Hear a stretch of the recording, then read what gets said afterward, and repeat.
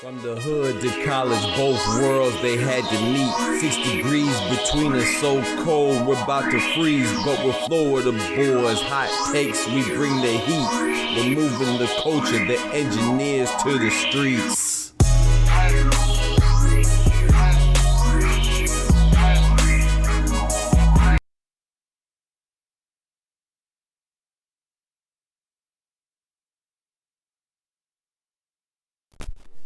Yo, yo, yo, what it do, what it do?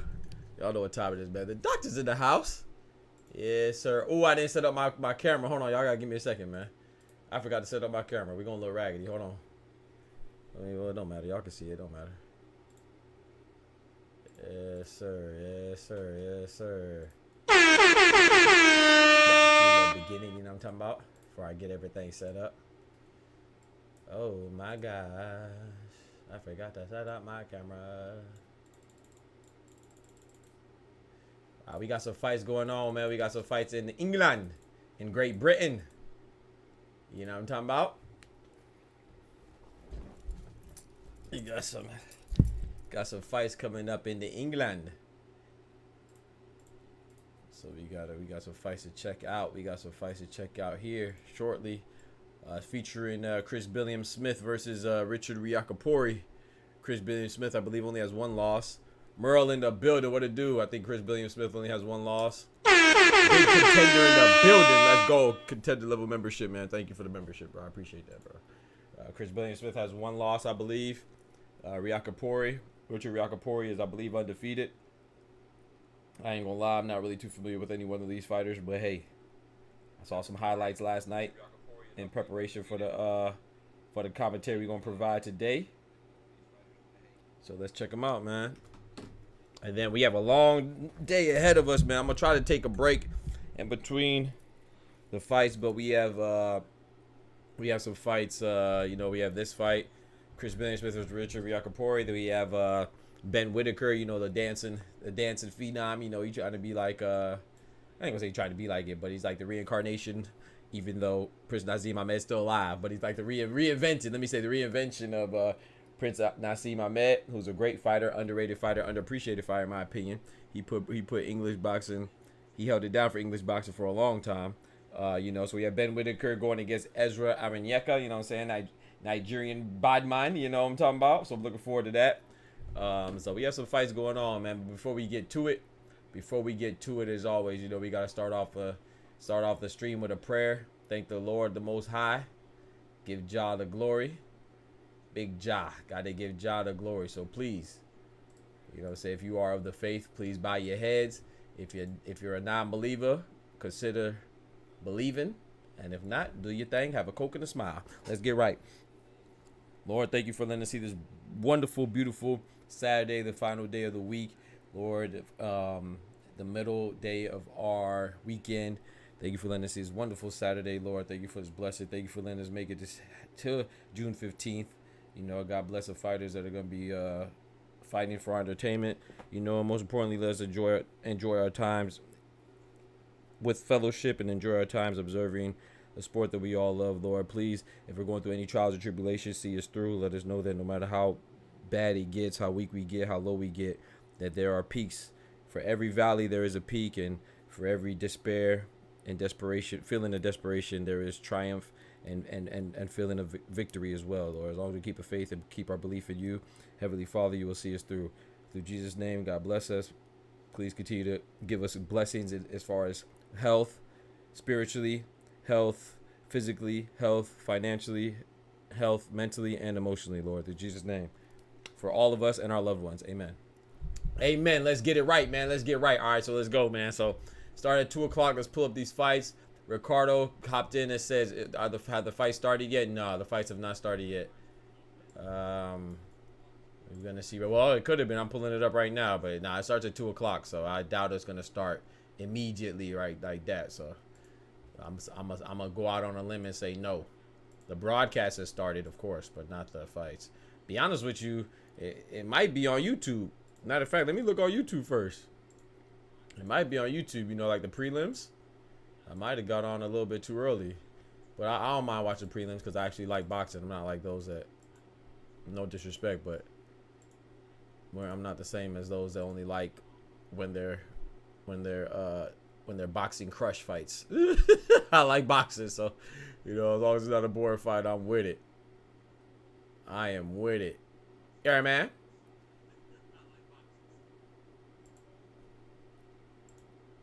Hennessy versus Norick. Oh, appreciate it, bro. Undercard started. Okay, appreciate it. Oh yeah, I see it. Dorota Norick and Francesca Hennessy's fighting already. Let's get right. My boy Merle on it. Let's go. Let's check it out. Pull it up. What is it on? It's on Sky Sports, right? Okay, yep, I'm there now. Okay, let's get it. Yeah, the two girls. Yep. I'm familiar with Francesca Hennessy and Dakota Norick. Noreka. Yes, sir. Dang. She got the Amber Rose joint. Yeah. Oh, man.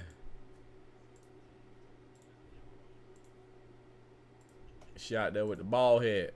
Head like a dirty tennis ball.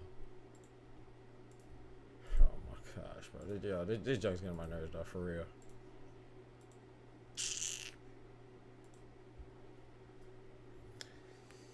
All right, round 7 of 8. All right, let's look it up. Let's see.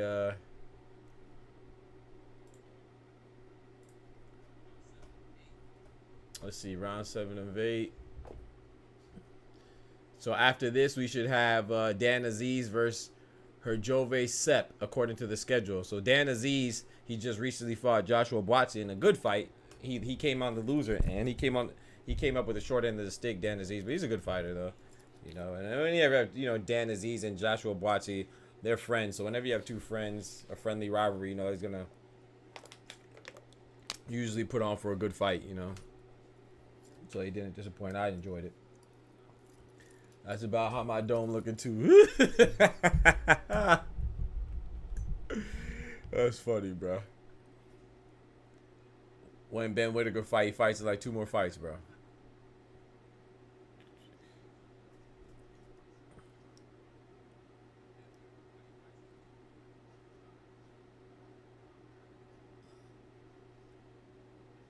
Round 7 of 8. 20 seconds left in the 7th round. He said, Adrian Raven says, I think boxing needs to take steps to take care of their fighters afterwards, not leave them high and dry if they suffer brain damage. Yeah. That's what they make the money for, though, right? So hopefully you never suffer brain damage or any life-altering injuries or life-ending injuries. But if you do, hopefully you acquired enough money to take care of yourself medically, you know. But it is what it is, man. The world ain't perfect. But that is tough, though. I like the outdoor fights. I like the outdoor fights, too. But sometimes I'd be like, man. You know, it's a gamble, right? Because, yes, of course, they have the weathermen, the meteorologists, and the experts in that field. But you mess around and, you know, God say, hey, man, let there be rain. You're going to be out there wet. Going to look like a wet T-shirt contest for the women. It's going to look like them boys out there slinging their jock straps. You know what I'm talking about? So, I don't know, man. I like them sometimes. And sometimes, you know, you can't have that in Florida. That thing be hot. That day. So, I don't know, man. I like them sometimes. Daytime, not so much. That's an issue with most sports, yeah. Is there any live stream it'll be on, bro? You gotta Google that for yourself, brother. I'm not here to give you any type of, to get copyrighted or talk about anything that's live streaming on, man. Go find that out yourself, man. Google's your friend. Ask me if it's a live stream. I'm streaming the fight, providing commentary. This man asked me if there's anybody with a live stream on it. Man, go find that out yourself, brother. Or sit down and have a coke and a smile. They finna be dying for, yeah, it's too humid, bro. But yeah, anything happen, yeah, facts. Anything happen, facts. You know what I'm saying? You want to pay me for me to potentially get banned? You want to pay some bills? Drop some money on it if I recommend you an illegal channel? I'm talking about.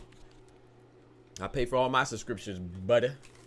Yo, Teddy in the building. Bodman in the building. Me blood clot. What it do, bro?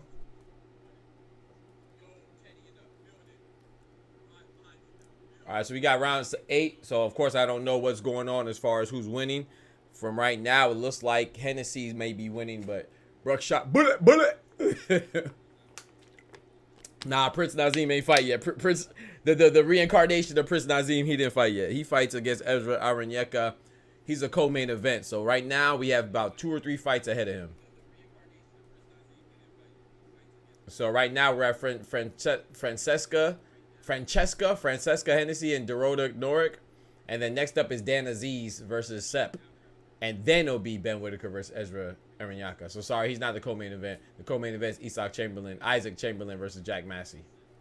So we have 2 fights until Ben Whittaker.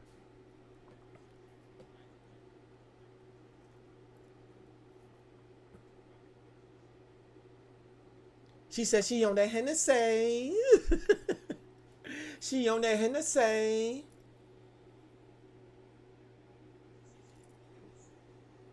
That is it right there. I'm not gonna lie. All right, no problem, Teddy. I'm not gonna lie, man. I'm gonna be honest. I don't like the 2-minute round. I forgot to change my clock to 2-minute rounds because it's for the women. I don't like 2-minute rounds for the women, man. I think that they should get their 3 minutes. Like I said, I'm not an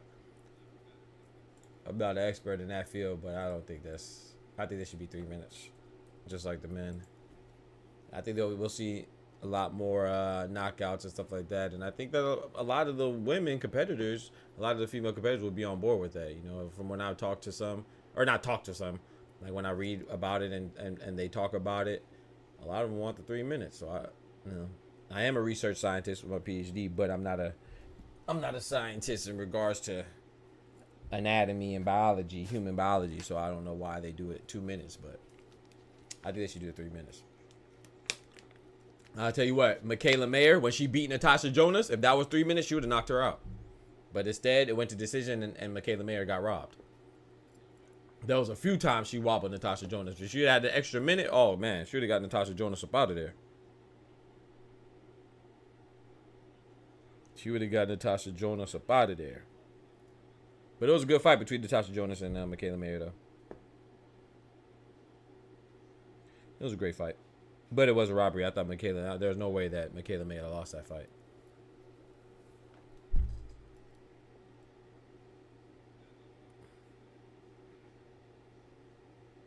Let's get it. Let's see who won this fight. Is it Norick or Hennessy? Who you got, Murrow? I think I got Hennessy. Bumbaclot. I was trying to open up my volume to turn him up.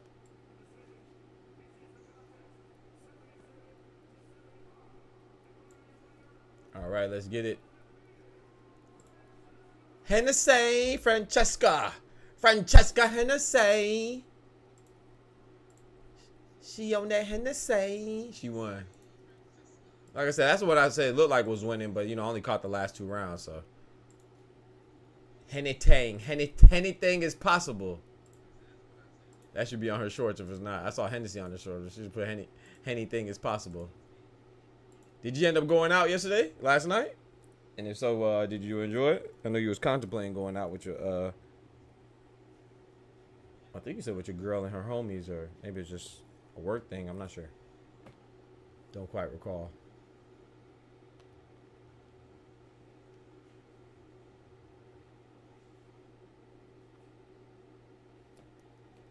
Yeah, so next up we have Dan Aziz versus Sepp. So that should be another good one.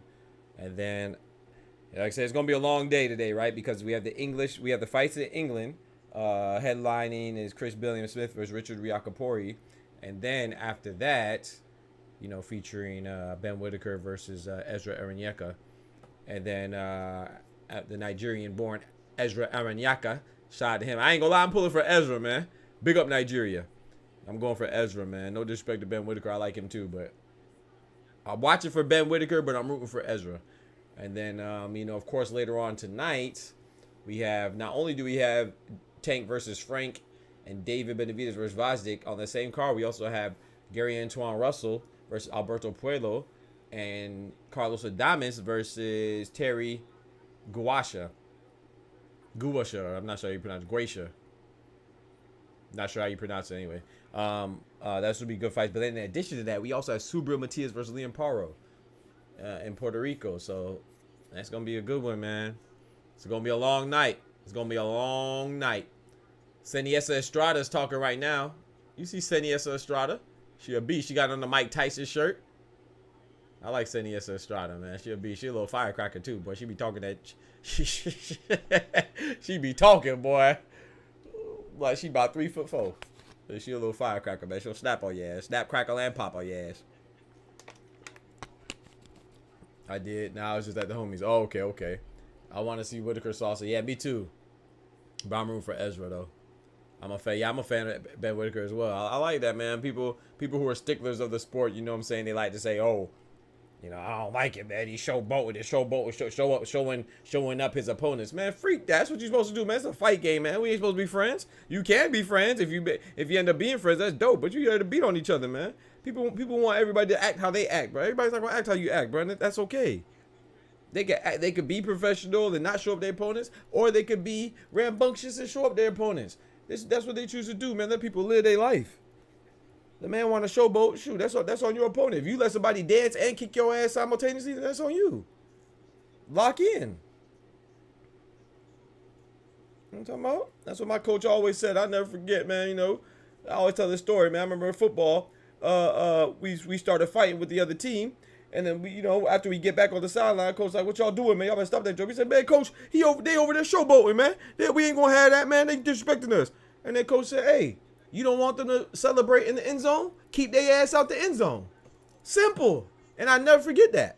I never forget that. That was in high school. I think I was in 9th grade, freshman. I never forget that. That's a fact. You don't want somebody to showboat on you. You know what I'm saying? Don't. Well, in boxing, in this case, you could beat them up. This is the perfect time to beat them up. But as far as like the fans and people like that, man, you mad at the people, man, root harder for the person that you want to win. For his opposition. And tell the person that you want to win, whoop his ass. And I bet you'll start dancing. I bet you if Ben Whittaker catch a right hook right across that jaw, I bet you'll stop dancing. Well, he might do the stanky leg, you know what I'm saying, if you hit him right. And people be mad at people how they fight and stuff like that because they want to enjoy what they're doing, man. You could potentially die in that ring. He should enjoy it. The hell you got going on? Just because you don't enjoy your job, that's your fault. Good old boys trying to run teams. Yeah, bro. Everything. That like, I'm gonna be honest, you know, I do appreciate those that are the epitome of professionalism and they say all the right things, do all the right things, like sort of like a Lomachenko, like a Terrence Crawford, you know, they're pretty conservative. You know, Terrence Crawford's coming out of his shell more now. But you know, like guys like that with that type of demeanor. But I also appreciate the demeanors, the rambunctiousness of Floyd and Tyson Fury. And as long as you talk trash, you can back it up. Ain't nothing wrong with that. You're supposed to do that. You know what I'm saying? And Floyd gets a bad rep because Floyd was very respectful to his opponents. He was just very confident in himself.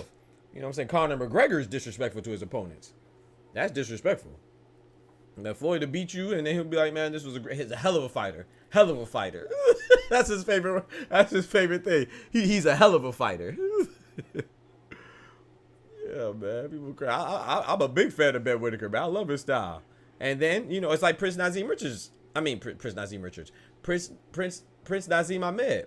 When Prince Nazim Ahmed, I loved watching him showboat. And then guess what? When he ran into Marco Antonio Barrera, he cut all that shit out because Marco Antonio Barrera was not going. He wasn't going. And it worked until it didn't. And shout out to MAB, the babyface assassin. You know what I'm saying? Somebody will figure it out. Shout out also to Emmanuel Augustus. You know, a lot of people compare Ben Whittaker to Prince Nazim Ahmed because they're both English, you know, both from England, and they have that similar style, showboaty style. But if you want to be real, he's more closer to Emmanuel Augustus, the Drunken Master. To be honest, it's just that the Drunken Master, his record wasn't as good as Prince Nazim Ahmed. He wasn't a champion like that, so he kind of gets overlooked. But yeah, he's more close to Emmanuel Augustus.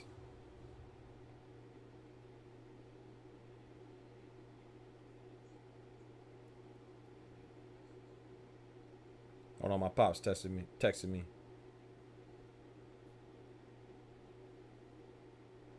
Talk about how about the Mavs.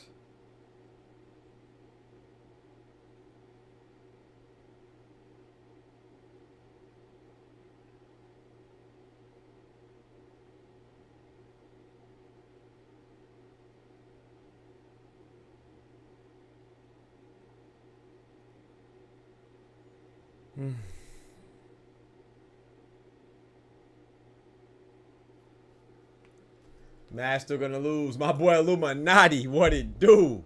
Brethren.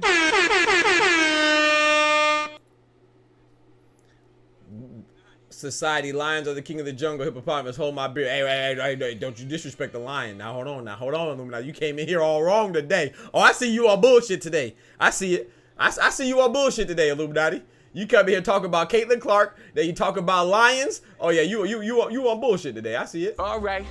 I'm putting cases on all you bitches. Ben out here dancing on them. Yeah, my boy Plug in the building. My boy Willow says, Donde la puedo ver? Where can you see? I can't tell you where you can see, brother, but I can tell you where you can find out where you can see. This thing called Google. Check your browser, man. Google's your friend. You know what I'm saying? Google is your friend. Es tu amigo. Google es tu amigo. You know what I'm talking about? Why y'all coming to my stream asking me where can you watch the fight, bro? Pay for it. I pay for it. You know what I'm talking about? You got to do your thing, man. Don't get me in trouble, bro. You know what I'm saying? Now, if you want to drop a tier 3 sub, a membership on your boy, then I can give you the information. You know what I'm talking? I might even give you a link. You feel me? But no, you ain't finna get me cased up for free. You better Google that shit. My boy plugging the. You see what I'm talking about, Illuminati? They trying to get me cased up for free. They ain't hit me with a subscribe or a membership or nothing. They want to get me cased up, man. Don't get me cased up, bro. I can't give you that information, bro, because then I'm an accomplice and I don't like jail. You know what I'm talking about? Coming from where I'm from and having the family that I was born into, I've been to jail a lot of times, but not in the capacity of those that's incarcerated. I've been to jail as strictly as a visitor, you know, and if it's up to me, I don't want to go back neither. You know what I'm talking about? That's fine. That's too much. Even that's too much. They're trying to get me cased up for free. No, sir. You better Google that shit. The internet is out there for your boy, man, and for you. Can I get the link? You feel me? Ask me for links, man. No, you can't get no link from me, bro. No. Man, you better go holler at the other stream and get them in trouble. You put some money in my pocket, then we could talk. Everybody want everything for the free ski. Get it how you live. We got Big Mo, Master of Ceremonies. But yeah, I appreciate everybody in the stream though, man. Thank y'all for tuning in. Rocking with your boy. It is on Sky Sports though, Willow, if that helps you out. Hopefully you find it that way. Damn, 100 months don't mean nothing. I'm done. You said 100 months? You got 100 months, Blood? Bro, Blood probably do got about 100. I ain't gonna lie, boy. You got that big old President Obama by your name. You know what I'm talking about? You probably do got something like 100. Who's fighting Whittaker? Ezra Arenyeka, Nigerian-born fighter. Why are y'all talking to me in Spanish? Y'all look, how you know I know Spanish, bro? I appreciate it. You know what I'm saying? I do know a little Spanish. I'm from Florida, so I do know my Spanish now. I appreciate it. I take that as a compliment. You know what I'm saying? As a compliment to myself and my intelligence. However, how do you know I speak Spanish? Where y'all getting the Spanish stuff from, man? Espanol? I can speak it, obviously. I can understand it, but I'm not fluent. I'm not fluent. Yo puedo hablar español un poquito, no mucho. Yeah, they came in here speaking Spanish, bro. I rock with it, though. Gracias. But yeah, Ezra Arenyeka.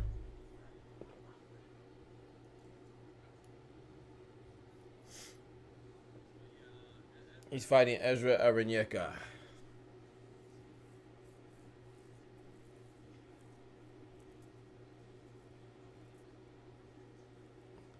Ben Whittaker is a good fighter, but the first elite Mexican or black fighter he fights, he's going to sleep doing that showboat. I think so too. Bro, I ain't gonna lie with Illuminati. I don't even think he needs. I don't even think they need to be elite. But that's the thing, though. That's what makes him so interesting to me, Illuminati. He's fighting like that, but does he have another gear? I think it's safe to assume, but we are assuming that this is his style, and you know, because practice makes perfect. Whether you practice good habits or you practice bad habits, you're practicing. You know what I'm saying? So while I do agree with you, the jury's still out. Maybe he has another gear and he could tighten up. And you know what I'm saying? We saw with Prince Nazim Ahmed, he couldn't. You know, it was instilled in him. So when Marco Antonio Barrera got to him and locked his ass down, he ain't had no answer. He kept trying to do that flipping, dance, and bop and shit, and he was getting flipped and danced and bopped in his head by Marco Antonio Barrera. He was not going. So I agree with you, but I don't know. You know what I'm saying? I don't know. Maybe he does have another gear. maybe he does have another gear and he could tighten up. I don't know. You know what I'm saying? I don't know. I'm hoping he has another gear, but yeah, I love it. I love to watch it while it lasts. I love to watch it while it lasts, man. I love it. I don't know why people get mad at it. No disrespect, you know. I'm not supposed to understand everything, but I don't understand that. I don't understand why people, like, to me it's exciting. It's fun.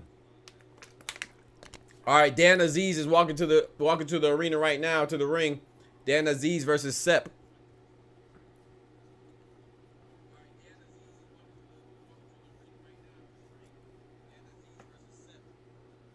And then next up, Ben Whittaker y Ezra Arenyeka, La Próxima Pelea. Come on, man. My Spanish is good, bro. Bro, imagine when I start practicing my Spanish. I need to get me...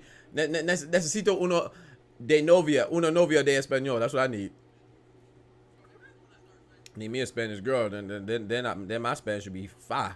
But no, my stepfather is actually Hispanic, though. He's from Honduras. My stepfather, like, Teofimo Lopez's uncle. That's Tio's Tio, you know what I'm talking about? My stepdad is Tio's Tio. Oh, man. Senor Felipe. You want my Babbel account? I'm telling you. Gary Antoine, stop it, Franklin. Don't you speak that into existence. I'm about to get you up out of here for talking that blasphemy, Franklin. I ain't gonna hold you. You've been wilding a lot lately. I ain't gonna have that. Benavidez getting killed. All right, one more. Go ahead. One more time. Well, one more, Franklin. Go ahead, take it to Tank. You gonna get a 600. Tank getting dropped 300. Hey, get him out of here, bro. Give him a 600. Let him think about what he said. Get him out of here, please. One of my mods, give him a 600. Yeah, kick Franklin to freak out. Kick him out of here. Brazil, Pedro Sniper. Hola. I know you speak Portuguese in Brazil, but I can speak Spanish. I can't speak Portuguese. Yeah, get him out of here. Give him a 600, man. Put him in the corner, man. Make him think about what he said, man. Straight blaspheming in the chat. Gary Antoine is losing. And then Dave Benavidez is losing. And you said Tank losing? Oh, nah, bruh. I would have let you slide at Gary Antoine. I'd have maybe let you slide on Dave Benavidez. But Tank? Yeah. Nah, bro. You got to get up out of here, bro. What up, Franklin? How's everything, bro? Nah, bro, you can't have you out here blaspheming against the boy, Gervonta. I'm not gonna lie, though. Frank Martin is the truth now. Frank Martin is the truth. Hey, Plug, join on that YouTube side, Plug. What you doing, bro? You on the wrong side, my brother. Go to the YouTube side. Make sure you like the video for your boy. I appreciate it. He said, you seen Tank made Buddy flinch? Yeah, I dropped a video about it. Man. I thought it was over-exaggerated and... You know, people just want something to talk about my opinion. Of course, yeah, he made him flinch. Of course, you don't want to flinch ideally. You want to look stone cold, kind of like what Tank demonstrated when Frank Martin flinched back. But at the same time, people done been slapped before. Canelo and Caleb Plant traded blows at the face-off. With Caleb Plant getting slapped. You know what I'm saying? By Canelo and Caleb Plant pushing him. And then Tank even pushed Rolly Romero as a little push, more like a nudge, but he pushed him off the stage. So Frank Martin, it wasn't like he got scared and jump like that, you know what I'm saying? Like a deer in headlights or something with his hands up, you know what I'm talking about? Or he ain't had the Bush baby eyes, you know what I'm talking about? If you watch that closely and really analyze it, he responded how a fighter should. He put his right hand up the block. He's a southpaw, and he responded with the left hand. And really, he kept his composure because he could have followed through with the left hand. So it shows that he was there. You know what I'm saying? He had his faculties about him, man. He was very composed and he just reacted. I don't think nothing's wrong with that, man. He's a fighter. He's supposed to act like that, in my humble opinion. But of course, if you break it down like that, then that's not gonna get the views. That's not gonna get the clicks. That's not gonna get the people talking.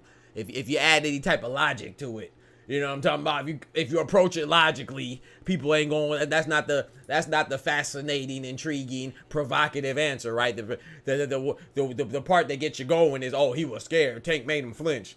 Man, he's a boxer, bro. What do you think they do the mitts for? What do you think they do all this for? Look like they voguing. Look like Floyd out there voguing sometimes. You know what I'm talking about? What do you think they do that for? They do that to work on reaction. He reacted. He did everything that was right. He asked me, only one or two things you could have did. You could have reacted like Frank Martin or reacted like Tank. When Frank flinched at him, Tank just looked at him. Kind of like Kobe did with Matt Barnes when he feinted the ball at him, right? Rest in peace, King Kobe. You know, those are only two acceptable reactions. It ain't like he said, oh no, Tank, don't hit me. You know what I'm talking about? Kendrick in the building, big member. Let's go, man. I got 4 members. Let's try to get to 5 by the end of today. No, freak that.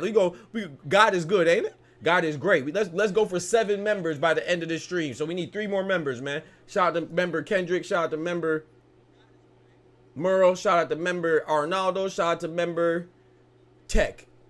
Imagine if David and Bud lose. Canelo would be in a weird situation. Yeah. No. Hell no. Weird?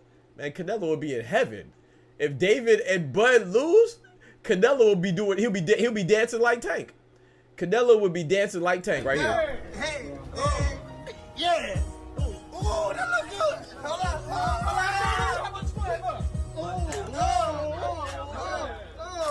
on. Robert in the building, my guy. What's good, Robert? He said if Canelo, if Tank and Bud lose, man, Canelo going through a quinceañera. Canelo would go out there, old Cinnamon be out there partying, man. It'll be Cinco de Mayo all over again. I love Canelo, but Canelo would love nothing more than for Tank and Benavidez to lose. Oh, right now is Azim versus Sep. I'm sorry. Yeah, who you watching right now, Kendrick? My bad. Azim versus Sep. Dan Azim, who we last saw fight Joshua Buatsi.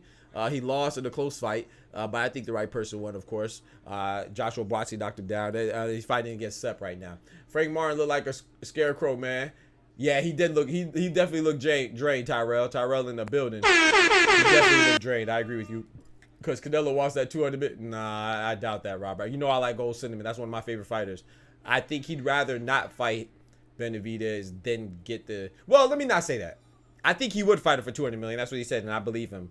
But it's not like. That's why I tell people. So I'm gonna tell you this. I'm gonna say this, Robert. You know what I'm saying? I'm gonna say it like this, bro. 200 million to us is a lot of money. 200 million is a lot of money to anybody, but Canelo is not as much money to Canelo as it is to us. Canelo might not be able to get 200 million in any fight, but please believe against Jaime Munguia, he probably made like 40 or 50. So if you could go, it's not like he's not a millionaire, you know. So I tell people this all the time. Oh, how can you? He say, oh, you turn down all that money, that means you scared. Not necessarily. I mean, like me losing 100,000 is not the same as Bill Gates losing 100,000. Not saying he's as rich as Bill Gates. Let me use a different example. Like somebody that's rich losing 100,000. Yes, it's the same quantity, but it does not have the same impact as on everybody else. So Canelo gifted Jaime Munguia a G-Wagon after he beat his ass. He beat his ass and said, "Here you go, take a G-Wagon. Go ahead, drive off your injuries." Come on, bro. So you give, I ain't never give nobody a G-Wagon. I barely give my godson a Hot Wheels. He gifted this man a G-Wagon after he kicked his ass. Come on, bro. So yes, a lot of money is a lot of money, yes, but it's not the same. 200 million to me is not the same as 200 million to Canelo, whether he asked for it or not. Yo, you go be eating if you win, bro. Good luck. He said, I bet 30 of every big name loses today. Oh, hey, including Matias? Oh, you gonna be eating, Tyrell. Did you do a parlay or individually? If you did a parlay, boy, you gonna pay off your mortgage. That's true, because in Mexico, Canelo owns a cell phone company. Gas. Thank you, Robert. That's big dog, man. People don't be realizing Cinnamon is big dog, man. That's big dog. So you know what I'm saying? That's just in-ring money. We not even talk about endorsements. The G-Wagon that he gifted to Jaime Munguia, he probably got it for free. It was probably an extra one that he just had sitting in one of his houses, in the garage of one of his houses. Notice I said one of his houses and then plural. You know what I'm talking about? I might pull up on him. Mi casa es su casa. Let me get that house. Let me hold that, Canelo. All the times I be fighting for you, man. He be fighting in the ring. I be fighting in the comment sections for him, man. Let me get a crib, man. Let me get a G-Wagon. You feel me? Hey, you talking about? And shit, all the damn bobbing and weaving and punches I be throwing in the honor in the name and your name. Let me get a G-Wagon, hell. Where my G-Wagon? You feel me? Illuminati. Oh, Tyrell, you did a parlay? Oh yeah, you paying off. You getting your Christmas shopping done early. If that parlay hits, oh boy. Oh, you got your Christmas shopping done early. Everybody getting gifts. Come to think of it, Canelo would beat Benavidez, but Benavidez ain't. Yeah, I agree. I think I've always said that. I think Canelo beats Benavidez, but that doesn't mean that it's not a hard fight, and that doesn't mean that Canelo wants to fight him. Because as much as I like Canelo, I'm not gonna act like he wants to fight Benavidez. If he wanted to fight Benavidez, he would have fought him a long time ago. But I just don't subscribe to the notion that he's scared of him. I don't think Canelo's scared of anybody. If he was scared of Benavidez, he would have been scared of Triple G. If he was going to be scared of anybody. If he was going to be scared, he would have been scared of Bivol. If he was going to be scared of anybody. If he was going to be scared at the time, he would have been scared of Floyd Mayweather. If he's going to, you know what I'm saying, if he's going to be scared of anybody. So I don't subscribe to that he's scared of anybody. I don't believe that. But I will also acknowledge that I don't think he wants to fight him either. Raul, where can you see the fight of Ben Whittaker, Ezra Arenyeka? Sky Sports. Yeah, I got Canelo winning as well, yeah. Placing the bet on Tank losing is big bank alone. Facts. Facts. Bro, it might be an upset. Alexander Osdick, my boy Bentley in the building. Alexander Osdick versus David Benavidez. Yeah, it could be, man, there could be a lot of upsets today. Hey, Bentley, what'd you think about that last video I made, man? I was waiting for you to comment, bro. You ain't comment. I want to see your opinion on it. I honestly wanted to see your opinion on it. When I was going off on Bob Arum. So what do you think about that? You think I had a good point or not? Bob Arum, old senile ass. That shit pissed me off.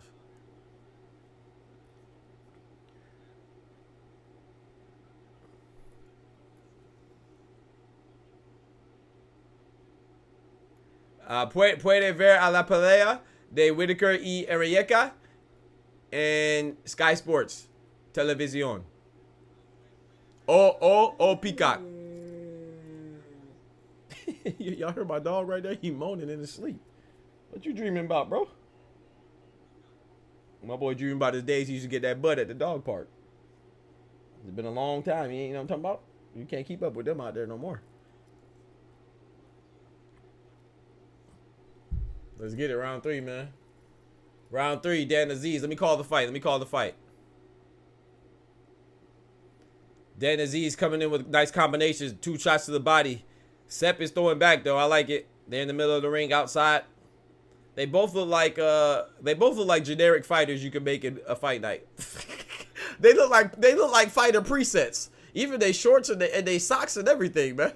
Why Dan Aziz and Sepp look like fighter presets? This is what I think you'll start off with in Undisputed if you try to create your fighter, bro. You pick a white fighter, you go look like Sepp. You pick a black fighter, you go look like Aziz on the preset. That's crazy. Nice body shots. Aziz gets a body work in, pushes Sepp backwards. Sepp comes right back to it. Off of sheer activity alone, Aziz is winning. Ooh, nice right hook from Sepp. Nice jab from Sepp as well. They're fighting in close range, man. They got the Mexican style of fighting right now. You know, for those of you unfamiliar with the styles of boxing, Mexican styles where you fight on the inside, pressure fighter exchange, blows. You know what I'm saying? Like you take a shot, I take a shot. Not really too much evasiveness. Fighting, you know, CQC, close quarters combat. I know my boy Plug out there know the military acronyms. You know he acclimated. You feel me? Yeah, man. I got Dan Aziz winning this though. I'm not familiar with Sepp. I'm going straight off of because I'm familiar with Dan Aziz. I'm not familiar with Sepp at all. Hi, Drew Sepp or something like that. Your dog heard you speaking Spanish. While that's what it was. That's what it was. It's called speaking Spanish. Oh, your live last night you was going in, but there was some good valid points with a little bit of Big Bob. Thank you, Belly. Nah, not the live. I was talking about the video. I dropped the video before the live. So after the one where I announced Naoya Inoue versus Akhmadaliev, I dropped another one. I dropped a video saying that Bob vetoed it, and then I went live. Why don't you apply to be a boxing referee? Oh, that'd be fire. I don't know, man. One of them bitches accidentally hit me, though. You gonna beat 3 fighters in the ring. You know what I'm talking about? I'm not going. Because sometimes they be swinging after the bell. I done been throw the bitch out. I'll be throwing him out like Will Smith. Or like rest in peace Philip Avery, man. Rest in peace Uncle Phil. I be done threw them out the ring. I be done threw them out the ring, man. Just like this. I can't be no ref, bro. You know what I'm talking about? I can't be no ref, bro. I would be a judge, though. I would be interested in being a judge. That'd be fine. Supporter in the building, my guy. Whoops, I didn't mean to kick you out, supporter. My bad. Yes, sir. Across the whole card. I'm at work. I'm checking on a little bit. I appreciate you coming through on your break. That's real. That's real shit right there, Bentley. My boy came through on his break at work. You a real one, my brother. Thank you, sir. You a real one for that. That's what I'm talking about. That's big support things right there. That's big support right there. I need that in my life. I need it in my life. I want it in my life. Come and put it in my life.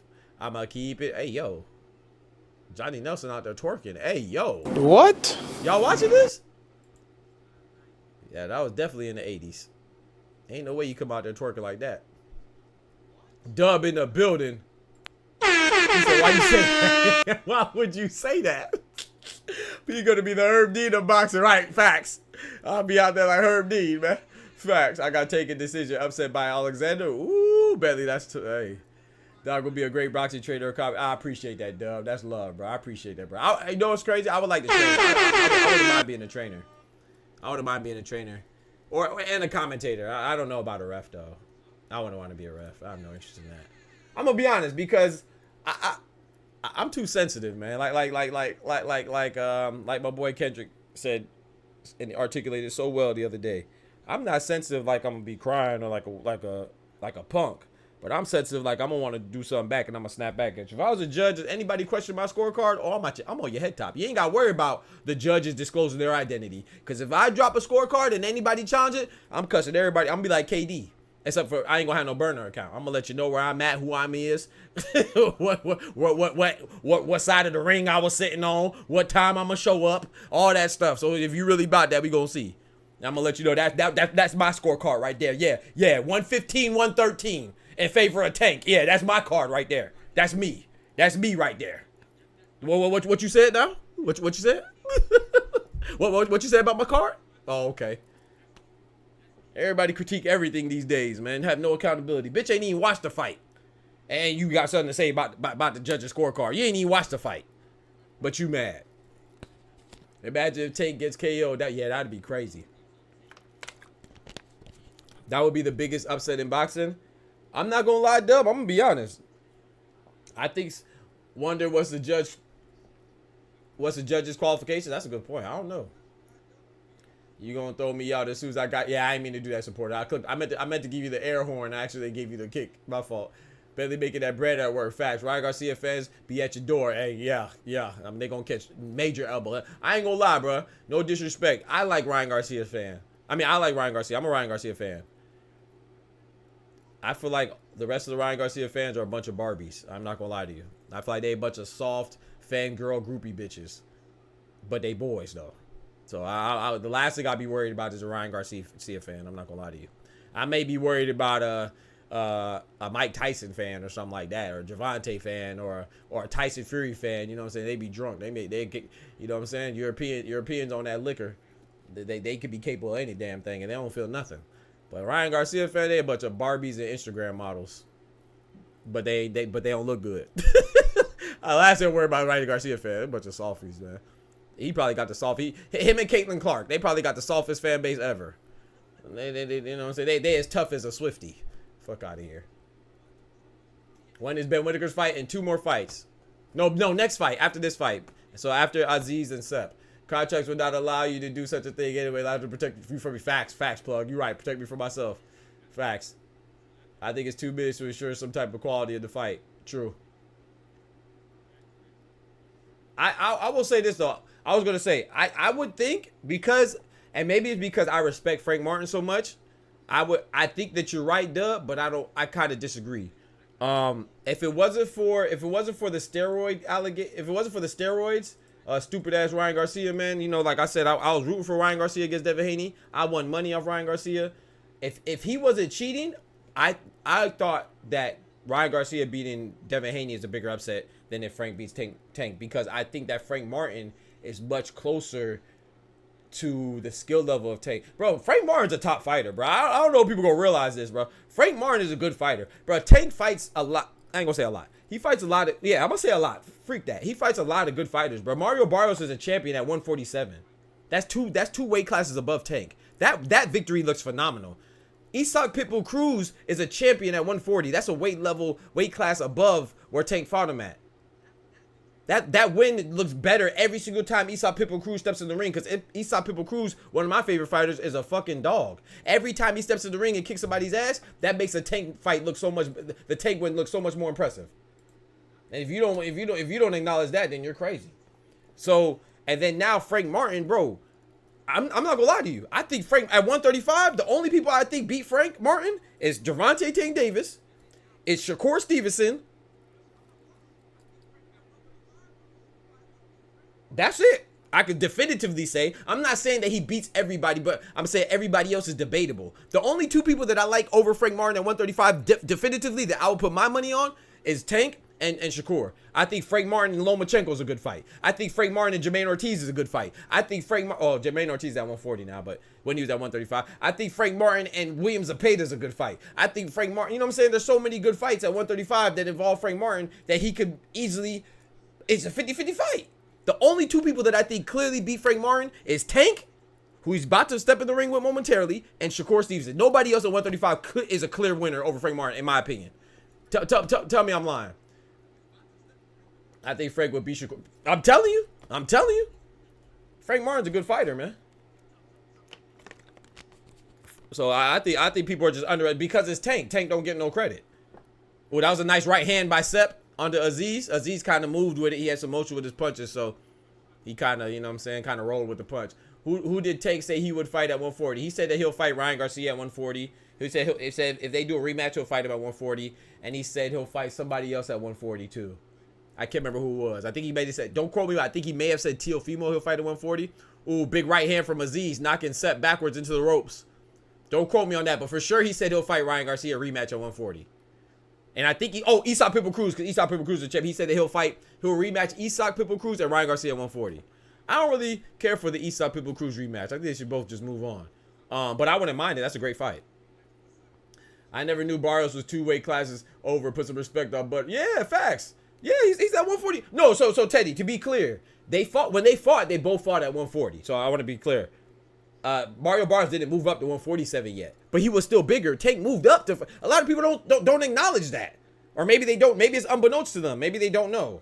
But yeah, he moved. When Tank moved up to 140, it was like, man, I can't fight at 140. I got to go back down to 135. That's when he fought Barrios, and then Barrios proceeded to move up and get a title at 147. And people still say, oh yeah, Tank don't fight nobody. Get the freak out of here, bro. People just be hating, bro. Can you imagine if Lomachenko beat Mario Barrios? Oh, Lomachenko he wouldn't have to fight no more. He would have been the greatest of all time.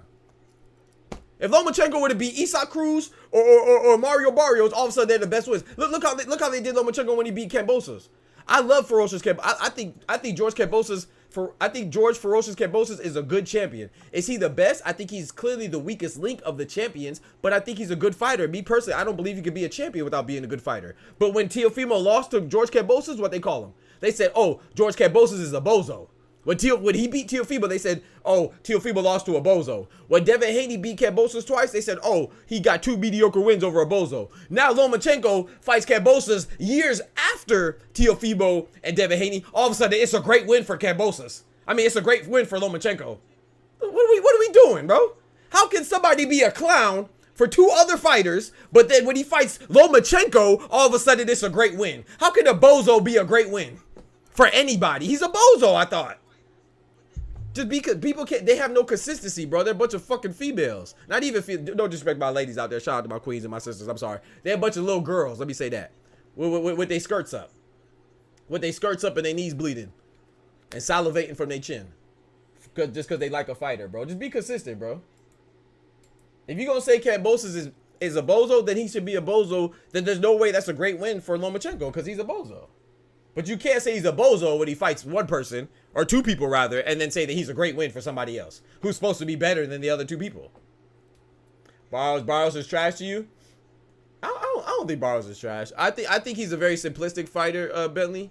I think that he's very predictable, very simplistic. He just tries to walk you down and out muscle you and out you know, and just be bigger than you and stronger than you. But I don't think he's trying. I think what he does well. He takes a lot of punishment though.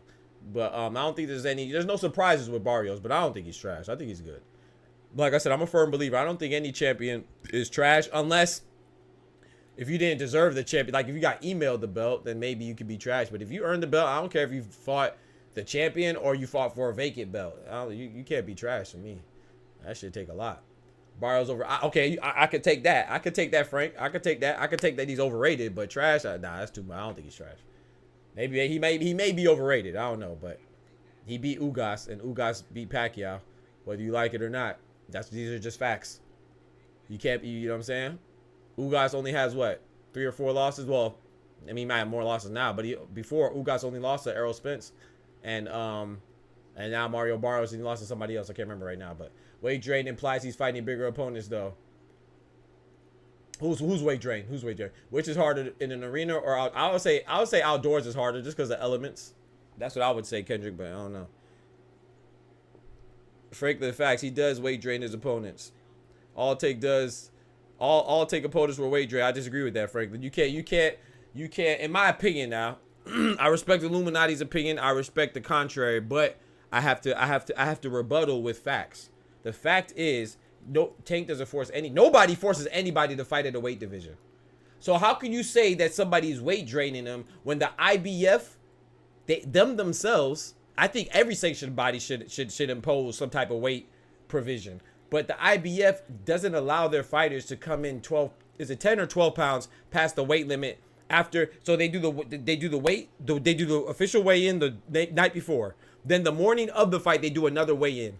The morning of the fight, you cannot be more than 10 pounds or 12 pounds above the weight limit. So if the sanctioned bodies impose one, how can somebody else be weight draining you if you yourself said that you could make the weight? No one's forced you to fight at 135. So if you really want to look at it, technically, you could say, oh, I'm weight draining you, but you're trying to get an advantage by trying to become in. You're trying to weight bully me. So no matter how you try to cut it, if you fight at 135 and you coming in fight night at 168 or 165 or 150 or 160 or you know what I'm saying, or 160, like exponentially higher than what you should have been, then that means that you're trying to get an unfair advantage. If not, just fight at 140 or 147. What's stopping you from fighting in a higher weight class? So tell the whole story, bro. So that everybody who tries to drain themselves, notice how I said drain themselves, they try to drain themselves and make the minimum weight requirements for a division. They do it for a reason. They do it so they can be way bigger than all their opponents that they're fighting. So if you want to call the rehydration clause unfair, then coming in extremely heavier than your opponent is also unfair. But it is what it is. It's within the confines of the sport, so I don't have a problem with it. If you agree to the terms, you agree to the terms. I'm not giving you no excuses. You agree to the rehydration clause or whatever. So it is what it is, man. We got to tell the whole story though. So if that's the case, Errol Spence can't use the weight drain excuse, right? No, that's different. Errol Spence couldn't make the weight. It was well documented that he was struggling to make a weight and weight draining. A rehydration clause and struggling to make a weight are two different things. And number one, and number two, that's number one. Number two, I don't think Errol Spence should use that as an excuse. So yes, answer your question, yes, that's not an excuse. Errol Spence just lost. But it is documented that he was struggling to make 147. But that's not a rehydration clause. It's just that he wanted to make the fight happen because at the time Bud didn't want to fight him at 154. That's what they said. And Errol Spence said that before he goes to 154, he would fight Terrence Crawford at 147. That's not Terrence Crawford's fault that he was struggling to make the weight, you know. But it's documented. It's nothing made up either. Errol Spence had 3 belts at 147. He was not weight drained, not you, but his fans. Yeah, I got you, Franklin. No, yeah, but you got to understand that but look where Errol Spence is at now. He's going to 154, right? So to be fair, Terrence Crawford probably is struggling, not struggling, but he probably having not as easy of a time making 147 either. That's why he's going to 154, in addition to trying to conquer another weight division as well.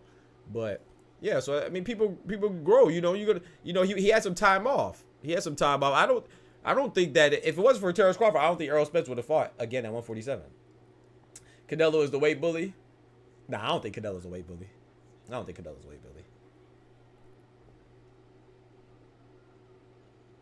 15 niggas and 9 live. Yeah, man, get them likes up. Appreciate it. CJ, what's good? Nobody is forcing them. Exactly. Yeah, Almighty. Jesus Almighty, what's good?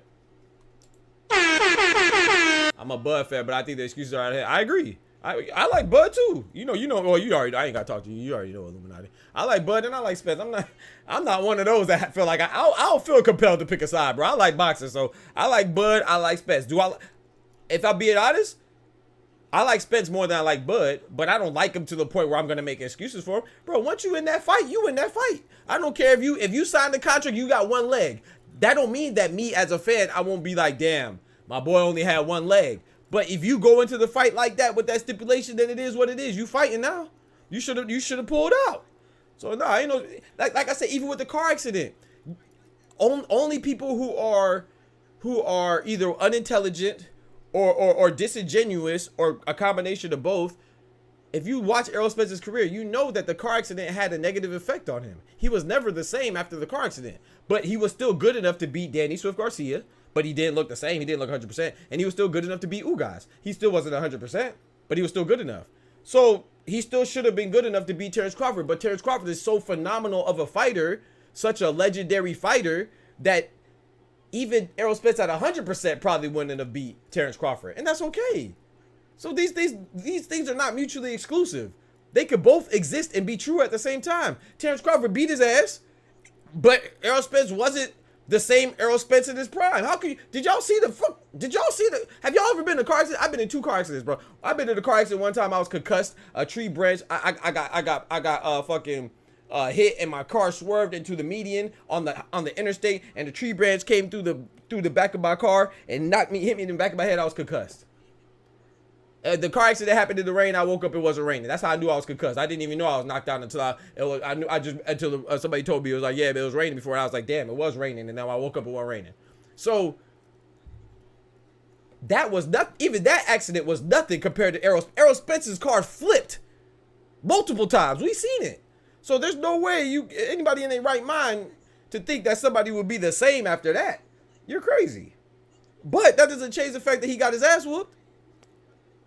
But the people that are big Errol Spence fans, you know, that's what the word fan is short for fanatic. When you're a fanatic or about something, you act fanatical. When you act fanatical, then you lack logic and you lack common sense. So I'm not gonna act like the fans don't make it sound crazy. But if you approach it with any type of logic, forget the fans. The fans are stupid. I mean, we're fans, but we're not fans to that point where we can't think. You know what I'm saying? They're dumb. So of course they're gonna make it sound bad, make it seem like Errol Spence is making an excuse. That's why I like Errol Spence. Errol Spence ain't make no excuse. The only thing Errol Spence said was, man, I had to go get, you know, after he showed that he was in the hospital, he's like, hey, man, I probably would have been able to see some jabs better. He didn't say, oh, I would have won if I could have saw better, if I didn't have to get straight. He never said that. Even to this day, bro, he just said if Terrence Crawford wants to fight Canelo, he said that's a tough task. He said, but if anybody could do it, Terrence Bud Crawford could do it. Errol Spence is a stand-up dude, man. You ain't gotta like Errol Spence. That's a real dude, bro. He was getting his ass when he didn't quit one time, and even when the ref stopped it, he was visibly upset. You could tell he wanted to keep going. What more do you want out of a fighter, man? MJ in the building. What more do we want, man?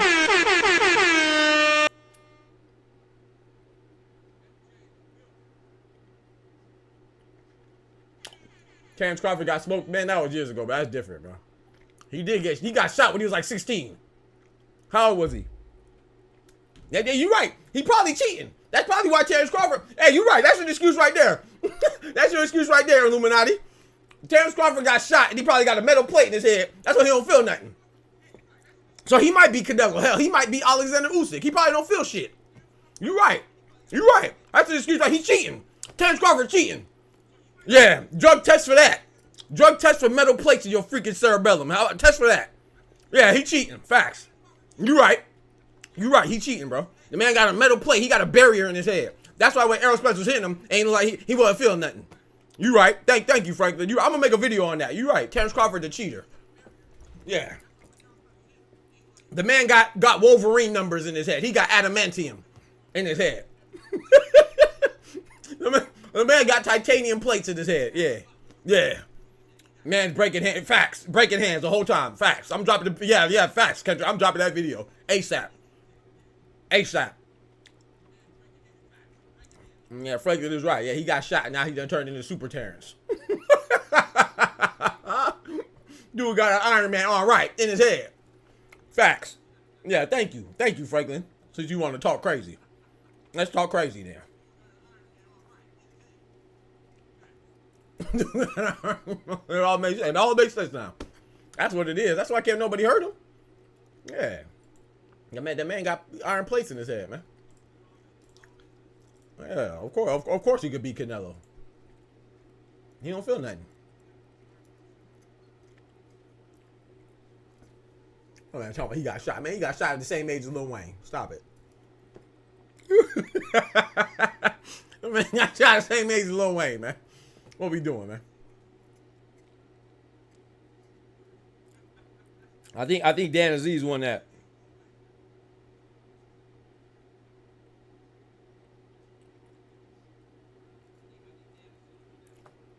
New report, y'all. New WBC rankings confirm that WBC welterweight world title is vacant after Terrence Crawford was made champion in recess. Mario Barrios still has the interim belt and has not automatically been upgraded to become the full world champion yet. Kind of like Carlos Adames. What we see, Carlos Adames was just upgraded to full champion right before the Terry Guasha fight. Damn, you way ahead of me. They ain't even tell me who won yet. I remember everybody said that Wilder cheated with a metal arm is crazy. No ways to draw. For real? Oh, nah, they did it. Nah, Dan Aziz won that fight, bro. Aziz won that fight, bro. Yeah, y'all way ahead of me.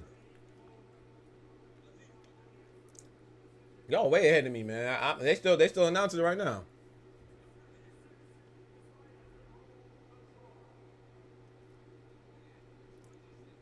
That's how you know it shouldn't have been a draw. Look how they reacted. Sepp was excited for a draw. Dan Aziz was disappointed. That lets you know right there who won.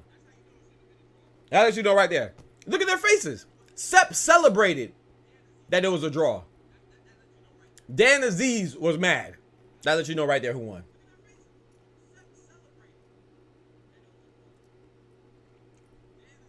Yeah, that's crazy, CJ. Yeah, I'm watching on Peacock. Yes, sir. Yeah, I'm on Peacock. Oh, CJ, who you had winning, bro?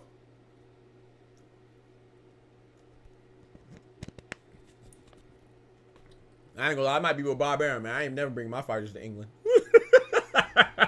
Even though they both, well, Dan Aziz is English. I ain't gonna lie, I might have to agree with Bob Arum on that one. I ain't never bring my fighters to England. Guys, damn, they be robbing bitches in England, boy. Gosh dang, they be robbing bitches in England, boy. Yeah. Yeah, that's crazy. You watching on Peacock as well? Yeah, that's wild. Yeah, it says coverage will resume shortly. I don't know, maybe. I don't know, man. You know I'm in Florida. Oh, you in Florida too? Never mind. Well, you in the real Florida. I'm in the Florida they don't talk about. I'm in the countryside of Florida. So maybe that's what it is. The country bumpkin side of Florida. You in the real Florida. For what people think of when they think of Florida, I'm in the real Florida. The South Florida. That's not in South Florida. You know? Florida is the only state where the further south you go, the more north and progressive it gets. The more city it gets. The more north you go in Florida, the more country it gets. Who I got in the main event? I got RIAKPORHE. Look at Natasha Jonas right there. I ain't gonna lie, Natasha Jonas. I like Natasha Jonas, but they robbed Michaela Mayer. I guess Natasha Jonas. She a cutie though. Nah, that's big facts, bro. You in the real Florida facts. I'm leaning towards Frank. No, you talk about the main event tonight. I got Tank. I thought you were talking about the main event because right now we're watching the English fights, right? The fights in England. The main event today is right now is RIAKPORHE versus BILLIAM-SMITH. I have RIAKPORHE. It's gonna be a good fight. But in that fight, I got Tank beating Frank. I got Benavidez beating. I basically have all the favorites. I hate that I do because I like Ben on the underdog, but I got Tank beating Frank. I got David Benavidez beating Alexander Vazek, and I have Subra Matias beating Liam Paro. I used to have Liam Paro upsetting Subra Matias, but like I said, once the closer I got to the fight, the more I believed in Subra Matias. Or I should say, rather, I didn't believe in Liam Paro. And especially at the weigh-in, he looked a little smaller than I thought. But he is slick though. I don't know if he. I always said that Liam-Paro is a slick fighter, but is he slick enough to withstand Super Matias for 12 rounds? I don't know. Because if you watch Super Matias fights, then you know that at some point, at some part of that fight, at some point in that fight, is going to be a war. It's going to be an exchange. And can you not get sucked into keeping it that way? And that's what all fighters do, man. They always, it's okay to exchange sometimes, but then they get stuck and caught up trying to outman Super Matias, and not too many people are good at that or capable of that. Whittaker fights next one. Whittaker fights next. I don't know if Frank can handle Tank Power though, man. Yeah, I mean, but that's no shame, right? I mean, who can at that weight class? Who can handle Tank's power at that? I don't think anybody really can. Be honest. You bet on anything? Nah, I didn't bet on anything yet. I hear so much about Tank Power. I give his technique more credit than his power. I say I give it equal. That's a good point though, Murrow. I think people sleep on his technique, but you know, I mean, it's like a slam dunk, right?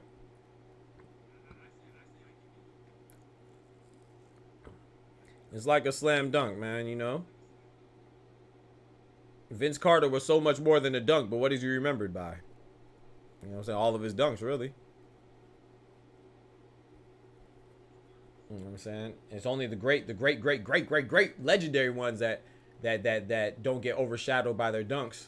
You know what I'm saying? Vince Carter was great, but he only remembered for his dunks. You know, Kobe won the dunk contest and Jordan won the dunk contest, but they eclipsed that. You know what I'm saying? Because they're so great that, you know, you had to respect the other aspects of their game, because Jordan won Defensive Player of the Year as a guard, because Jordan has won so many Finals MVPs, so many MVPs. But yeah, people are just enamored with power and knockouts. So, but yeah, no, I agree with you. I just think, but the reason why I say that's about even for me, because not because I discredit his power, because what you just said is great, but it's just that or not that I discredit his skills. I think his skills are great, but I just think his power is damn near phenomenal, bro.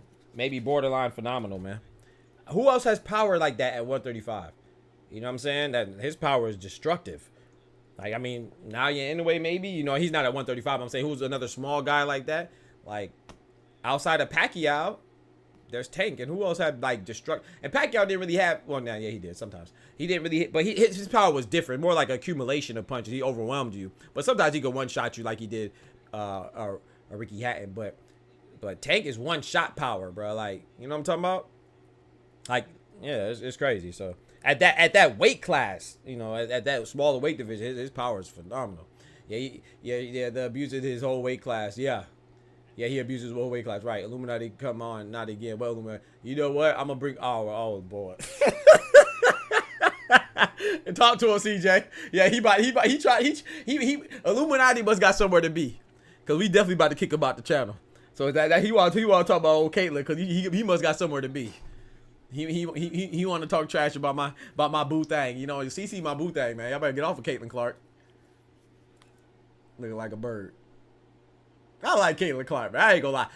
Her fans make it hard to like her because her fans are so freaking idiotic and stupid. But I'll be rude for Caitlin Clark, bro. I ain't gonna lie, bro. I ain't no shame in my game, bro. She might be one of my favorite Well, I like Asia Wilson. I like Rakia Jackson. She bad too. Yeah, she very pretty. I like Rakia Jackson. I like Dejanay Carrington. I like Dewana Bonner too. She be balling. Shout out to Tina Charles, man. She's very altruistic, man, and philanthropy.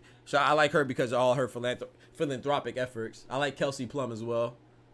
Cameron Brink, cool, but I don't really care for her. But Caitlin Clark, I ain't gonna lie. I ain't gonna hold you, Illuminati. I like Angel Reese. I like Caitlin Clark more than I like Angel Reese. I'm gonna be honest. But it's not like I like her more because I dislike Angel Reese. You know what I'm saying? Like, a lot of people, it's kind of like the boxing dynamic. Like, you can't like both. You know, so some people like Caitlin Clark so they feel like they can't like Angel Reese. And some people like Angel Reese so they feel like they can't like Caitlin Clark. I like them both, but I like Caitlin Clark more than I like Angel Reese. I ain't gonna hold you. Kevin already got a man. Hey, yo. Bro, I had to think about that, bro. You just called Caitlin Kevin? Nah. Y'all disrespectful, bro. Nah. You just called Caitlin Kevin Clark. She said she got a man. All right. That's all good. She ain't never meet me yet. You know what I'm talking about? Man, I don't like Caitlin Clark for the same reason you don't like Devin Haney. It's his dad and his fan. I feel that. I feel that, Illuminati. No, I agree. Her fans, that's why I tell people, Caitlin Clark's fans are the reason why people aren't going to like her. It's not her.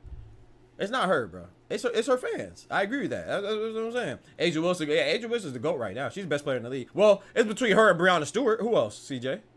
Asia Wilson and Breonna Stewart. Who else?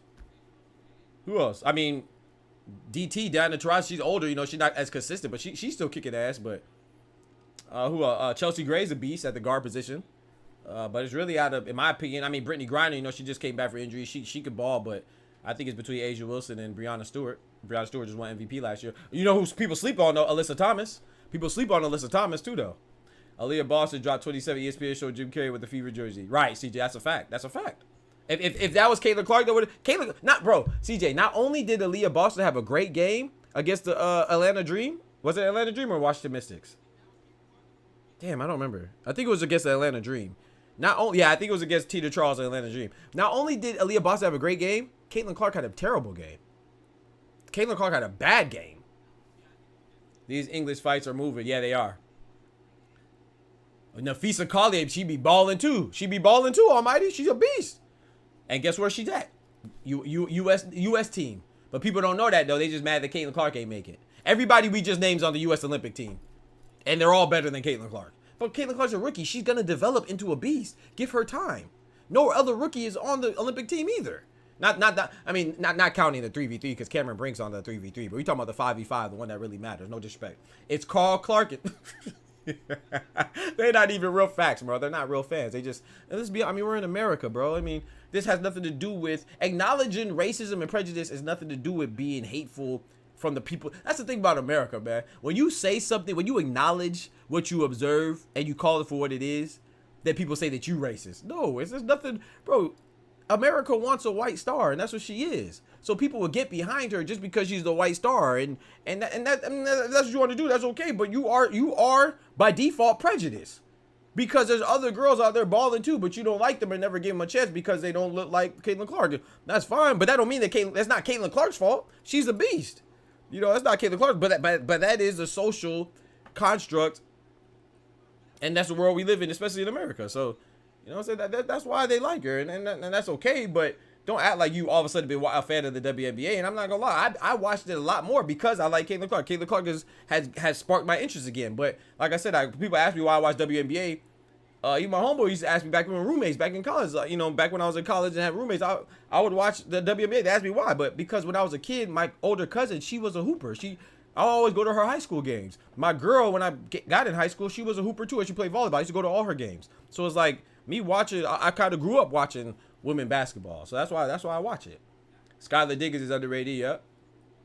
But Neka Ogwumike, her teammate in Seattle Storm, is better though. You just like Skylar Diggins because she look good with your thirsty ass. Illuminati, sit your hot meat ass down. Talk about Skylar Diggins. Yeah, all right. I feel like you digging Skylar Diggins. You know what I'm talking about? Or you wish you was digging Skylar Diggins. So sit your hot meat ass down. Talking about Skylar. Nah, she is a beast though. I ain't gonna lie, she is a beast. Her fans are terrible, bro. Her fans are. Caitlin Clark she probably has the worst fans in sports. Most of the WNBA, ESPN never. Facts, Illuminati, facts. Yeah, but it's not your fault. Okay? It's not your fault that you're tired of her being gassed up because she is being gassed up. She bad though. Skylar is definitely good. You saw my last video. I said that she has 2 kids, right? I said she be getting bottles and buckets. I call Skylar Diggins bottles and buckets. Last game she dropped 19. I said she be getting bottles and buckets. You know what I'm talking about? Out there hooping, man. And she had 2 babies, man. Shout out to Skylar Diggins, man. Diana Taurasi out there, 41 years old, balling. The same night that Caitlin Clark and the Indiana Fever lost by 31, Diana Taurasi dropped 31. These are facts. It was June 2nd. The same night Indiana Fever, Caitlin Clark, and the Boston lost by 31, Diana Taurasi dropped 31. These are facts, bro. I can't make this up, man. Bottles and buckets. That's facts, bro. I wonder what's the difference between Clark and Stewart is. That's a good question. But I think it's because I'm going to tell you what I think, Kendrick. I don't know. I think it's Angel Reese. That's the thing. Bro, Kendrick, bro. They need a villain, bro. You know what I'm saying? So just as much as they celebrate, and that's why I like Angel Reese too, and I agree with people like, I mean, I agree with her, but she's the reason too. It's because Breonna Stewart ain't have a villain. So even though Angel Reese is not really a villain, Caitlin Clark is a trash talker, Angel Reese is a trash talker, so they both talk trash. It makes great polarizing dynamic media and entertainment, but you need a villain. That's what it is. Breonna Stewart ain't have a villain. So as much as people talk about Caitlin Clark, they like it because they like to see her beat on Angel Reese and the other girls. So now she's in the WNBA. They just have 1,000 Angel Reeses. DJ Carrington's Angel Reese, Kennedy Carter's Angel Reese, Angel Reese's Angel Reese. You know what I'm talking about? So now they got a whole bunch of black girls that they can villainize. You know what I'm saying? But like I said, Caitlin Clark is a beast though. So yeah, it's a rivalry, bro. It's just like Magic and Larry Bird. They complemented each other. It's the rivalry that went from college to NBA, from collegiate level to professional level. Same with Caitlin Clark and Angel Reese. Go from collegiate to professional. That's why, in my opinion, I don't know. So basically, they could have pushed any of these WNBA players. You choose a rookie, of course, events are bad. Yeah, they're supposed to be mad. I just looked her up. Be careful, she might want to dig you out. Hey, yo, hold on now. Why are they gassing Clark up that much, Doc? In my opinion, and also this too. I will say this too, Kendrick. Let's be honest, man. Point guard is sexier, bro. That's a sexier position, right? Right, MJ? Breonna Stewart, she's a big girl. She in the post. You know what I'm talking about? Unless you out there like Hakeem and smooth like Hakeem and Kareem, then the point guard is a sexier position, bro. So you know what I'm saying? We like to see the dribbling. It's a more prolific, sexier, provocative position. You know what I'm saying? She gonna razzle dazzle, cross you up, hit a step back 3 from the logo.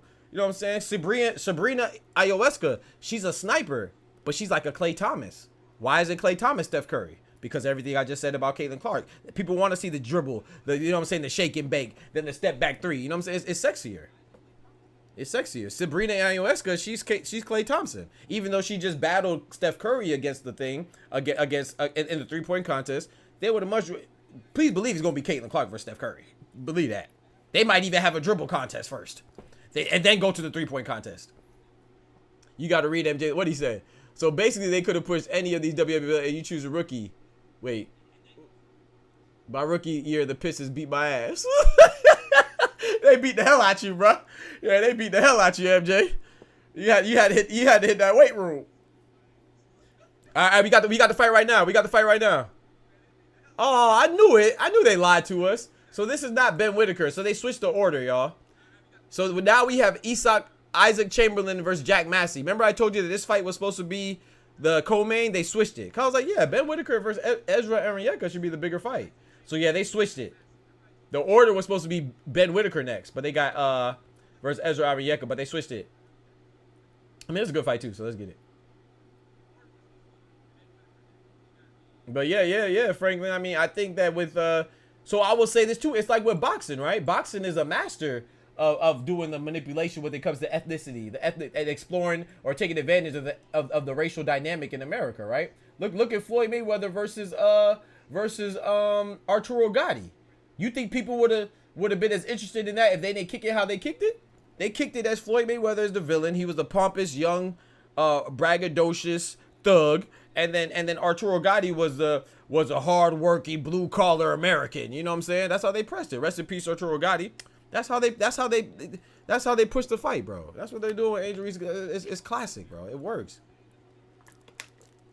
We know what it is, but what it is, it's also unfair to Caitlin Clark. I'm not saying that they have a pity party for Caitlin Clark, but they're gonna coddle Caitlin Clark to the point that people who really like the sport and don't mind her, they're gonna dislike her because she's gonna feel like the privileged, spoon-fed brat. But she's dope, man.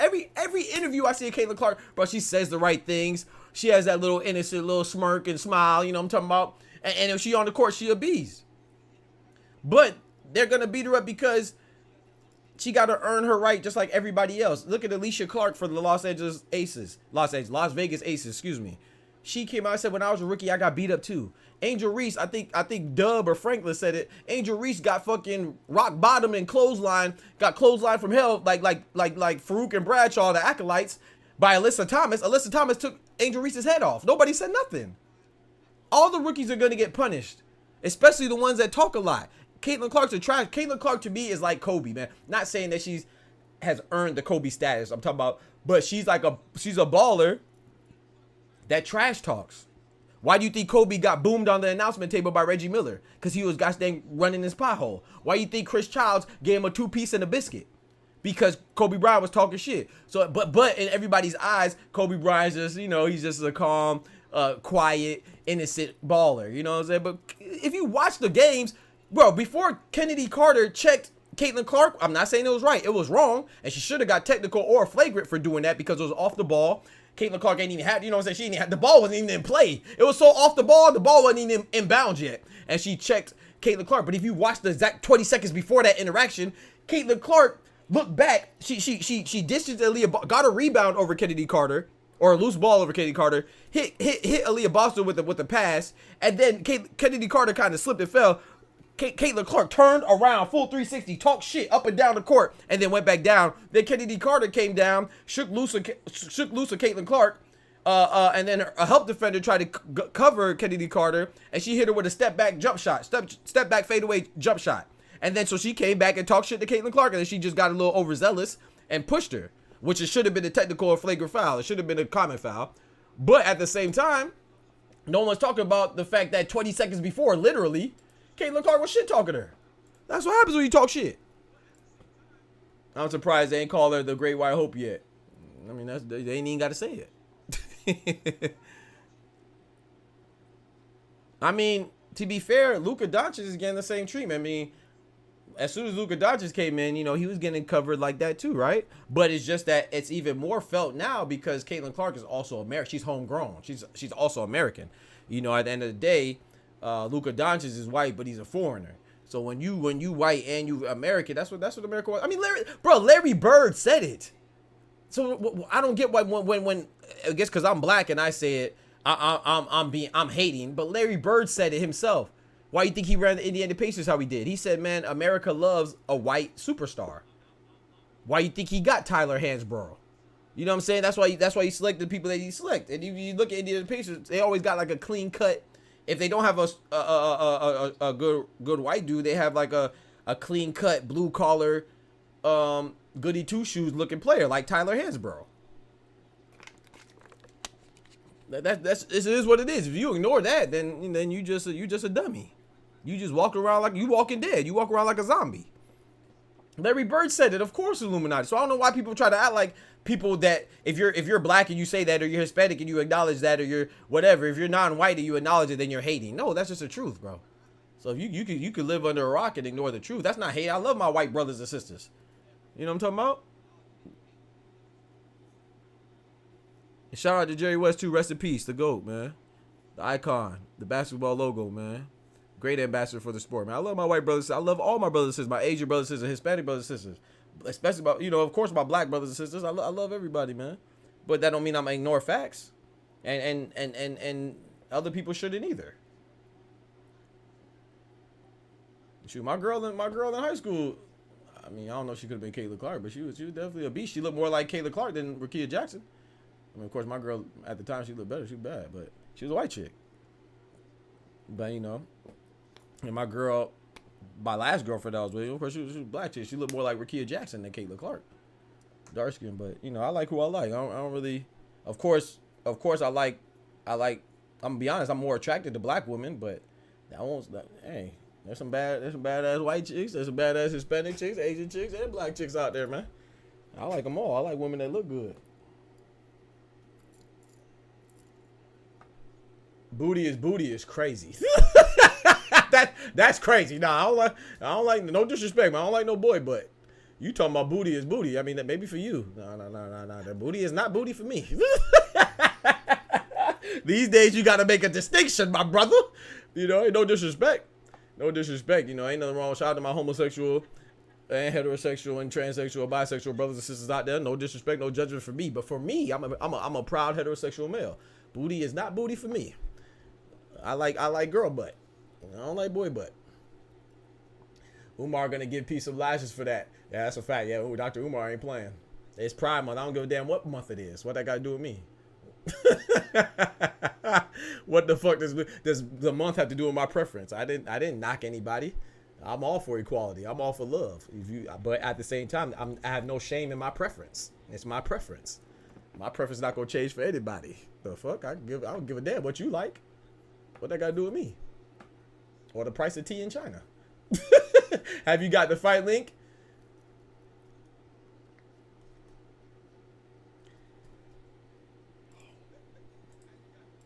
I ain't gonna lie, bro. I ain't know those questions, bro. You got to Google it, bro. You got a subscription money? You want me to potentially get in trouble for you for free? Come on, brother. Better Google that shit.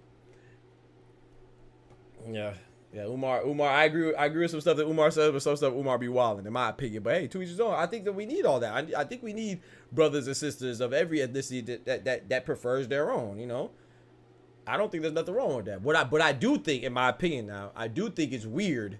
I'm not gonna say anything's wrong, but I do think it's weird. Like, of course, we all in the world. So I met black dudes that don't like black, that like everything except for black women. I think that's weird. Like, how can you like? There's nothing wrong with liking outside, but how can you not like your own too? And I met I have some white homeboys that only like black chicks. They don't like white women. I'm like, how do you not like your own? Like, to me that's weird. Like, you know, but me, some people think it's weird that I like everything. You know, I done been with Asian women, I done been with black women, white women, Hispanic women. I done been with, you know what I'm talking about? I've been studying your technique play style and been using it IRL in my practices. Hey, good luck with that. Easy their experience. Yeah, that's true. He said been scaling Google for the last hour, bro. I feel you, Stacks. It's on Sky Sports and Peacock, bro. I ain't gonna lie. I don't, you know, I get it legitimately, so I don't wanna, you know, I don't wanna get in trouble, man. I ain't gonna lie. But yeah, just gotta check out Peacock, bro. It's broadcasted on Peacock. Hopefully that helps. Maybe you can find some bootlegger on there. I don't know. Sky Sports and Peacock. But we in the third round. Let me get the commentating for those who can't find it. That is weird, though. I agree. Yeah, I think it's weird, Illuminati.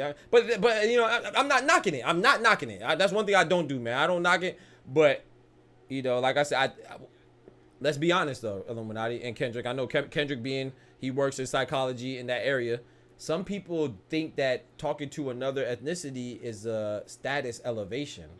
And to me, you a pussy. Like, if you think like that, who wants to like somebody based on how it will elevate their status? You like who you like, bro. I don't know. My ideal woman, when I close my eyes and picture my ideal woman, I think I see a black track star, dark skin, chocolate. You know what I'm saying? That's what I see. But that doesn't mean that I might be walking through Walmart and see the baddest vanilla stallion I've ever seen in my life, and she might be the love of my life. And you know, because God, in my opinion, God, sometimes you think you want something and God gives you something that you didn't think of that's better for you. But that doesn't change the fact that I still am attracted to my beautiful black Nubian princess. You know what I'm talking about? Or queen, I should say. But that doesn't mean that I can't get with somebody that's not black and there won't be the most beautiful thing to me in the world. You see what I'm saying? Does that make sense? But for me to look at somebody and be like, oh, I just don't like this whole type of person is crazy to me. To me, it means that you're weak-minded, or it probably means that you're ugly and no girl of that ethnicity liked you. Like, if you're a black dude that only likes white girls or Hispanic girls, probably because no good-looking black girls ever liked you. So it's easy for you to say that because the good quality black girls don't like your ugly ass. That's probably why. I ain't never had that problem. You know what I'm saying? And same, if you're a white dude and you be like, oh, I don't like black girls or I don't like white girls, probably because no attractive version of those women ever liked you. So that's probably why you don't like them. Like, I never understand that. How can you, look, good is good to me. If she bad, is she Asian, she bad. If she bad, she black, she bad. She bad, is she Hispanic, she bad. She bad, is she white, she bad. I love black girl. I never understood why it's an issue when a black man dates a white girl, but a black woman gets praised for it. Man, you know how that goes, MJ. That's just people talking, man. You got to be in tune with yourself, man. People be talking crazy, man. Can't help that. I don't think it's a problem either way, but sometimes there are problems associated with it. Like I said, some people like certain people because of status. You know, whether it's a money thing. For some people it's money. Some people it's complexion. You know what I'm saying? But a lot of people do that, you know. So to ignore that too is kind of, you're being kind of oblivious to what the world, what's going on in the world. So people do that. There is no pics over here, just preface, but bro speaking fat. Appreciate that, Liberace. Bronny James remembering he wasn't even a grown man. Exactly, it's weird. He said they be coping. They be coping. They be coping, bro. They be coping, bro. It's just because nobody attractive of the complexion of the features that they like. So they say it's easy for them to say, oh yeah, I don't like that. No, they don't like you. That's all it is. They don't like you. Well, you sleep, man. I'd have been with a bad Korean chick. I'd have been with a bad Japanese and black chick. Been with a bad Korean and white chick. Been with a bad Hispanic chick. Bad white chick. Bad Italian and Irish chick. Bad Jamaican chick. Bad Haitian. Come on, man. This is me, man. Bad Bahamian chick. Come on, man. That's what going to college and getting good grades, man. I was smart. I let that shit work for me. You whatever strength you have, you got to make it work for you, man. I done got, man, so many women off the strength of just being me. But what Doc is saying is true. I definitely see what you're saying. Appreciate it, bro. Appreciate it. For me, I could be attractive, but I won't date or marry anything other than, and there's nothing wrong with that. That includes Hispanic in my book. And that, you see how Kendrick trying to sneak that in there? But no, I got you. I know, I think me and you had this conversation before, because mulatto and yeah. And you go back, Hispanic is technically a mixture. So, nah, ain't nothing wrong with that. But there's nothing wrong with that. There's nothing wrong with that as long as you come from, your heart. And as long as you come from the right place, a lot of times people be having some fucked up dispositions about things. They think that certain things are better because of how they look or how much money they have or where they come from. They think something's better or worse or superior or inferior. You have that mindset, then, it is what it is. If that works for you, but, what I'm saying? Me, I could take care of myself. I like to, I believe in, number one, I believe in God, and number two, I believe in my work ethic, and I believe in, I don't need nobody to take care of me. I don't need to achieve no status based off somebody else. I feel like that's a pussy mentality. So if you're going with somebody to elevate yourself socially or financially, then you're a bitch to me, whether you're male or female. Bitch, the word bitch is only gender specific when you talk about dogs, but people, the boys can be bitches too. And a lot of times there's more boy bitches than girl bitches. I promise you that. There's a lot more boy bitches than girl bitches when it comes to humans. I promise you that. Think about anybody that owes you money. I bet you it's a boy. Bitch. Think about anybody who ever snitched on you. I bet you it was a boy. Bitch. You know what I'm talking about? Think about anybody who ever stole or did something behind your back or talked behind your back. I bet you it was a boy. Bitch. There's a lot more boy bitches than girl bitches in the world. Yeah. It's just that girls get a worse rap. I promise you, there's more boy bitches than girl bitches in the world. If you think about all the bitches in your life, I guarantee you come up with more boys than girls. He said, if black women didn't like the guy and he dates outside, if his race, why do they get mad when he dates out? What do they say when gay people love who they love? So why can't a black guy do it? Man, frankly, you be talking to the wrong people, man. You gotta expand your circle, brother, because not all black women think like that, man. We judging the whole off of a few that are loud, man. Most people don't give a damn, man. Even if they say something right then, bro, they don't give a damn, bro. That's the internet, bro. A lot of people ain't on the internet, bro. Not as many people as we think's on the internet. People say whatever they want, man. People don't give a damn, man. They just want to have a few likes, bro. You like who you like, Franklin. That's it. Make yourself happy, brother. Like I said, as long as you ain't doing it for an effed up reason, like what you like, bro. Ain't nothing wrong, man. Love is love, man. Love is love. God knows your heart, so just worry about judgment from them. Don't worry about judgment from your peers. Fuck them. You mean how they judge black men off of a few? He's right, though, bro. We can't pretend like he died. He's not right. He's not right. He's right for a select few, of course. I could say that Caitlin Clark has haters, right? And then you'll say, no, you're wrong. You're wrong, Doc.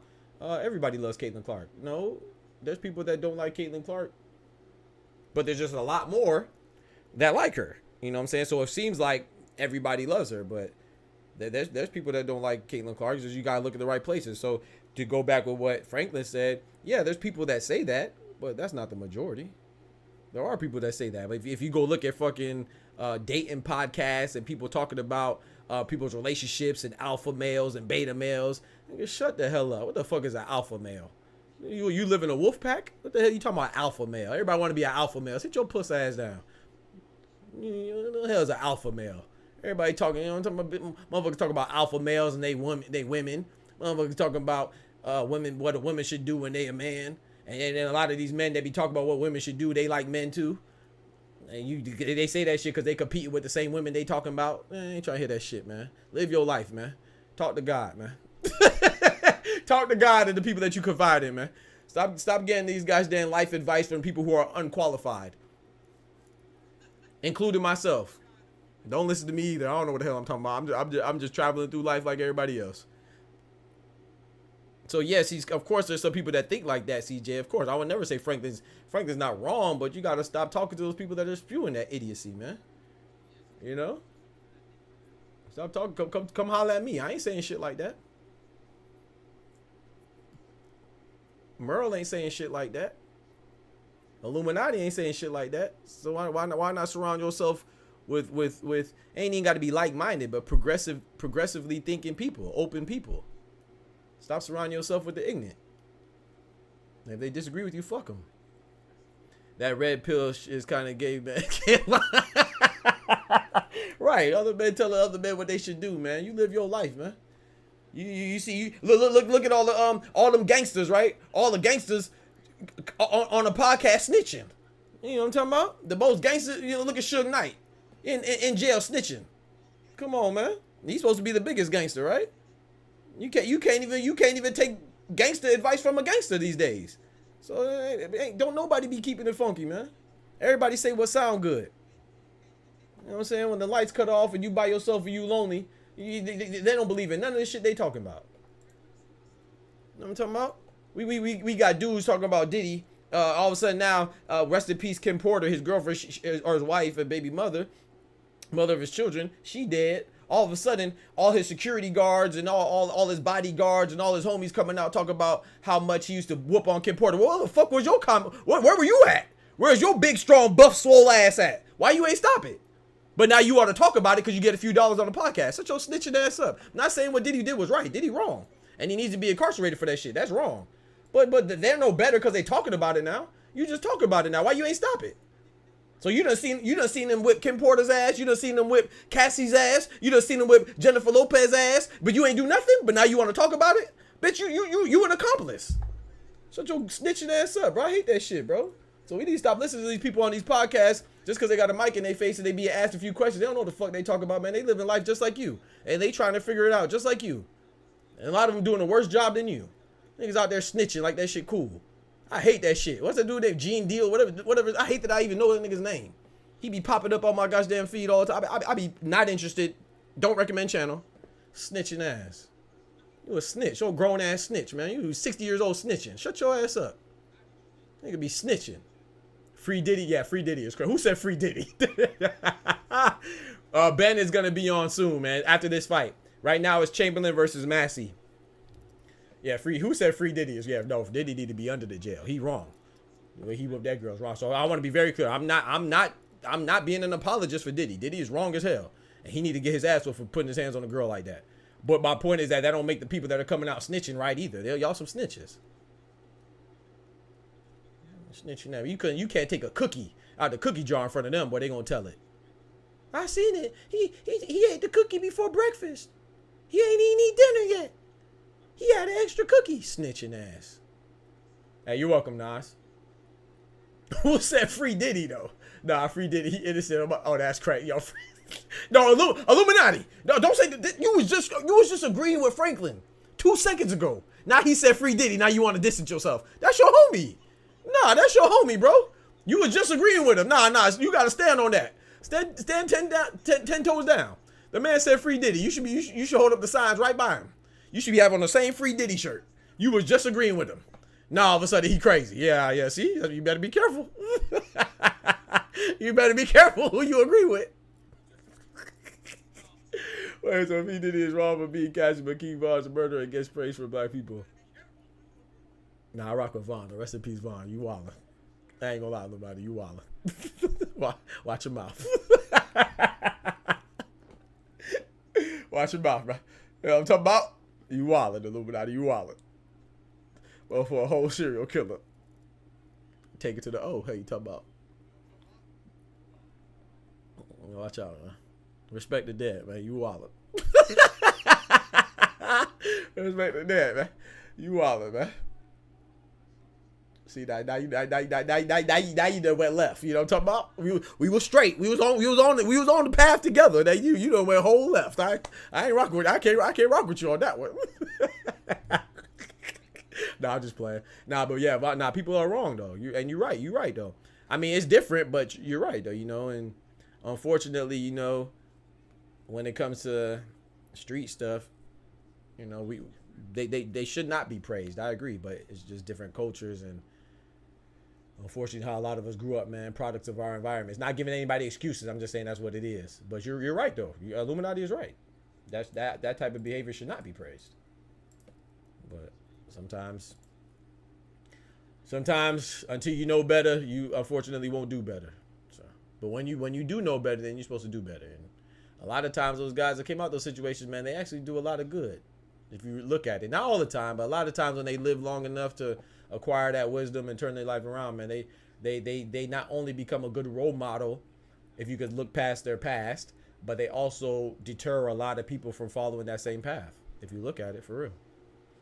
But now you have a good point. All jokes aside, now he could burn it. That's crazy. Hey yo, he said he could burn it. Hey yo, okay, yo, y'all wildin', man. Chill out, man. Chill out. That's between him and God, man. That ain't got nothing to do with me, man. I'm gonna sit that one out. I ain't passing no judgments. I know he was wildin' though, but that ain't got nothing to do with me, man. I ain't passing no judgments, man. All right, round 7, man. Y'all chilling. Y'all tripping, man. All right, round 7. Come on, jab. Yeah, true. Just like a person in college is hated in the black community, but prisoners get praised when they get out. You know, that's true, Dub. Who hates you for going to college, though, bro? who hates you for going to college, though, bro? Yeah, Dub, you gotta change your, bro. You got. Some of y'all gotta change y'all got to change your environment, man. Y'all gotta go see the world or something, man. I will attest to this. You know, sometimes because I went to school, people will try to, but that's, like I said, that's just people, man. People will try to critique you for anything, you know. If you don't do nothing, they say, and you stay at your crib, they say that, oh, man, you ain't do nothing. You just a hometown hero. But if you go and do something better yourself, like whether it's college or something else, they say, oh, you a sellout. You forgot about your crib. And you forgot about the hood. You know what I'm saying? So people are always going to say something, but I ain't never been, you know, like I said, I went to college for a long time. I got my bachelor's and PhD. And when I do talk to my homies, they be like, man, you forgot about us type stuff because I was gone. I was like, you know what I'm saying? We just had different paths and stuff like that. So I have been where you feel like you're being called like not a sellout, but like, yeah, I guess like, not really a sellout. That's too harsh. I never really been called a sellout, but like somebody that's like you kind of changed, you know what I'm saying? They make it seem like sometimes your change wasn't good. But you just gotta be in tune, man. You gotta have good relationships. You know, and when you can give back, you do that. But you gotta stop putting so much weight on what people say, man. Oh, they just exchanged hooks. Chamberlain and Massey going at it. Massey looks a little fatigued though, but I feel like they're exchanging too many shots. This fight is at this fight. You think his ass though? I think it's pretty good. Massey doing his things, yeah. Judge righteous judgments. Yeah. Yeah, you're right, because you know we should. There's nothing wrong with correcting. You know there is such thing as correction. You know, and we should pass judgment to better each other. You know, but where somebody goes after this life is over, man, I can't say, I can't call it. He getting hit now, yeah. CJ said the fight garbage. I like the conversation though. So if y'all cool, I'm just trying to. Hey, Nas, appreciate you hitting that follow button. I like the conversation. So I just don't. If I'm calling the fight, so I don't want some people. I know some people tune in because they want me to call the fights too. So I know I get caught up sometimes. We do have good conversations. That was a good combination by Massey right there. Nice 3-punch combination. He tried to go with an uppercut. I seen Isaac Chamberlain fight somebody. I can't remember. The fight is alright. Yeah, I think he's alright. I've been watching while I'm talking now. Ben Whittaker next, yes sir. Ben Whittaker versus Ezra Arenyeka. I got Ezra Arenyeka too. I go for the upset. I got Ezra Arenyeka winning, man. Pulling the upset, the Nigerian. You know what I'm talking about? Big up Nigeria. Big up Nigeria. I got Ezra. Yes sir. Ben Whittaker's next. Ben Whittaker was supposed to be right now, and this fight was supposed to be next, Illuminati, but they flip-flopped the order at the end. They want to keep people watching because they know after Ben Whittaker fight, they probably would have had to drop off between that and the main event. So They definitely switched that last minute. Okay, this is a Continental Championship fight. Yeah. Is he is a Nigerian a good fighter? He all right. He all right. I watched 2 of his fights. This is definitely his biggest fight. I can't remember how many fights he has. But yeah, he's all right. He's a tough fighter. I can't remember how many fights he has, but I know he's undefeated. I don't think he has more than like 15 fights, so I want to say like, let me look it up right now. Hold on.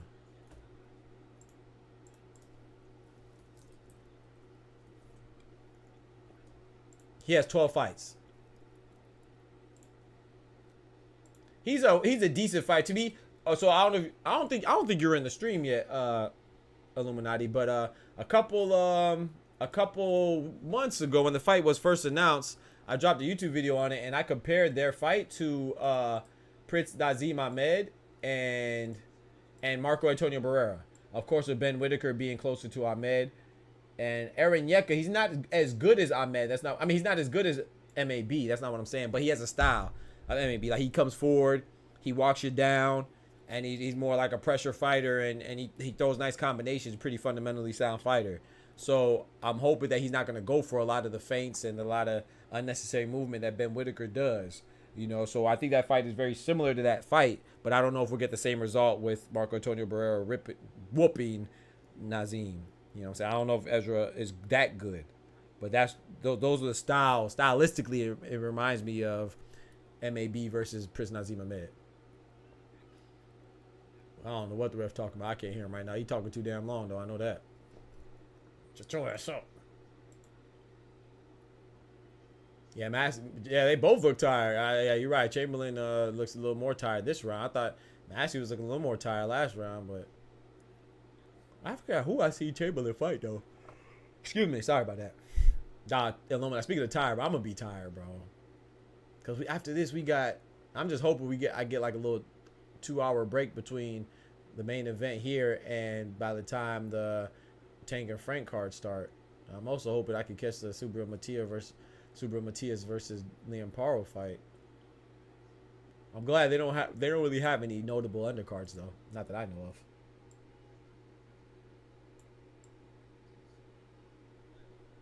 Think Massey trying to buy time? That's a good observation. He probably. Chamberlain need to go for the kill, though.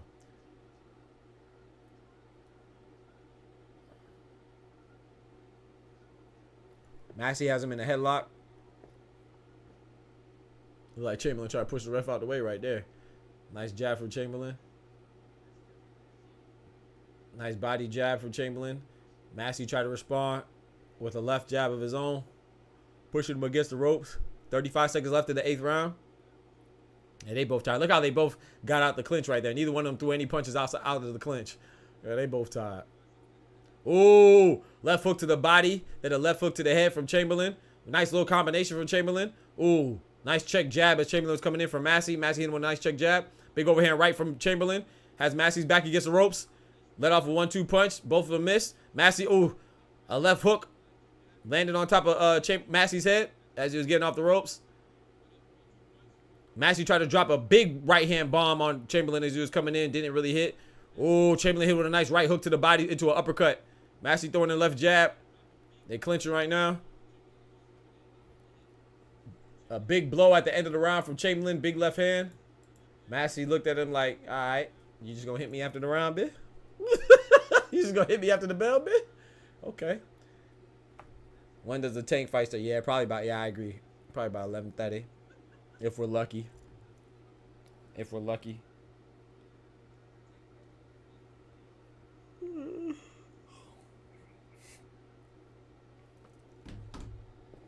If we're lucky. Please don't forget to like the video as well, man. Don't forget to like the video. Get them likes up for your boy. Tell all your homies about the stream. It really helps out a lot. We're trying to grow. We're a fairly new channel, but we're not that young now. Shoot, we started in December. This upcoming December will be a year, so let's go, man. See, that was a big left hook I was talking about right there. Ooh wee. Ooh wee. They both bleeding. Chamberlain's bleeding out his nose. Massey's bleeding out his mouth. Like he bleeding out his nose a little bit too. Little bit. Hold on, what the ref doing, bro?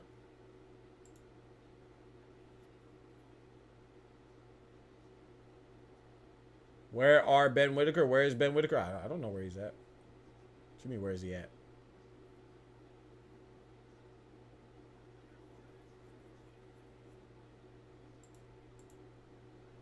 If you got an hour lunch break, take it around in. Facts. I appreciate it, bro. Yeah, I'm gonna try to. Prelims at 5:30. Damn. Really? Who's on it? Anybody notable in the preliminaries? They have it a draw right now. The viewers have it a draw right now. I'm gonna sneak and use headphones and listen to the doc. I appreciate that, Kendrick. That's love, bro. That's love, bro. Yeah, I'm gonna be locked in commentating those fights. Please believe. Ben Whittaker fight happens next, Lewis, if that's what you're asking. You asked me where is he at. I don't know where he's at. He's in the arena, I guess. Nice 1-2 from Massey, boy. Ninth round, 1-2 from Massey. That was nice. Best 2 shots from him in the last round or so. No, you're welcome, Lewis. The station is on is Peacock. And I think it may be on DAZN if you have that as well. Sky Sports.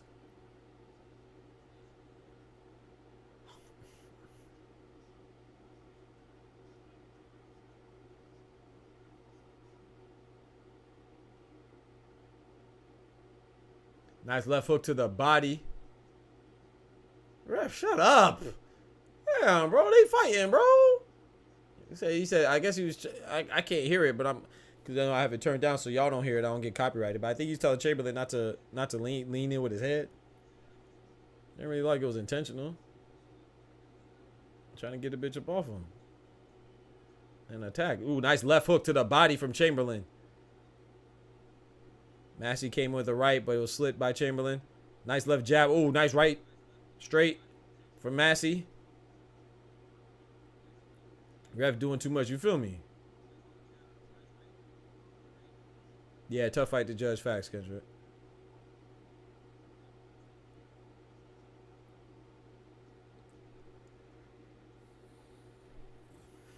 Ooh, Massey threw a big uppercut that missed. That might have took a big head off.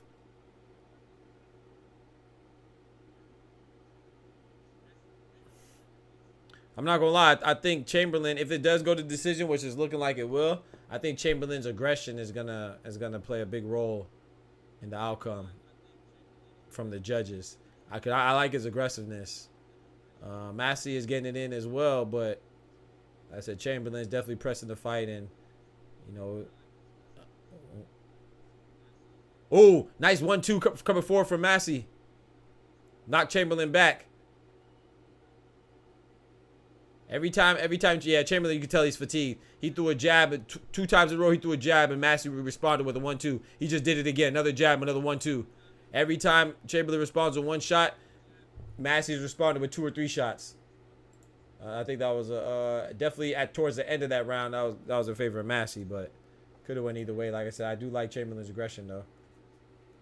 I don't know what he was saying, but the commentator said something about low punches.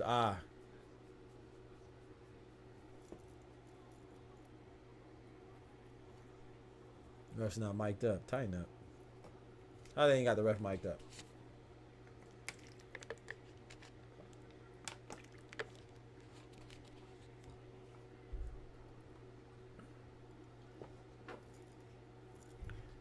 Let's get it, man. CJ said this fight boring. It's starting to get, you know what I'm talking about? I know what you're saying.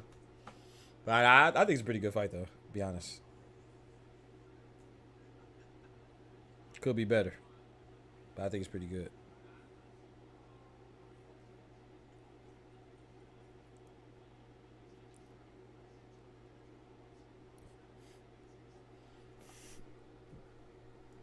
Oh shoot, my clock is late. Sorry. Oh Lord, about 10 seconds late too.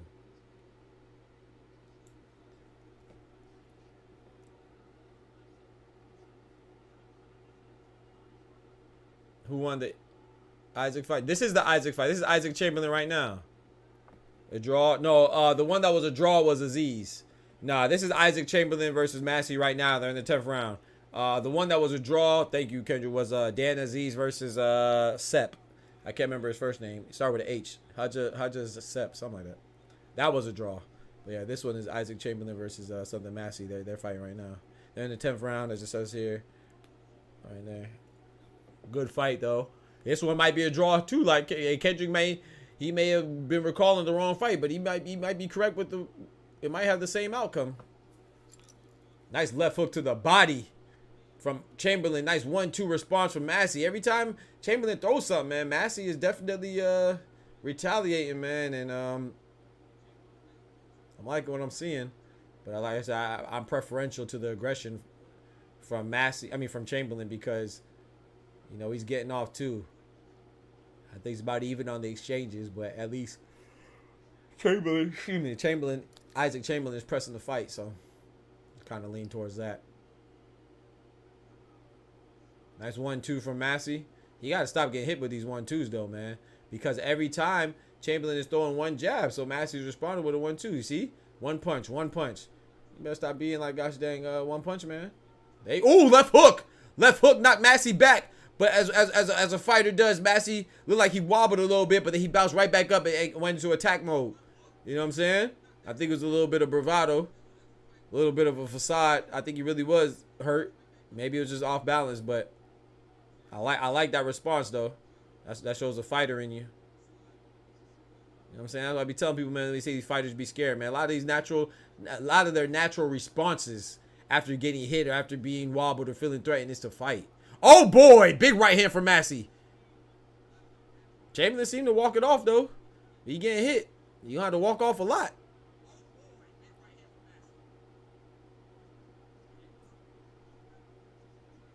I agree. Yeah, Massey seemed to be getting better, man. 20 seconds left in the 10th round. Did the fight with Ben and Ezra start? No. It's next fight.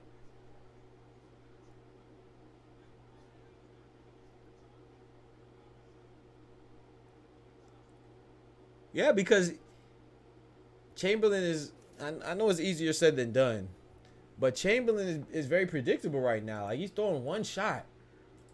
So then as soon as he throws that one shot, Massey essentially don't have to worry about nothing else, because he's just throwing one shot at a time. So he's responding with 2 or 3 shots of his own.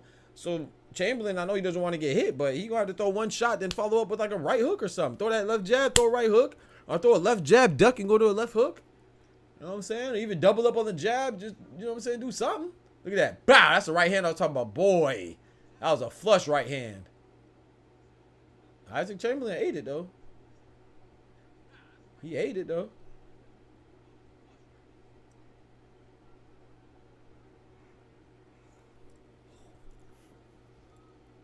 Definitely ate. I should have brought some more snacks.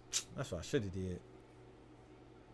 Maybe I'll go get some in the interim between this fight and or this card and the next card. Round 11 just started. Let's get it. Both gentlemen meet at the center of the ring.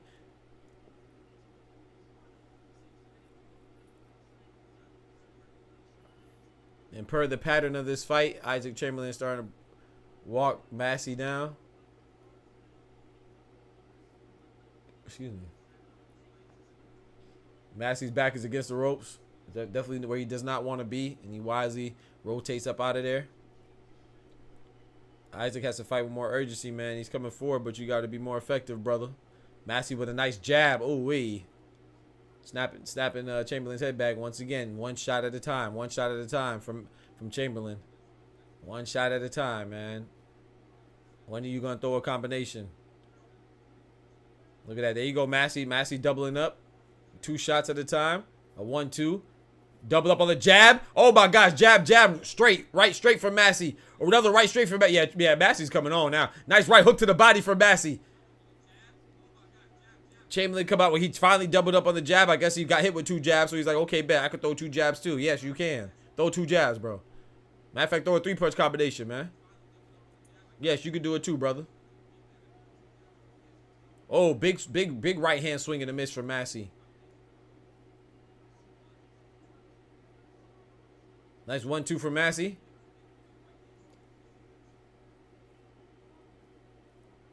Brother Massey got some heart. He got some heart. I like it. Nice right hand.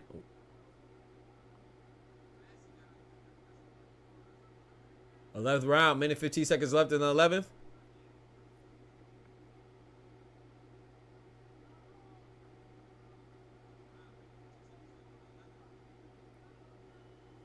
Nice jab to the body from Isaac Cruz. I mean, Isaac Cruz. Called him Isak Pitbull Cruz from Isaac Chamberlain.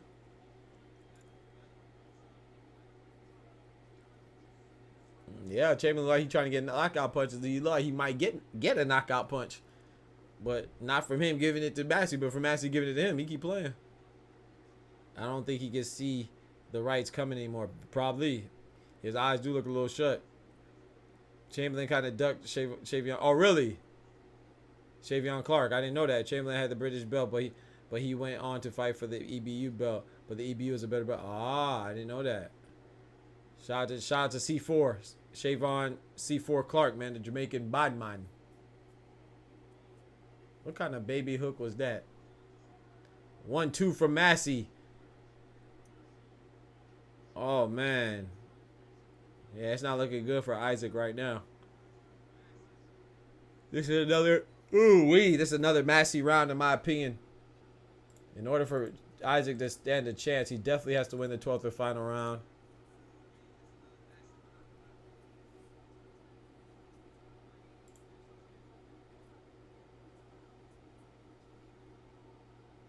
There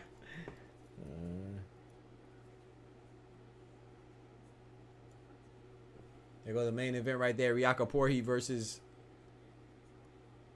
BILLIAM-SMITH.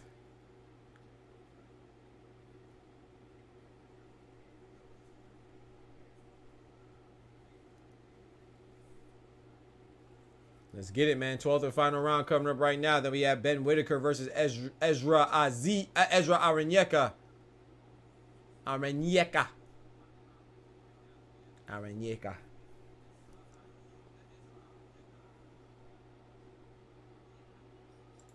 Let's get it, man. 12th and final round right here. I think Isaac definitely has to win. I don't know. It might be too far gone, man. He might already lost unless he gets a knockout or at least a knockdown. I'm thinking he needs a knockdown, but nice right hand from Isaac to open up the 12th.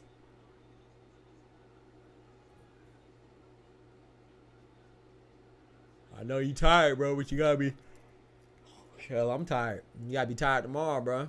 Yeah, Massey's up by 2 rounds on the viewers' verdict, wherever they get that from, according to Skybox. So Massey could lose this round and still win the fight, according to the viewers' scorecards. And that's the hole you dig yourself in when you're less active, man. Because he was more active initially, and then he just wavered. Fatigue set in. That's why you gotta hit the road, man. You gotta run, man. Now you fighting outside, bro. You gotta run outside, man. Get off that treadmill. Get out the ring sometimes and do your groundwork. Get your ass outside and run that block. You know what I'm talking about?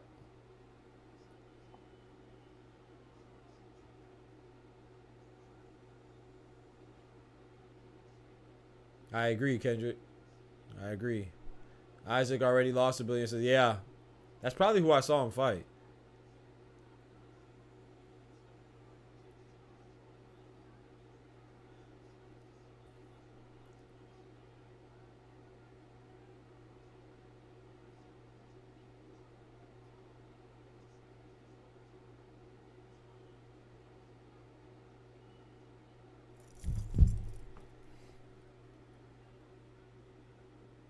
Oh, man.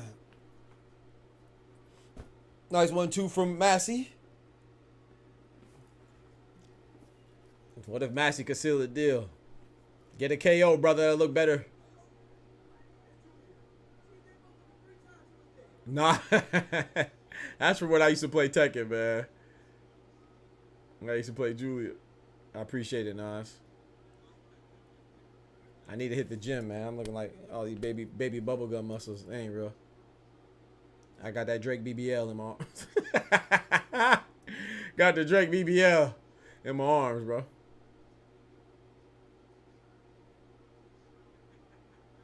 Nice left hook to the body from Chamberlain. Nice right hand from Massey, which is much better. Yeah, I think Chamberlain lost this, man. I think he just got fatigued and Massey outworked him, man. Because at first I was liking Isaac's aggression, man, and his pressure and his activity level. You know, that definitely dwindled down.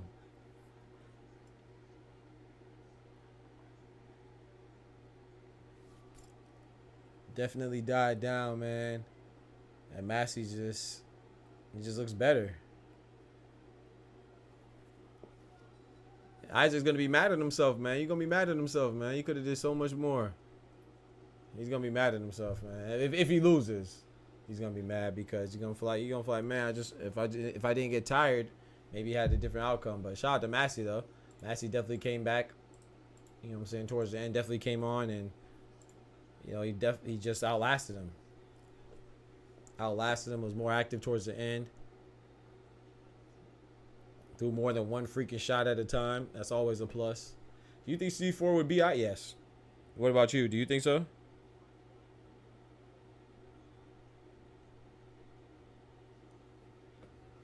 Yeah, Isaac, he seems good, but he doesn't seem like... Seems kind of predictable. He doesn't seem to have too much pop on his punches.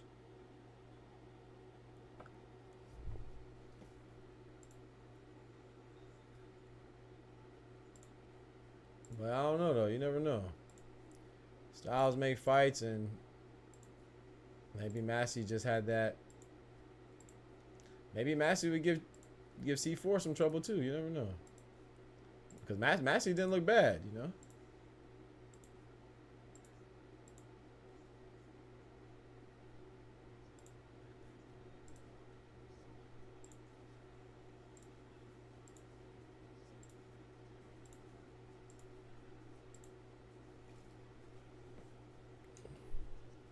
He definitely deserved to win this fight, in my opinion.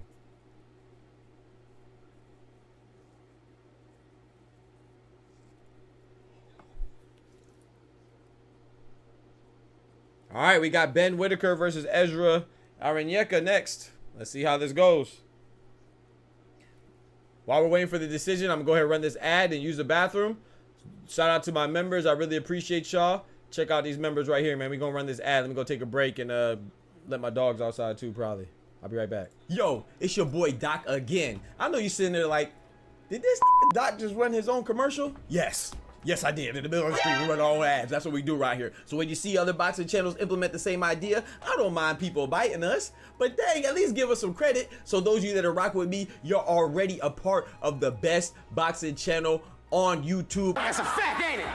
Ain't it? All right, then. You already caught up. Those that don't know, the rest of the world, they just got to catch up, baby. You know, and they eventually will, you know, because we bring y'all unfiltered, unbiased, raw, and educated and funny boxing takes, man, with accurate information. Can they all say the same? Of course they can. So let's get right to it, man. Why do you want to become a member of this channel? Because we already told you we're the best, but it does come along with perks, you know what I'm saying? First off, you can join at the STREETZ gang prospect level. You know, it's only $2.99. I know times is rough right now, but you can still contribute, you know what I'm saying? And what do you get? You get member shout outs like this. Shout out to my boy Kendrick for being the first Street Gang prospect member, you know what I'm saying? And then we go to the next one, STREETZ Gang contender. That's the second tier of membership level, you know, and it comes in at $4.99, and you get all the perks of the previous tier like this. Shout out to my boy Merle the Legend, who is our first member at the STREETZ Gang contender level. Big salute to him. In addition to that, you get members only polls. You get to be involved in that, and you get to connect with me, your boy, on social media, and I follow you back, you know what I'm saying? It's all love for my brothers and sisters out there. But wait,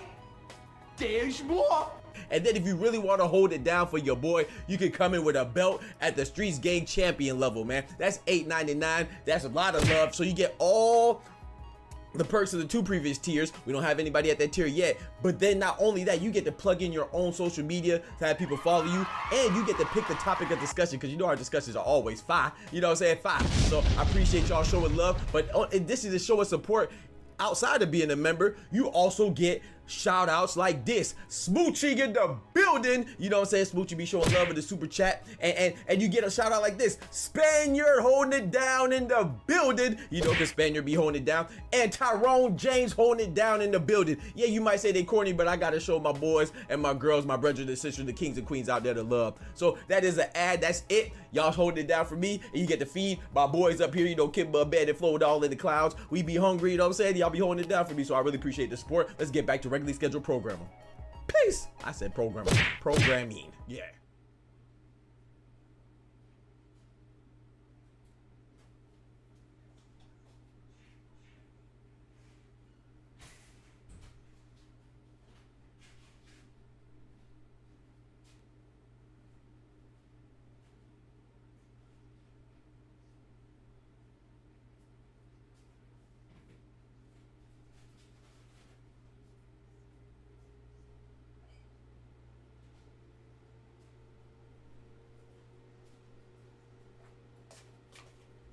it's so hot outside, man. Sheesh. My bad, I'm back. Okay, so I'm assuming Massey won. I see Massey on the screen. Who let the dogs out? Baha Man head ass. Yeah, I just let my dogs outside. I was walking around outside with them, but I said they want to come inside. They both laid down, so I guess they want to stay outside. It's hot out there. But hey. They said, nah, I want to stay outside, so.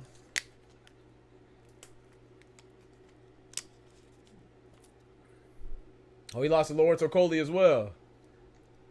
Lawrence Okolie. That's probably the fight I saw then. Because I don't think I've seen Chris BILLIAM-SMITH fight before. But maybe I did.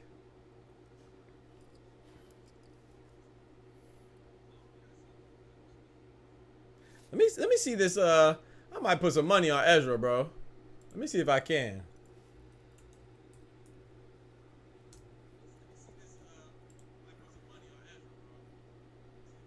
To beat Ben Whittaker. Let's see.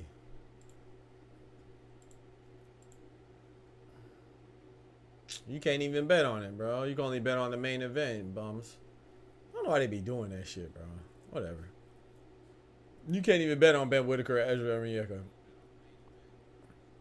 Oh, so hey, BILLIAM-SMITH is the favorite. Chris BILLIAM-SMITH is a favorite over Richard RIAKPORHE. Okay. Billiam. Okay. Who you got, supporter? You got I know this is a that should be a good one then. Cause I think he beat Lawrence Okolie, right? Chris BILLIAM-SMITH beat Lawrence Okolie. I think that's his only loss. Lawrence Okolie's only loss, I believe.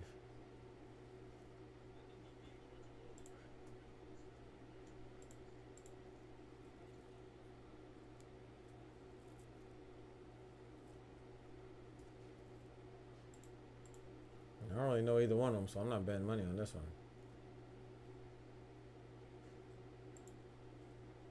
Oh, they're cruiserweight. I thought they were light heavy. Oh, the cruiser, I'm definitely not putting money on this. I don't know nothing about them cruiserweights. I ain't gonna hold you.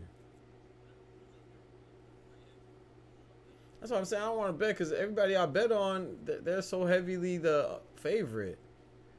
The only way I could win some money if I do a parlay on all of the people I think is gonna win. That shit ain't worth it, bro.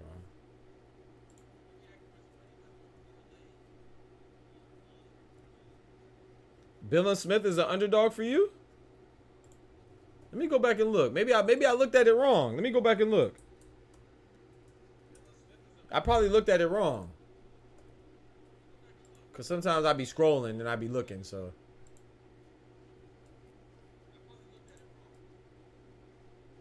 Yeah, if he's an underdog for you, I'm sure he'll be the underdog. You're right. He is an underdog. He's plus 190. You're right. Appreciate that. You're right. Thank you, Kendrick. Yeah, he's the one that's plus 190. Yep. He's plus 190 for me. RIAKPORHE minus 250. Yeah. I just don't know either one of them, so. You are absolutely correct, sir. All right, we have a little break right now, so we have Ben Whittaker. Whittaker.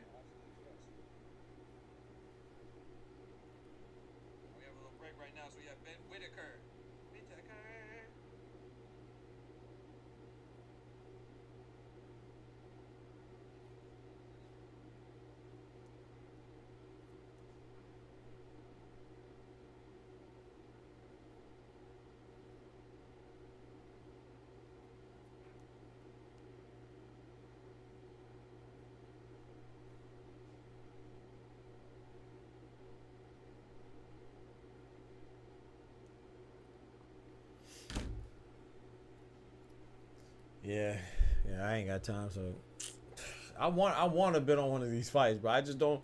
Like I said, everybody I bet on is because I would be going against what I think, and what I think is that I think all the favorites are gonna win. Yo, LAV in the building. What it do, bro? What they do? What they do? What they do? What they do? About to heat up some leftover Rasta pasta. Let's go. Let's go, man. I ain't mad at that. That sounds good. I got some food too I could warm up, but I'm chilling. I think I'm gonna get some wings later on though. I'm just worried about eating the wings. I'm gonna be smacking on the wings during the fight. Hey, you talking about? Got me some wine though.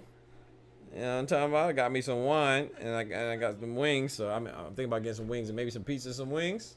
It's fight night, right? Why not? See, all I need is some baddies. You know what I'm talking about? Then I'll be straight. One day. One day when we grow up. Eating a Subway wrap, I recommend it. Hey. He said typical. Yes, sir. Typical diet, man. Why not, brother? Why not? Why not, my brother? Yes, sir, ski.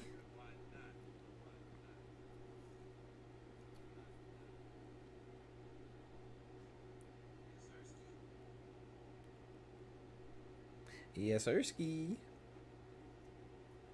All right, man. Let's get it, man. Ben Whittaker, man. Stop dragging your feet. Bring Ben Whittaker ass. Bring Ezra Arenyeka's ass. Let's go. Bring both y'all ass. Bring that ass here, boys. What? Hey, yo. Hey, yo.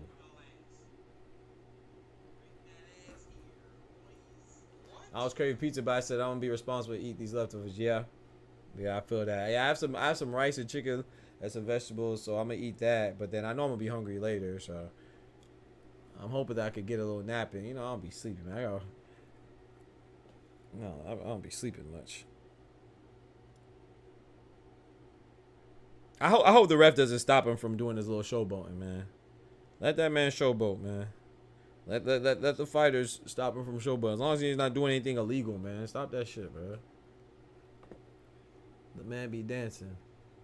I was craving pizza, but he said, "Oh no, too prideful, too prideful." Oh man, I'm gonna get me some wings, bro.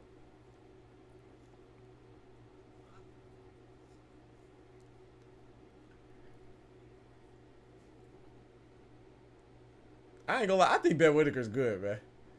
I think he's good for the sport too, dog. Get people something to talk about. That's what we need, more people to talk about boxing, man. Enjoy boxing. I'm a channel go grow and all that stuff, man. You know what I'm talking about? We can't be saying we want boxers to grow and then at the same time don't embrace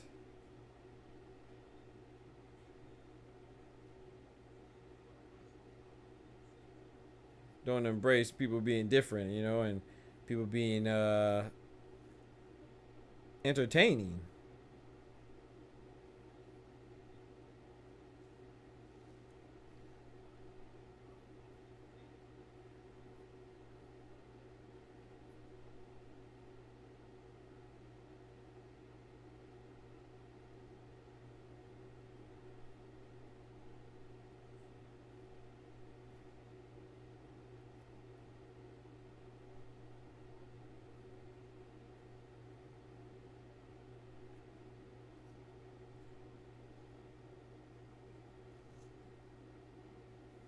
Kelsey Plum went down with a shoulder. Hurt her shoulder. What? Should be all right.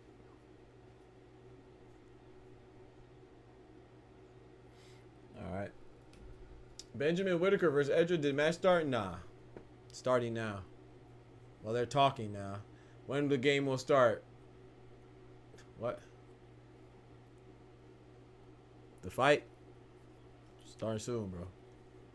Start soon. Let's go. You see the Nigeria flag? My boy got the COVID mask on, the Nigerian flag. We going for him, man. Big Nigeria in the building. Let's get right, man.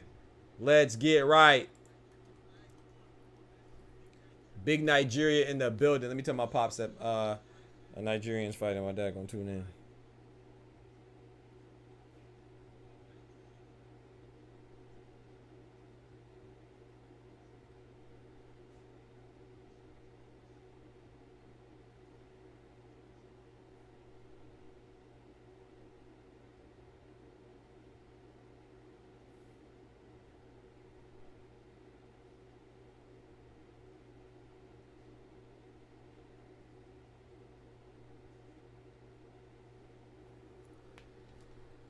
Came out to Mississippi. Came out to Missy, excuse me.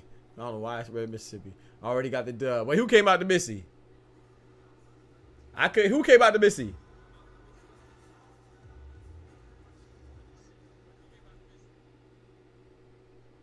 Nigeria look great. Talk to him, Franklin.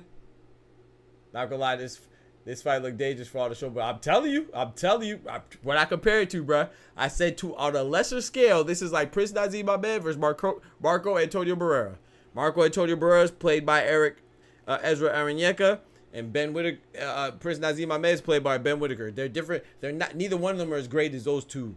But I'm saying, stylistically, that's what it reminds me of. He came out hey yo, wait yo, what? Hold on, what happened? Wait, what? Wait. What just happened, bro? I'm gay. I'm not sending no gay goon. With me, I'm sending some real niggas. Ain't now one of them gay. Hey, yo. Where the keep walking? Oh, I hear it. Ben Whittaker's coming out to Missy. Oh, yeah, he might be in trouble. Get your freak on. Get your freak on. That's my shit. I had that album.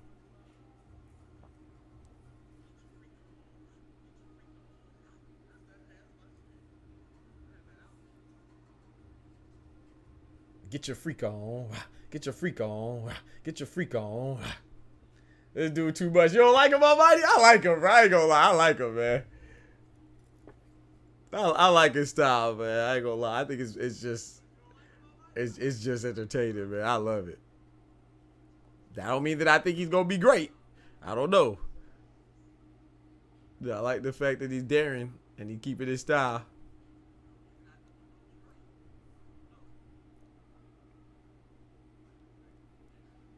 He said, "Oh, now I get it. I'm asleep. LAV crazy." Oh yeah, he wild. He got an orchestra now too.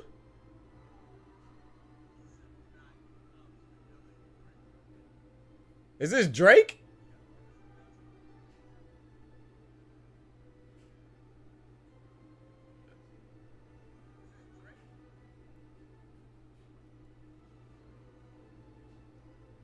Yeah, he wildin'. Imagine he do all this to get knocked out right. Yeah, he wildin'. Imagine he do all this to get knocked out right. I ain't mad at that though, man.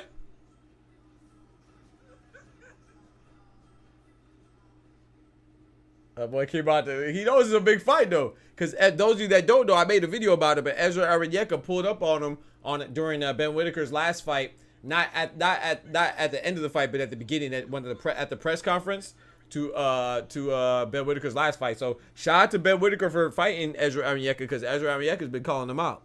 And you know what I'm saying? Not everybody fights the person that calls him out, you know? Kind of like how Boo Boo Andre would do. Remember when Demetrius Boo Boo Andre was pulling up on Canelo and Charlos all the time? Every time they had a press conference, they would pull. That's kind of what Ezra Arenyeka was doing, and he fought him. He bugging. You don't walk out to Drake. Good day. first you say he gonna win because he came out to Missy Elliott. Mr. Beat Elliott. Now you done flipped on him because he came out. You see how fickle people are? Hey, yo. Bro, this man literally went from he gonna win to he gonna lose in 2 messages. In 2 messages in 2 seconds. Hey, yo. You funny, bro. Yeah, he effed up the vibes. Let's see, man. Let's see, man. Oh, man. Franklin, bro. Kendrick ain't shit. Let's see, man. Let's get it. Let's get it. Let's get it. Let's get it. Let's get it. Let's get it. Make it rain. I clear it out. Hey, I make it rain. Hey, I clear it out. Hey, I make it rain. I clear it out. Let's get it. Let's get it. Let's get it. Let's get it. Let's get it. Let's get it. Let's get it. Let's get it. Chicken noodle soup. Chicken noodle soup. Somebody need to come out to that. Come out, chicken noodle soup. Well, if I have time, if I hear that you coming out chicken noodle soup, if I got time to bet on y'all, bet 100. Illuminati and Bentley would have cooked his. Facts, Franklin. Facts. They lucky Bentley and Illuminati ain't in here. CJ too. Oh man, y'all vicious, bro. Y'all don't get nobody, no slack, no breaks, no nothing. No rice, no champagne. No rice, no ribs, no champagne. You don't eat nothing. All right, let's go, man. Round one. All right, who y'all got, man? Y'all got Ben Whittaker, the Englishman? Or y'all got Ezra Arenyeka, the Nigerian? Who y'all got, man? Bentley in the building. Back in the building. What I missed? You missed Dan Aziz and Sepp questionable draw. And then you missed Masty beat Isaac Chamberlain, which was a good decision. Now we got Ben Whittaker versus Ezra Arenyeka. I'm going with Ezra.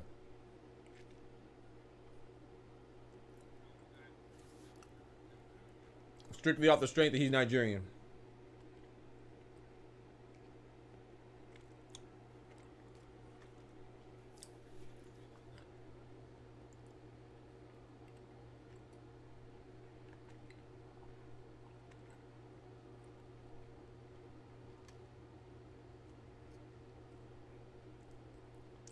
Buddy in the crowd look like Loaded Lux.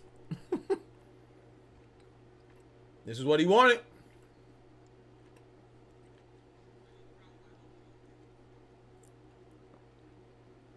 This is what Ezra Arenyeka wanted. Let's see.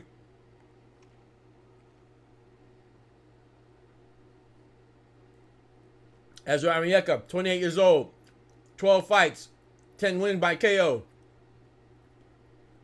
12 fights, 12 wins, 10 wins by KO. Ben Whittaker, 27 years old, 7 fights, 7 wins, 5 wins by KO. Let's go. Whoever's a favorite, I believe Ben Whittaker's a favorite.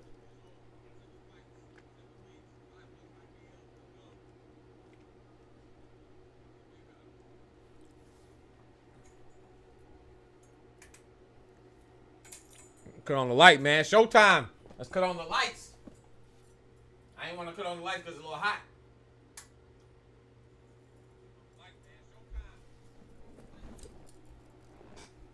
Cut these lights on the bomba clot.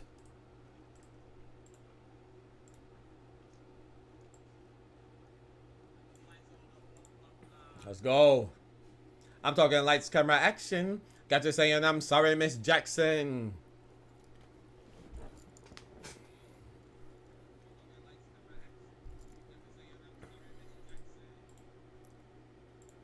This should be a good one, man. To me, this is the main event. Hell, you talking about?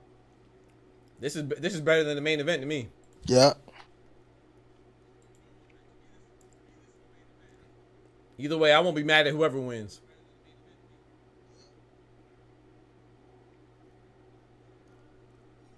I like them both, but I'm leaning towards the Nigerian. Oh, I don't like how I started though. He got a mean little jab from Ben Whittaker. Ezra Arenyeka look a little jumpy, but this is how we if you looked at my breakdown,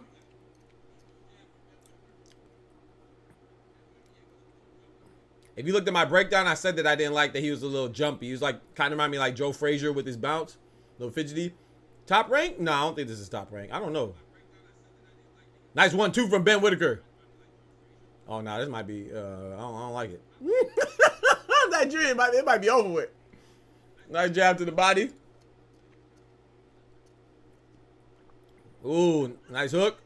I mean, nice uppercut from Ben Whittaker. Ben Whittaker is definitely dominating the first round so far. I don't even think Ezra landed anything yet. He just tried to make a jab, throw a jab to the body that missed. I didn't realize there was such a large height differential. Nice jab to the body from Ben Whittaker. Oh my God, caught him with a nice straight right. As Arenyeka was trying to come in. Nice jab from Whittaker. 1-1-2 from Whittaker. Oh, Whittaker getting a little comfortable. Put his hands down and dodge that shot. Let Arenyeka can come with a right hook over the top and catch him as he's leaning back. He can make him lean down. You know what I'm talking about?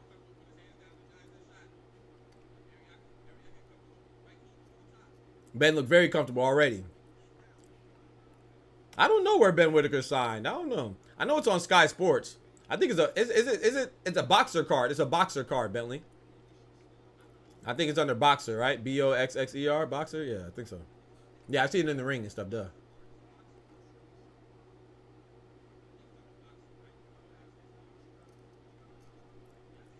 Oh my gosh, nice right hand from Ben Whittaker as Arenyeka was trying to throw jabs to the body. Arenyeka, come on now, you got to lock in, bro. You was doing all that talking. You was doing all that talking, calling him out. He gave you the shot. But that's okay though. This is how Marco Antonio Barrera looked at first. You know what I'm saying? Prince Nazim Ahmed was looking good at first, and maybe it was just, you know, took him some time, but he did it. Once he got comfortable, he got comfortable. 1 more hour, yeah, you'll be home for the big cards anyway, so you'll be all right. Good Lord willing. Oh, Whittaker tried to take his head off. Oh my gosh, what are you doing? You just let him jab you up? Arenyeka he just threw like 5 jabs in a row. Oh, not Arenyeka tried to dance. Yeah, Arenyeka's gonna lose. It's over with. Arenyeka's gonna lose, y'all. Arenyeka tried to play with him. See that's why Marco Antonio Barrera won. Arenyeka's gonna lose. That's it. GG's, bro.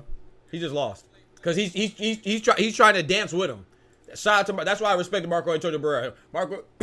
Marco MAB was not playing. He was not going. He ain't go for none of that goofy stuff. He just went and handled business. Arenyeka, you trying to dance with him and you losing. You lost that round, but you dancing. Yeah, you about to get clapped. The co-main tonight, Vazdik and Benavidez. I got Benavidez. I think Vazdik can make an upset though, man. I got Benavidez. I got all the favorites. I'm not gonna lie. I hate when that happens because then it doesn't make me want to bet because they're the heavy favorites too. But I honestly think even from the undercards, like I think Gary Antoine Russell is gonna beat Alberto Puello. I think Carlos Adames is gonna beat Terry Guasha.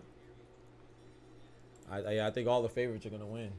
I think Dave Benavidez is gonna be Alexander Vazek. I think Tank's gonna be Frank. I think Subriel's gonna be Liam Paro. Unfortunately, I wish I felt differently.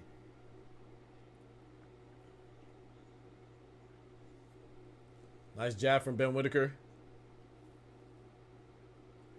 Like Arenyeka's trying to throw some jabs, but he's not getting into land anything of any consequence, man. If I think he should try to fake a jab to the body. Maybe that's what he's gonna do. Fake a jab to the body and go for a right hand over the top.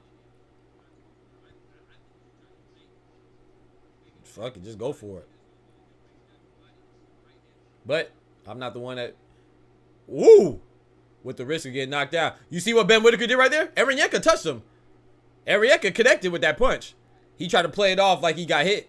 I mean, like he was just dodging, and you know he's good at that. He got hit right there though. Yeah, he got caught. He definitely got caught right there.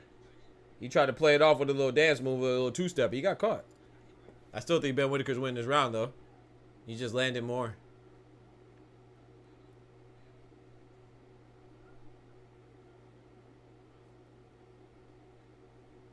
Nice jab to the body for Arenyeka.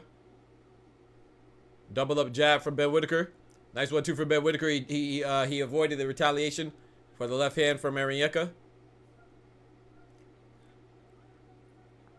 Ben Whittaker got some power too. That you can tell the way.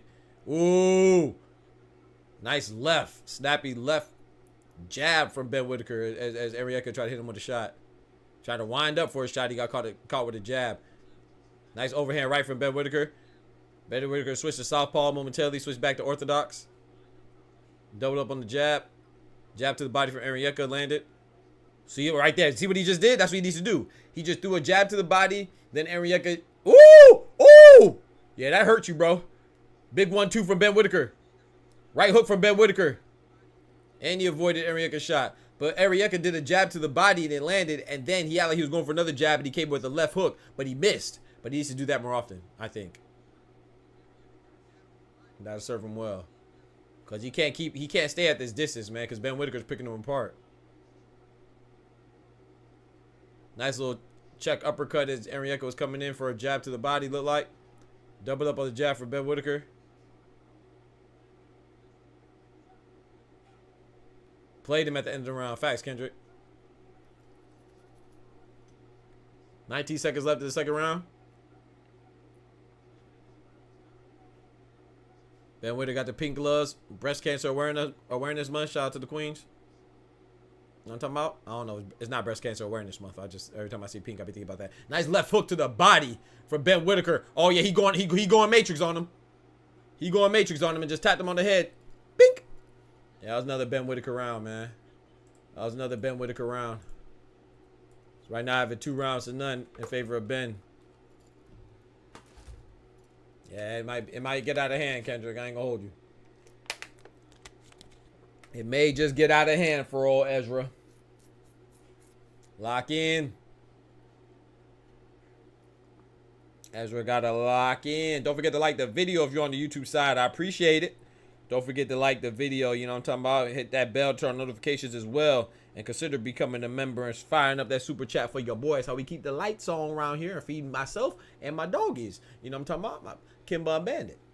They be hungry. Nigerian a joke. He can't be... He can't be Yoruba. It's crazy. I'm Igbo. What you mean, bro? He better be Yoruba. He better not be Igbo. Looking like that. Hey, you talking about? He better be Yoruba, not Igbo, hell, or something else. Hausa or something. It's true. I didn't know he was light heavy. Yeah, he light heavy. Yeah. I think Ezra just has to weather the storm, man, and take chances, because right now he's being outpointed because due to the range. Bruh just bodied Whittaker. Franklin said he just bodied him. I'm asleep.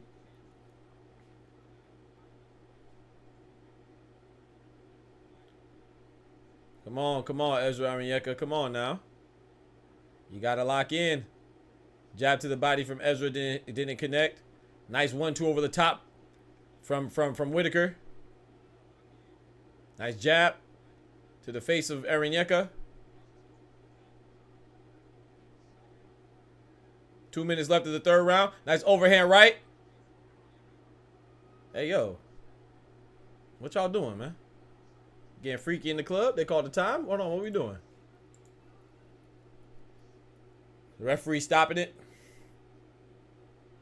All right, let's get it. Call time. Let's get it. Keep going. He catching Whittaker now? I hope so. I didn't see that yet. Nice left hook to the body from Arenyeka. Didn't really look like I had too much pop on it. Ooh, nice left hook. Caught Whittaker backing up, coming from Ezra. Woo! Nice jab to the body. The right hook to the head from Ezra Arenyeka. A nice overhand right for Ezra Arenyeka. Whittaker's good at shaking it off and, you know what I'm saying, playing to the crowd, but he's getting hit. But that was a nice, he's retaliating nice, so I'm not sure if he's really hurt though.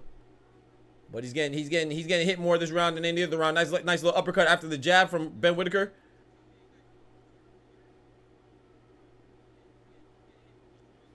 Oh, that was a big swing and a miss from Ezra, and then Whittaker capitalized on it.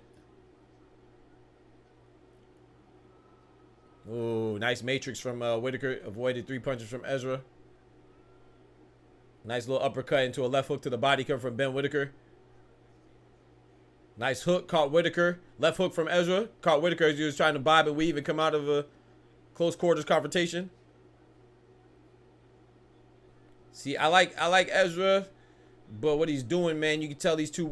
Oh my gosh, nice 2-piece from Whittaker, man. Caught him with a nice uppercut at the end of the 2-piece. Gave him that 2-piece and a biscuit. The thing about Ezra is that he seems like he's not committing to his punches because he's worried about the quick retaliation, the quick and strong, powerful retaliation from Ben Whittaker. So it's like he can't commit to his punches.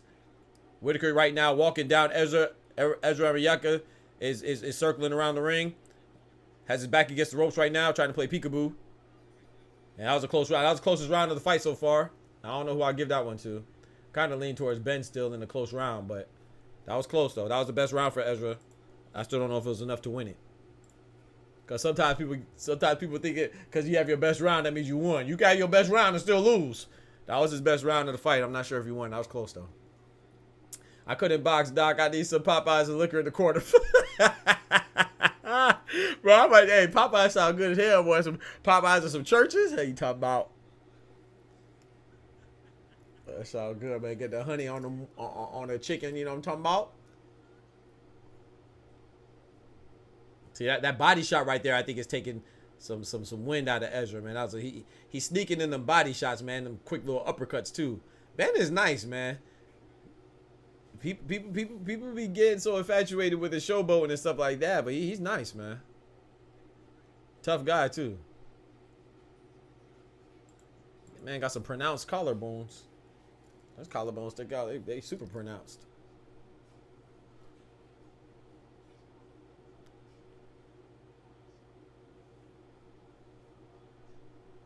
Ezra being too patient. Yeah, I think he's weary. I think he's weary of Ben Whittaker's. I don't know if he's being patient or he's just weary of his power, though, bro. I'm not gonna lie. That's what it looks like to me. Like he's very weary of Ben's power. Ben got some power now. He got some pop on his punches. Nice 1-2 from Ben Whittaker. Ezra, at moments, Ezra looks lost. You know, he got to make it a close range fight, though. He has to make it. He has to make it a fight, bro. That's easier said than done, though, because Ben is definitely quicker and faster, and he may even be stronger. Uh-oh. Ben Whittaker's bouncing around now, getting that left to right movement, that agile movement, that gosh dang dance revolution movement. That's gonna get him caught. You see what he just did? He backed up from that right hook from Ezra and it barely missed, but that's gonna get him caught. He gonna have a miscalculation on the distance one time. He's gonna catch him around the chin. He's gonna go flying backwards. But I don't know if it's gonna happen against Ezra.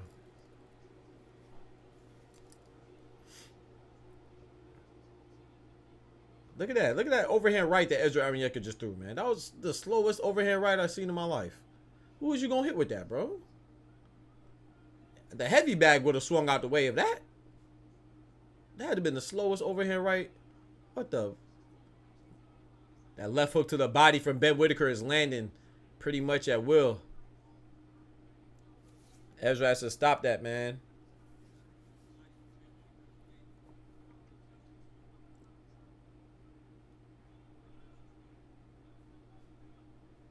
You got to step on him. He got to step on him, step to him, step at him, step on him.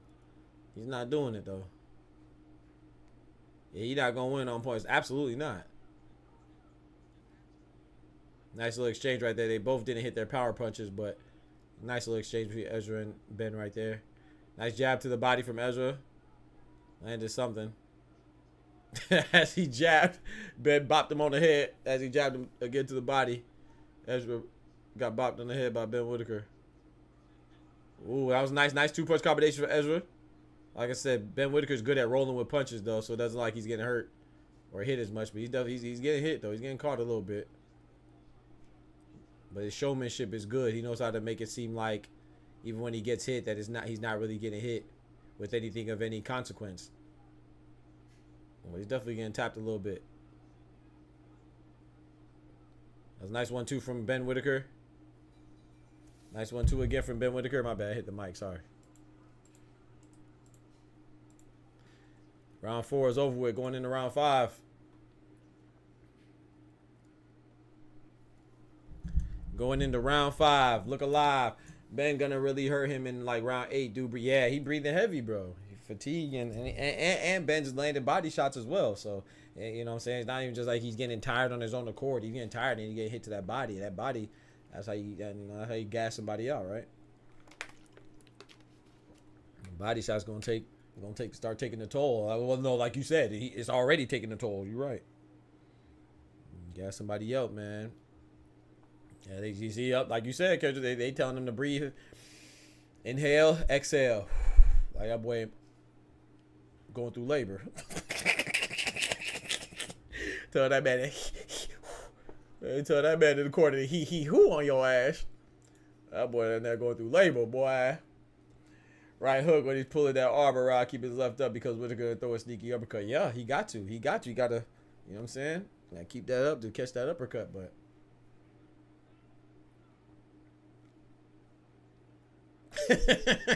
What, going through labor in the corner, bro? Yeah, you gotta catch that uppercut, bro. Throw that left hook in. You know what I'm talking about? Catch that.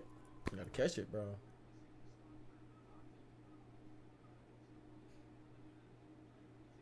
Come on, Ezra. I'm going for Ezra, but Ben Whittaker's definitely the better fighter. And I like Ben Whittaker too, so I'm not mad. But, you know, I got to rock with my Nigerian brethren. Excuse me.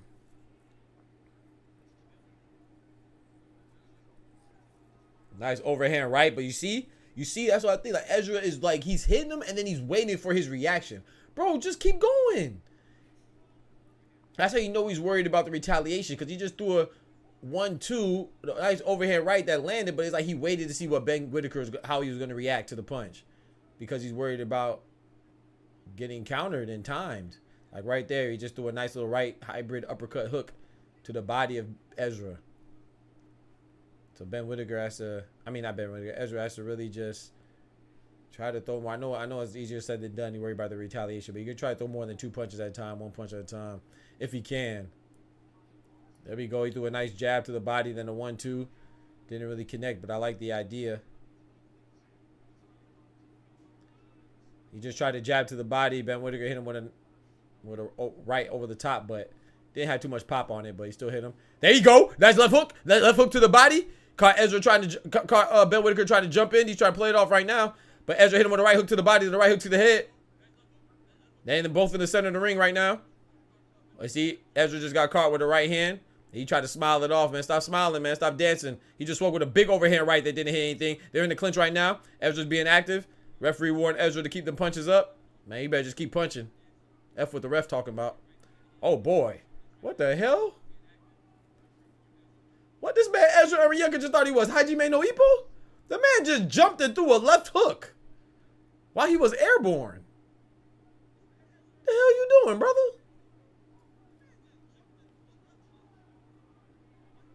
Put your feet down, bro.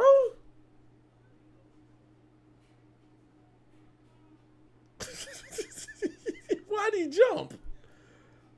Well, people funny, man.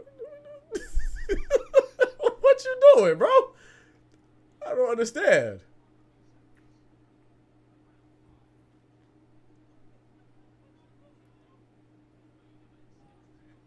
Yeah, I'm flabbergasted by that one. I don't know what that was. Why is your feet off the floor, bro? Anyway. All right. Look, about to throw a hurricane uppercut like right. Yeah, what was he doing? I was waiting for you to see that, bro. Kendrick, what was he doing, bro? Why'd he jump? Bro thought he was McGregor. Yeah, he thought he was McGregor or something. What was he doing? Who you got in the main event? I got Richard RIAKPORHE, but I'm gonna be honest. I don't know either one of them, Chris BILLIAM-SMITH or Richard RIAKPORHE like that. So take my prediction for the main event with a grain of salt. I'll be right back. Let me take my clothes out the dryer.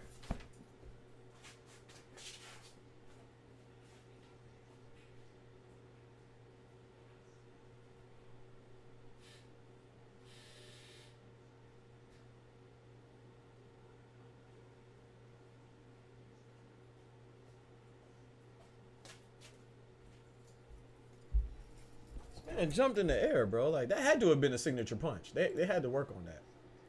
Because I don't get why you would throw a jumping left hook. This man thought he was an anime. Yeah, that must have been the blue water quail punch. Like Demon Slayer or something. Form 6. Someone about to toss a right. He about to toss Hadouken. What are they doing, bro? The tap on the head, bro. The tap on the head is so disrespectful, but I love he be bopping him on the head. Bop. That's just funny, bro. He just be tapping him. I love it, bro. He just tap him on the head when they be down. He just bop. Pick your head up, bro. What you doing down there, bro? He got the African throwing Sagat punches. Tiger uppercut. Oh boy, out here looking like Sagat, bro. Sagat, excuse me. Them trunks and socks gotta go. Hey, chill out, man. My boy, yeah. The socks is crazy. Oh, nice overhead right from him. He punched him in the ass. Hey, he just gave him a Kim Kardashian, bro. Hey, yo, he just punched him in the ass, bro. I've been watching boxing for a long time. I don't think I ever see somebody get punched in the ass, bro. Ezra just punched Ben Whittaker in the butt. I never seen that, bro. He gave him to Kim Kardashian, man. The ass shots. Ooh. Ben Whittaker hit him with 2 consecutive uppercuts, though. Well, his back was against the ropes. I like his shorts, though. I like the shorts, though. The shorts is the Nigerian flag colors. You know what I'm saying? The white and the green. So I like his shorts. But yeah, them high socks that him and Dan Aziz be having on, I don't know why they got that on. They be wildin'. Them high ass socks. But hey, they feel comfortable. Getting his ass shots in the ring is nasty work, right? Man got a BBL in the ring, bro. What are we doing, man? Bro, I hope they show that on the replay, dog. I don't know why he punched him in the ass. Oh, he hit him with a nice uppercut into a straight right from Ben Whittaker. Ben Whittaker getting comfortable, man. He got pissed off by punching him in the butt. Yeah, he ain't like that booty shot. He punched him in the booty. Hey, yo. Oh, man. That's why I tell you, bro, boxing is great, bro. You think you seen it all. Nah, bro. You ain't never seen nobody get punched in the ass. I ain't never seen it. Ezra headbutted him. He going to do something. He out here like Evander Holyfield. Hit him with that Holyfield headbutt. He going to get his ear bit off. He better tighten up. Nice left hook to the body from Ben Whittaker. He bopped him on the head. He bopped him on the head, bro. Oh, no. Yeah. Yeah. Ezra talking to him, though. He talking to him.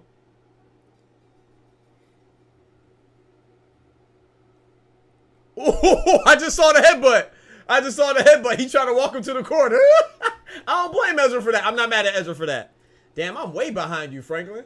I just saw the headbutt. I don't blame him for the headbutt. He tried to walk him to the corner. I don't blame him. I actually like that. I like the fact that shows he got some fight in him. I like that. That's what you gotta do, bro. Walking me to my corner, man. Back your ass up, man. You know what I'm saying? His head up his ass. I'm gonna have to headbutt him. That's a Wheezy line. His head up his ass. I'm gonna have to headbutt him. I'm 2 minutes behind. That's crazy. I'm so far behind y'all.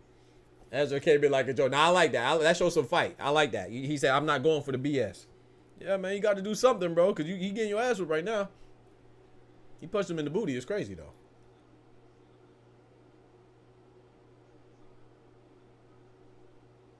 Punched him in the butt. It's crazy. I'm glad the ref didn't take a point either. Wait, is he about to take a point? Oh, he's just going to talk to him. Shout out to the ref. That's a good ref right there. That's a good ref right there. That's a good ref right there. I rock with the ref. That's a good ref right there. Grab him, talk to him, don't give him no points. You know what I'm talking about? That's a good ref right there. Shout out to the ref. Cause yes, Ezra shouldn't have headbutted him, but what the catalyst for that headbutt was Ben Whittaker trying to show him up and walk him to his corner, escort him to his corner. So, you know what I'm saying? What caused that? He didn't lose sight that the headbutt was a reaction to the initial action, which was the escorting to the corner. So that's a good ref right there.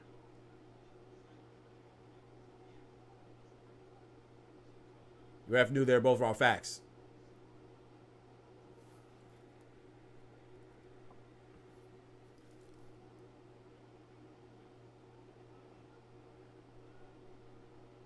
Ezra, like I said, I don't like to tell people to be reckless, but I think Ezra has to be reckless, man. You're not gonna win like this, bro. You gotta be reckless, man. You gotta believe your power and believe your ability to withstand a blow from Ben Whittaker and take a chance and try to decapitate him, because you just gonna get pieced up like this, man.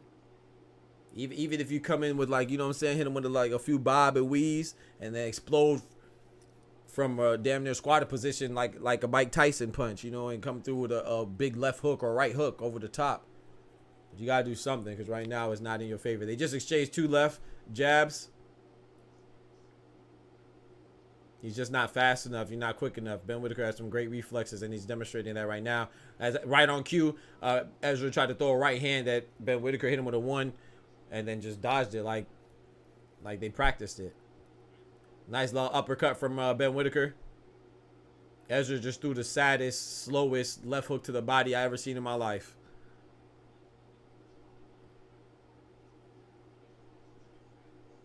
You got to try to corner this man, bro. He let him do the dance revolution on him too freely, bro.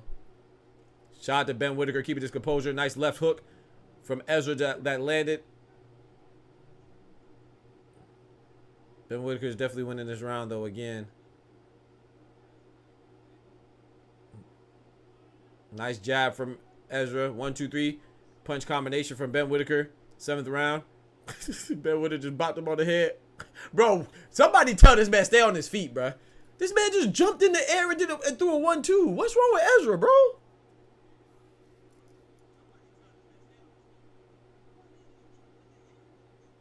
This man been watching The Air Up There. Y'all remember that old ass basketball movie, The Air Up There? Did Ezra just throw an elbow? Hey, yo. Yeah, he might lose a point. I ain't gonna hold you.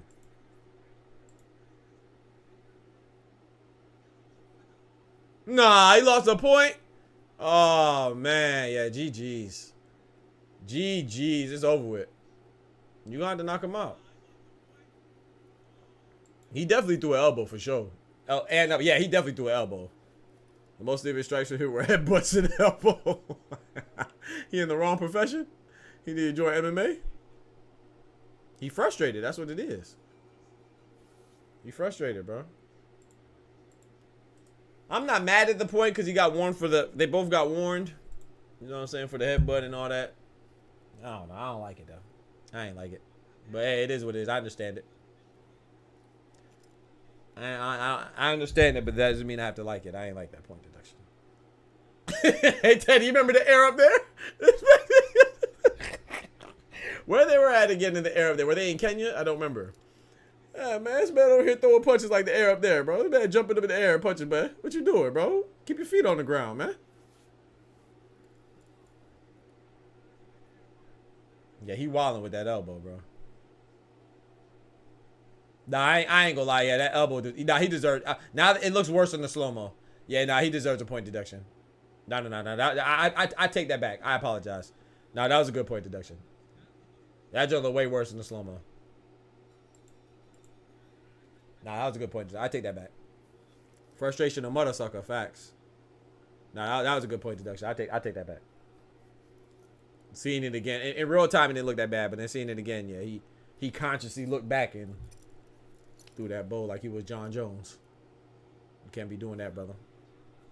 He threw a Ronda Rousey elbow. There you go. At least he's fighting with more urgency. Now, yes, you down a point. You lost a point. You gotta take it to him, man. Get to it, Ezra. You gotta get to it. Ben Whittaker, just keep doing what you're doing. Just keep him at range and keep outpointing him, brother.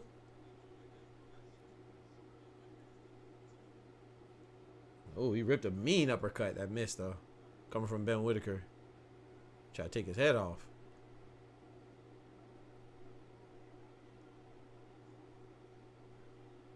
West African accent, y'all. A fool fighting like Emmanuel. Bro, he tried, bro. I ain't gonna lie. I know I'm giving pointers, but I ain't no boxing trainer. And this is a tough fight for him. It's a tough fight for Ben Whittaker as well, but you know, it's Ben Whittaker's he's handling it better. Ezra, I was anticipating that Ezra gonna be able to cut off the ring and get to Ben a little better than he's capable of doing right now. So it's a fight he called for, and shout out to Ben Whittaker for accepting it. And you know, Ezra just wasn't ready.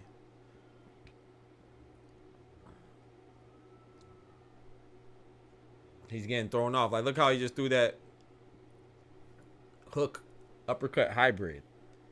The way he just whiffed is just like, ooh, that was a nice exchange right there. But see, Ezra didn't even like he believed in it. You gotta believe, bro. It's like he just, ooh, nice right hook. But Ben Whittaker's very good at rolling with punches, man. And I know everybody is impressed by his showboating and his movement, but I think what's more impressive is that he's very good at rolling with punches. He rolled with that right hand from Ezra.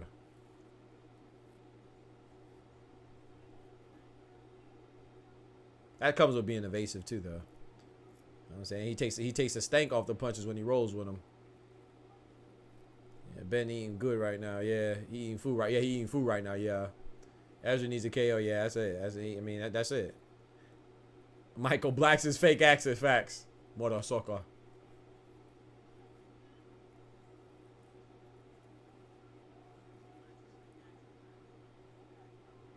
You see, like Ezra just threw an overhand right.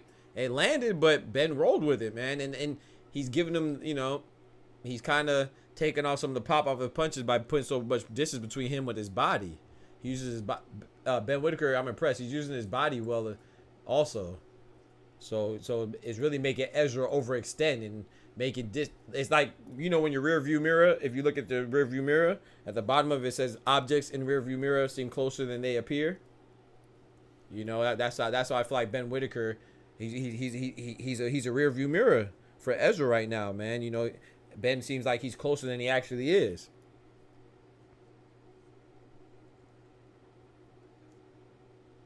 Well, I guess the opposite, right? Because the rearview mirror says objects are closer than they appear. Ezra, it's the opposite. Ezra seems further. I mean, Ben Whittaker seems further than he appears. So he's the opposite of a rearview mirror.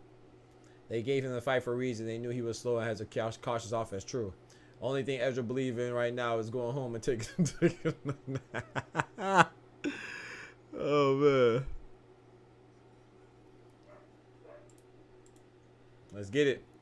Round number 9, 9 to 10. This is a 10-round fight, y'all. This is not a 12-round fight. So this is a second to the last round. Championship rounds right here, man. Come on, Ezra. You gotta go out going for it, man. Bro, stop jumping, bro. Yeah, he's just getting outclassed right now. Cause Ben knows that he doesn't even have to engage right now. He can just survive, just cruise, coast. You got investors, they ain't taking L's with $1 billion social media followers. You know what's the new English cash cow. That's true. That's a fact. He is definitely the New England cash cow. I agree. At the light heavyweight division, it's dangerous though, Teddy. Ben emoting on this fool. Yeah, he doing emotes. Doing a Fortnite dance on him. Who's winning? I got Ben Whittaker winning severely, Bentley. Your boy looking so stupid. Yeah, he's looking bad. Hey, yo. Hey, yo. Hold on now. He put his head down and looked at the crowd? What? Oh, nah. Ezra got to shoot him. F the fight. You got to shoot him. That was crazy.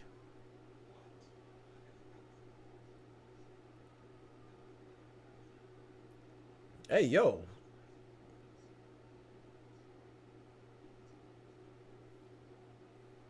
Nah, they wildin', bro.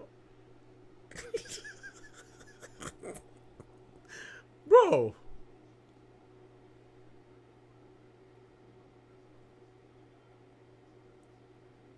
I would have head kicked his ass or something. Nah. Ezra tried to fight. He trying, but you gotta try with more effectiveness and efficiency. Oh my, he just swung so hard. He missed and stumbled into the turnbuckle, bro. Oh no. Oh no. God, yeah, it's it. He needs divine intervention. Well, we all need divine intervention, but he definitely needs it right now, bro. He needs a knockout. Yeah, MJ. Oh no. Angel said, who's winning? Ben Whittaker. Definitively. Oh no. He definitely will get caught even against the Lawrence or Coley Huggett ballroom dancing. Facts. He said, Ben, antics are annoying, but you can't deny skill. Facts, almighty. Facts. Praise God Almighty. Praise Jesus. He said that he's annoying. I don't know. I mean, I respect it. I respect it. I respect the fact, because I know it's not going to be appealing to everybody. I don't mind it though, but then again, I will say I didn't mind Emmanuel Augustus and I didn't mind Prince Nazim Ahmed, so I don't mind. I actually think it's kind of intriguing, but I can see how it could be annoying too. But Ezra, you can't let them do this, bro. You can't let them do this, man. I mean, it's too late now. Damn.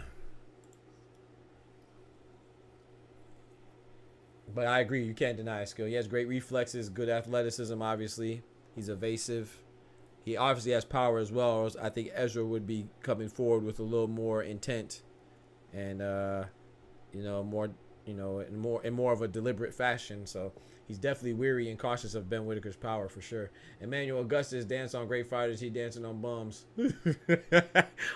Well, to be fair, MJ, Emmanuel Augustus, he has about a 50% win ratio, so slightly over 50% if I'm not mistaken. So Emmanuel Augustus did dance on quite a few people, but he wasn't always winning. And I wouldn't call Ezra a bum. I just think it's yet to be seen. I think it's yet to be seen how good Ben is. But I think Ben is. We could be.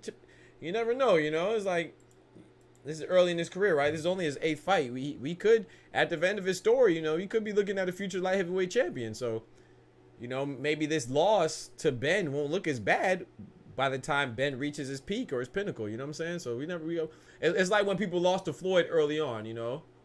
It's like, dang, man, you got ran through. You got ran over by this young bull, you know, especially when he was going by a pretty boy Floyd. But then at the end of his career, he's arguably one of the GOATs, right? If not the GOAT. So those losses early on don't look as bad. In actuality, you know, when it's all said and done. So I don't think his last opponent was that bad either, to be honest. You say he's overrated? I feel it. I didn't think, I can't remember his last opponent's name, but I didn't think his last opponent was that bad either, to be honest with you. But I will say I'm very pro-fighter, though. I be giving the fighters the benefit of the doubt, too. So I am guilty of that. But I can't remember his last. It was a white gentleman, man. I can't remember his last opponent, but he wasn't that bad. He's just, Ben is just, anybody that has skills, he's not doing that against, just like Boots. Yeah, you might be right. He definitely got twitch speed, but he can't do it against Yard. I agree. I don't think he can do this against Yard. I don't think he can do this against Yard. I don't think he can do it against Anthony Yard. I don't think he can do it against Joshua Boatsy. He damn sure can't do it against Artur Beterbiev. He damn sure can't do it against Dmitry Bivol. But you never know, though. Maybe he can. We haven't seen it. But the odds are, the chances are he won't be able to do this against the elite. I agree, but we don't know, though. We don't know. I haven't seen it. Maybe he could get in there and look like this. You never know against Beterbiev, or you never know. The dude just got popular on Instagram from clips. Facts. Emmanuel Augustus was robbed. Yeah, Emmanuel Augustus got robbed quite a few times. I guess who? Against Mayweather? Stop it. Stop it. That was a close fight, but he ain't get robbed. Stop it. Shout out to Emmanuel. Shout out to the drunken master. But if you talking about Floyd, you crazy. Blasphemy. Blasphemy. Dude just got popular. Yeah, well, Boo's definitely faster than Yard. Now, I think you were saying as far as the style. I think MJ was saying like how Boots looks great against talent that's not necessarily the best. I think that's what he's saying. Ben Whittaker. Ben Whittaker looks good, but he's just not. You know, he's not doing it against anybody of any consequence. Which I have to agree, but it's yet to be seen for me. Same with Boots. Like I said with Boots, I'm not saying that Boots don't have it. I'm not saying he doesn't have it, but I need to see him do that against great competition. Same with Ben Whittaker. I mean, Ben Whittaker. This is only Ben Whittaker's 8th fight, so you got to be patient. He's still young, as far as his ring mileage goes, and ring experience. Ooh, nice 3-punch combination. He's quick though. Oh, 3-punch combinations again. Gave him a 6-piece and a biscuit. Where the biscuit at? Where the biscuit at? Oh my gosh, Ezra looked like he was. Ezra looked like he was grabbing for hope. He was reaching to be saved. Yeah, GG's. I'm not mad at the effort though. Shout out to Ezra, man. He definitely tried his best. He was just outclassed. Shout out to Ben Whittaker for, like I said, accepting the fight, because Ezra definitely called him out, and he did his thing. He did what he said he was gonna do. Shout out to Ezra. He definitely tried. You can see the effort there. He just wasn't quick enough. I know he's gonna watch the tape. He's gonna be mad at himself. He's gonna feel like he could have done better. But I think he was just outclassed. Just outclassed, man. Khalil Cole, hey, that's a good fight. Wilder got robbed against Zhang. That's crazy. Facts, he got jumped. Bro, chill out, bro. He said he got robbed against Zhang. Shut up, bitch. That's crazy. And then he said he got robbed. Bro, he said he got jumped is crazy. Nah, bruh. Nah, bruh. Yeah, you right, MJ. He got robbed, bro. Yeah. Wilder got robbed against Zay. And Kendrick's right. He got jumped by the ref. You're right. By Zay and the ref. Errol Spence got robbed, too. Yeah.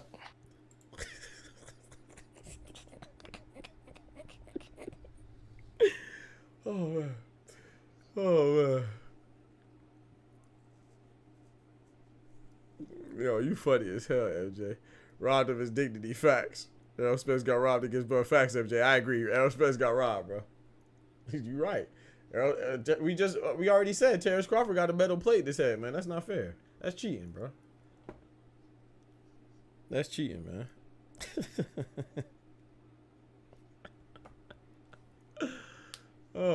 That's funny as hell. Shout out to Ben Whittaker, though, man. That was a good performance. I do think that Ezra was a capable opponent. No, it just is what it is, man.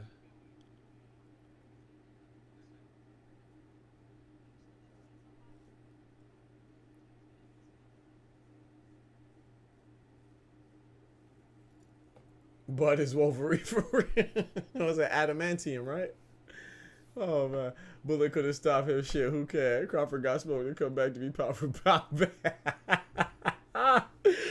Bro, shut up, bro. Hey yo, hold on, bro. Let me see. How old was Terrence Crawford when he got shot, bro? Let me see when he got shot, bro. I don't remember how old he was. I know he was young. I don't know how young, but.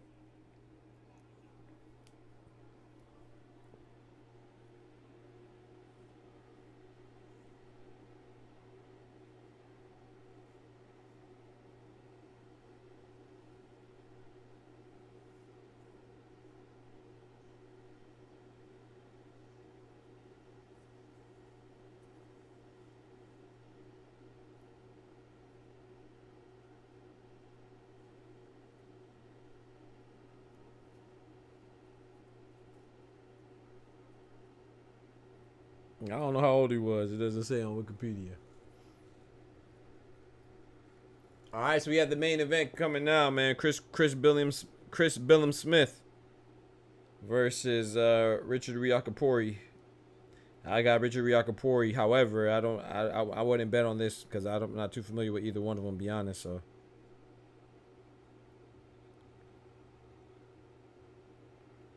Yeah, he got shot in 2008. How old was he in 2008? 2008. How old is he now? He's like, what, 36, 37?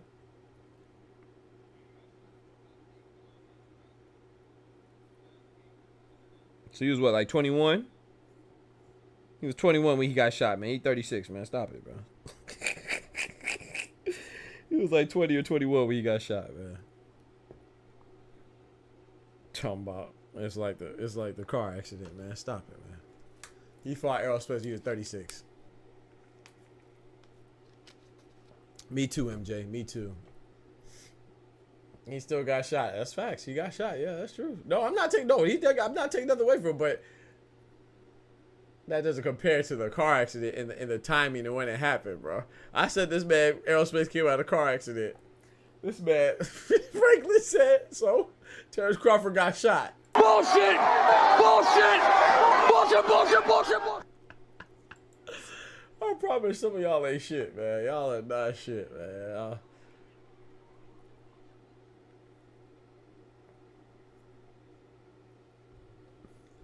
Shout out to Ezra Arenyeka, man. Shout out to Ben Whittaker, man. Both Ben Whittaker held it down. Ezra went out like he went out with effort, you know.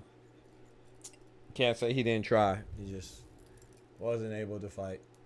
Wasn't able to get the job done. So ain't no shame in that. Shout out to my Nigerian brethren. So you rather get shot in your head than be in a car crash? Nah, hell, I ain't saying that. I'm saying the timing. I'm not comparing the severity of the incidents. I'm saying the timing. One was 15 years ago before the fight. The other one was 2 years before the fight. Which one do you think is more impactful? And depending on where he got shot in the head. You can get shot in the head and be great. If I get grazed by a bullet in the head, I still got shot in the head. If I got shot point blank, I still got shot in the head. So I don't know. You tell me.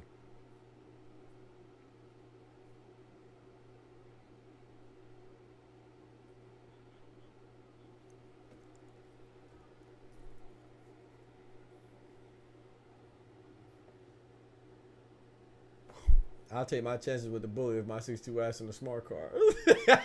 Yeah, you ain't lie. Yeah, man. So what's the Discord for this fight? Exclamation mark Discord. I don't know what that. I don't know what your question is though, Marhubi. If you're asking me what's the Discord, like I'm playing it in the Discord, you're absolutely mistaken. But the Discord is exclamation mark Discord. Like, if you're thinking you're about to get a free fight off me, then you're crazy.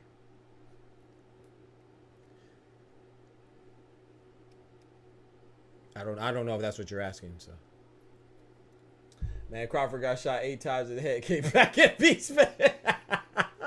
Bruh, shut up, bruh. Bruh, chill, bruh. He said he got shot 8 times? This man Crawford was fighting the bullets like this. Get him up, let him get up, let him get up, let him get up. Fight back, nigga. Fight back. Hey, yo. That man was in there fighting the bullets. That man was in there fighting the bullets, bro. Hey, them people in the crowd look like they about 15. What's the drink? What's the age limit to drink in England?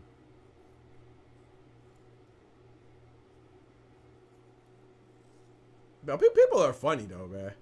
I love how people are so entitled and audacious in this world, especially on the internet. The man don't follow, the man ain't subscribed, but he came in here first thing he said, "What's the Discord for the fight?" Like I owe him a free fight. Man, kick rocks. These people crazy, bro. People are funny on the internet, boy. Oh, these goofies only exist like that on the internet, man. They drunk as hell. He was 18, Kendrick. Appreciate it. So he was 18 when he got shot. He fought Errol Spence 18 years later. So he lived his half life when he got shot, and then he lived another same 18 years and fought Errol Spence. And you telling me it's the same impact as a car accident where Dash Deer fucked up his eyes, knocked his eye out of his socket. The man Errol Spence, you seen him? He was out there looking like Forrest Whitaker. The man was out there after the car accident. He was out there looking like Forrest Whitaker. Damn. I'm sorry. Hey, you talking about it's the same thing, man. Stop it, man. No, I'm saying the legal age. Oh, the legal age to drink in England is 18. Oh, that dude looked like he was about 12. Who won? Ben Whittaker won. No, 18 is the legal age of drinking in England. Wow. Those dudes are like, they was like 12. I ain't gonna hold you.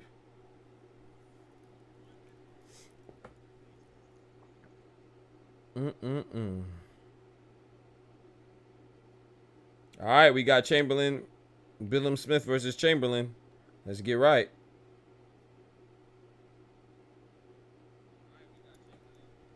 Errol looked like Martin on the roast when he bro, Tommy Hitman Hearns put the pressure on Martin, ain't it? Oh, man. He put that pressure on Martin, bro. Did he knock him out the ring? Knocked him right into Gina and all of them. That just was funny, man. Tommy Hitman Hearns. I actually met Tommy Hitman Hearns, man. That was dope. Oh, man. Y'all get off my boy Errol Spence, man. That dude's a warrior, man. Ezra Airlines, I'm telling you, bro. You had to fly up out of there, bro. Poor Ezra.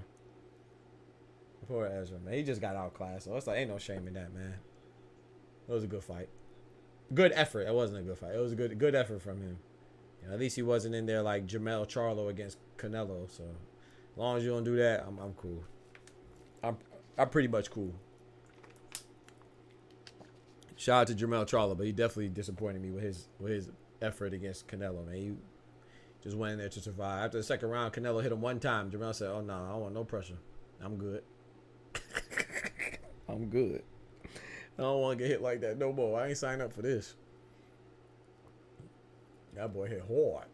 BILLIAM-SMITH versus RIAKPORHE, not Chamberlain. Sorry, thank you. BILLIAM-SMITH versus RIAKPORHE. Who I said Chamberlain versus RIAKPORHE? Thank you. Yeah, Chris BILLIAM-SMITH versus Richard RIAKPORHE. Isaac Chamberlain just fought earlier. My bad. So Isaac Chamberlain just fought. Who did he just fight?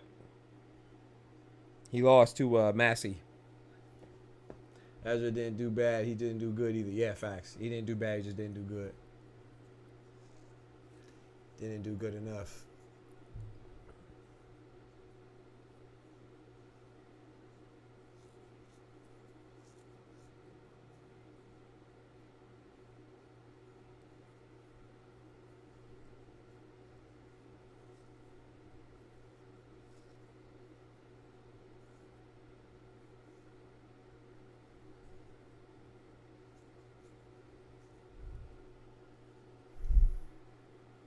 All right, let's get it, man. Chris BILLIAM-SMITH, Richard RIAKPORHE.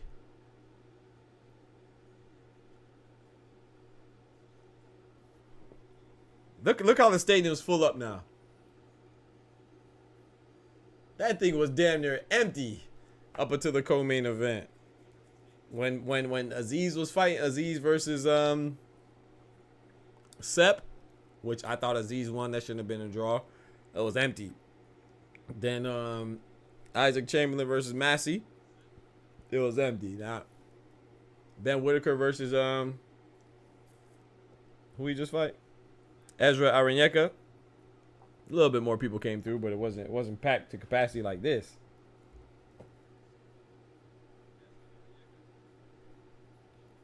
I got the black dude. I feel like I gotta support my people.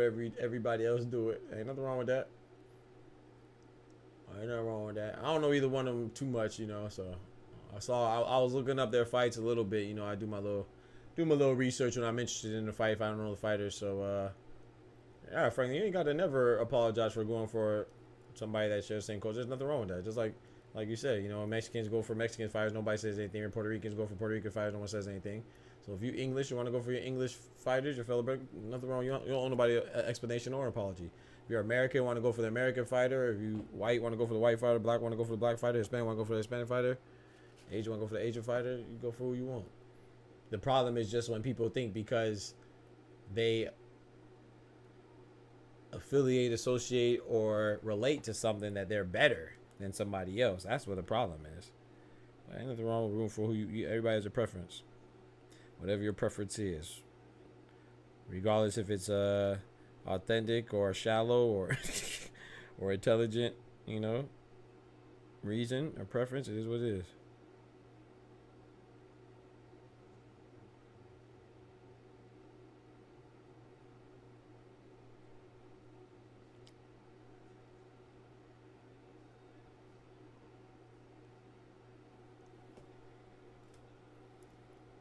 I don't know nothing about English fighters. I know some, like I know the, you know, well, I mean, I know a lot of fighters, period, but I know quite a bit, but I don't really, I'm gonna be honest, I don't really have too much confidence in too many. Like I feel like because English, you know, shout out to England, they really value boxing, you know. Boxing is big in England, so with that being said, there's a lot of fighters that are highly touted and highly celebrated and don't necessarily have the goods like that, so they can tend to be overhyped and overrated. But you know, my favorite heavyweight of all time, Lennox Lewis, he's from England. You know, he's Jamaican, you know, but England has a large Jamaican and Nigerian population over there, so you know, he's the real deal. I like Tyson Fury, he's the real deal. I like Callum Smith. Some people didn't think he was good. I thought Callum Smith is good. He's a real deal in my opinion. The verdict's still out on Nick Ball. He looked good with beating Ray Ford, but I think it was more so, I don't want no disrespect. I don't want to say lucky because that's disrespectful. He put the work in, but I think it was more so because Ray Ford wasn't active. For whatever reason, he didn't fight with any sense of urgency. So I'm more so, it's going to sound like I'm nitpicking, but I'm just being honest on how I feel. I feel like it was more of a Ray Ford loss than it was a Nick Ball win. Shoot. Who else from England? Prince Nazim Ahmed's from England.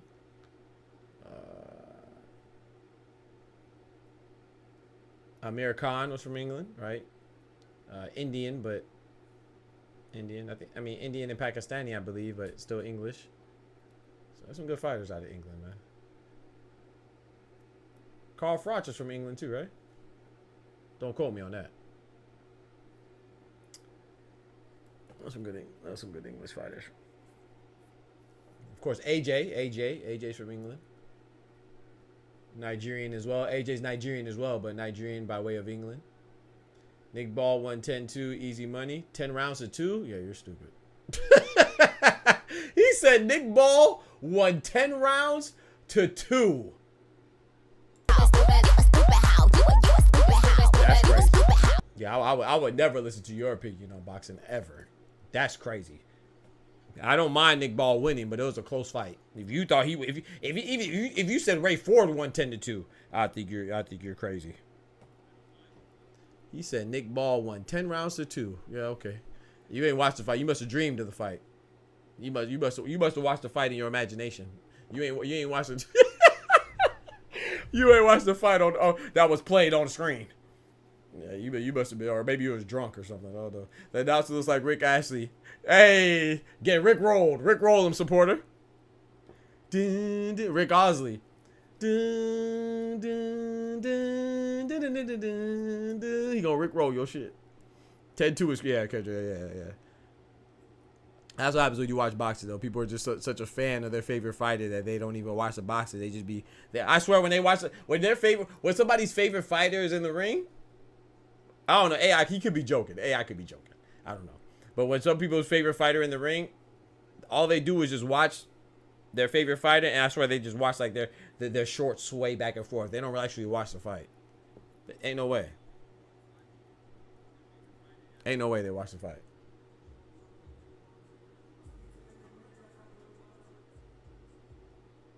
Okay, RIAKPORHE is somebody performing. Is it Rick Astley or is it Rick Osley? I don't remember. I think you're right. I think it is Rick Astley. You're right. I always call him Rick Osley. I think you're right. It is Rick Astley.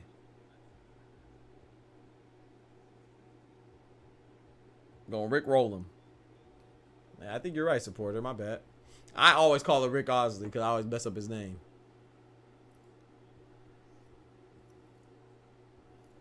Because you're talking about the Rick roll guy, right? I watched the Oompa Loompa beat the crap out of Ray Ford. That's crazy. Maybe you're right, bro. I don't know. Hey, to each his own, man. It's your opinion, bro. Yeah, you're right about one thing. You're right about the winner. Your scorecard is crazy. I mean, your round count is crazy, but you got the winner right, so. In fact, it was a split decision, so I don't know how he had it. I don't know how you had 10 rounds to 2 for anybody, but yeah, it was a split decision. I don't know how you had 10 rounds to 2 for anybody, but hey, you know, to each his own, man. You definitely got the winner right, so I ain't mad at you, bro. Do your thing. The dude walking with RIAKPORHE looks like Usyk, Alexander Usyk.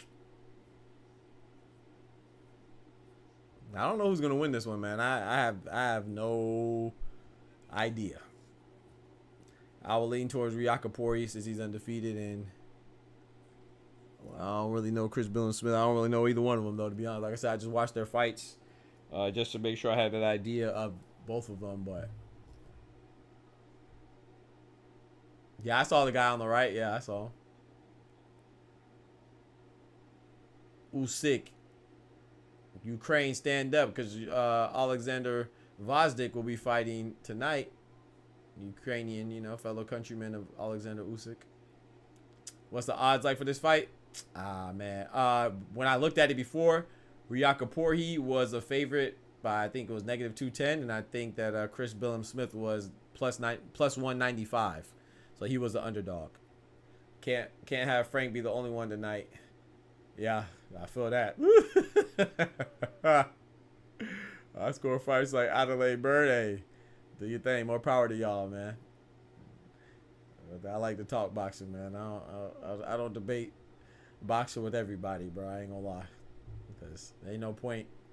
What's the saying, man? You could bring a donkey to water, but you can't force an ass to drink. So ain't no point. Sometimes it's a lost cause trying to talk logic to a fool.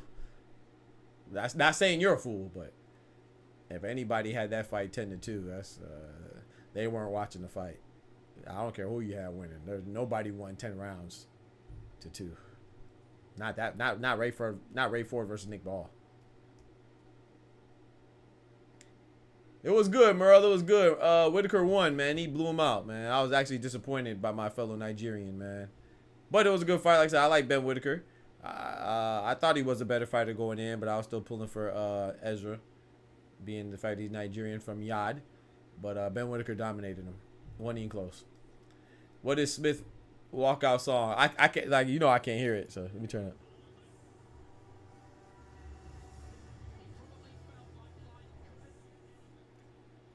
I don't know. Probably going. I don't know. That's what I need. You see that? That's what I need, man. I need donations, and I need super chats, and I need memberships. So I can get. You see that little light that guy has around the camera? I need one of those lights for my cameras, man, for my stream. I got so many lamps. I got so many lights on. I got my light for my ceiling fan on. I got my lamp on. Then I got my other desktop lamp over here on. So I need one of those lights on the camera, man. You got to catch the highlights later. Yeah. It was just wasn't nothing crazy. He sauced up a little bit, yeah. But Ezra Ezra had some goofy moments too, man. The man doing jump punches. Like he a kid. Jumping into the air punching, man. Come on, bro. A ring light, thank you. That's exactly what I'm talking about. You're hot to blood cleat, right? Exactly. Hot, and I'm in Florida too. I'm in Florida too. Me blood clot. Yeah, he was throwing. Yeah, he was jumping and punching. I don't know what he got going on, bro. Trying to close the distance. What you doing, bro? Put your feet on the ground, man.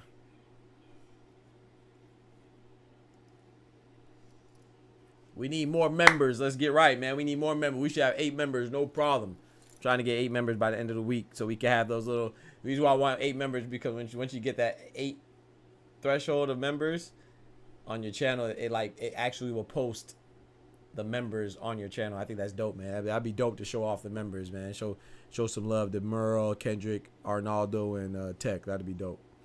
Is it Ukrainian that Benavidez is fighting juicy? Why would you think Vosdick is juicy? He cut up unlike his previous fights. Well, his previous fights were a long time ago, bro. So I wouldn't say. I'm gonna be honest with you. I don't really.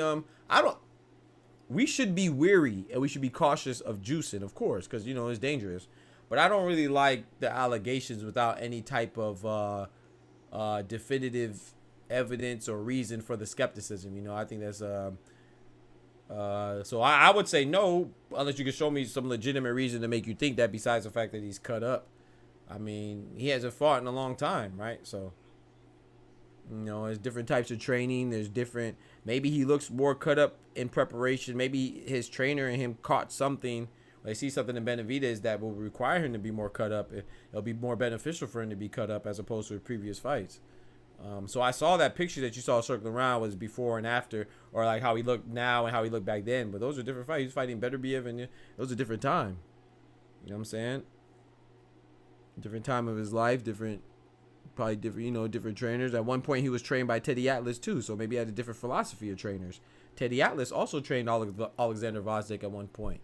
So maybe his new trainers are emphasizing something different. So we can't always go with that, you know. It's like to a lesser degree, it's like looking at Chris Hemsworth, right? Chris Hemsworth, when he plays Thor, is way bigger than Chris Hemsworth that's about to play the villain in Furiosa Max Fury Road. He's not going to be as big as he was when he plays Thor. Maybe he was juicing, though. Maybe that's a bad example because maybe he was juicing to play Thor. I ain't gonna lie. But my point is that it's the same person, you know. You know, probably different regimens, you know, different workout regimens and stuff like that. Fire. I can't stand that English national anthem. I know too much history about their damn queen. Talk to him. He trains in Eddie Gym, though, and another Eddie Reynoso fighter, Pooper. That's a fact. You're talking about, what's the name just came dirty? Is it Julio Cesar Martinez? Was it Julio Cesar Martinez? I think it was Julio Cesar Martinez. He just popped dirty, right? That's a fact. Like I said, I'm not saying the skepticism is out of bounds. I think there's a place for the skepticism because if you're not worried and cautious and aware of the fact that people cheat, then there'll be less precautions taken. So you do need to take precautions. I just don't. I would want to see. Let me show me a failed test. Show me a reason. You know what I'm saying? I wouldn't want to just put that out there. But no, you should be skeptical. Skepticism, healthy skepticism is always good because that's what prevents people from cheating. So I'm not saying AI is wrong. As you age, typically muscle mass decrease, not increases. I mean, are you a typical boxer? Are boxers typical? I hate when people say that, bro. You can't use normal logic, the logic for a normal person. Is your profession does the average person typically box? LeBron James is 39, still dunking on bitches. Is that typical of the average person? Does that mean he's cheating? You're not an athlete, bro. And if you are an athlete, you're not an athlete at the world-class professional level. That's the dumbest logic ever. I hate that logic, bro. You don't typically, as you age, you don't typically get stronger. You don't typically get more cut. You typically gain weight. Bitch, they're professional athletes. There's nothing typical about them. In fact, they're atypical. Why would you think that what goes on for me and you who eats chips and sits on the couch and watches these wonderful warriors fight for our entertainment, why would you think that we're gonna do the same thing? That's the dumbest logic ever. I'm not gonna lie to you. That's the dumbest logic ever.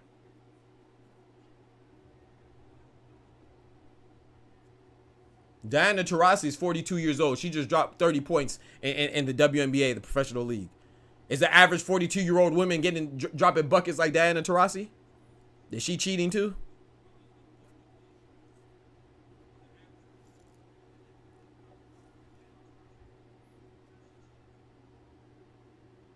Was he not an athlete before? Did he do the same training before? Who was his trainers?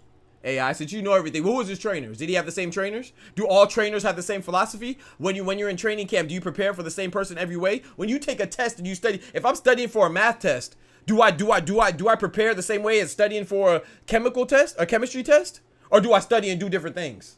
You sound dumb, bro. Shut up, bro. You're annoying. I ain't gonna lie. Maybe I'm just too smart. I don't know.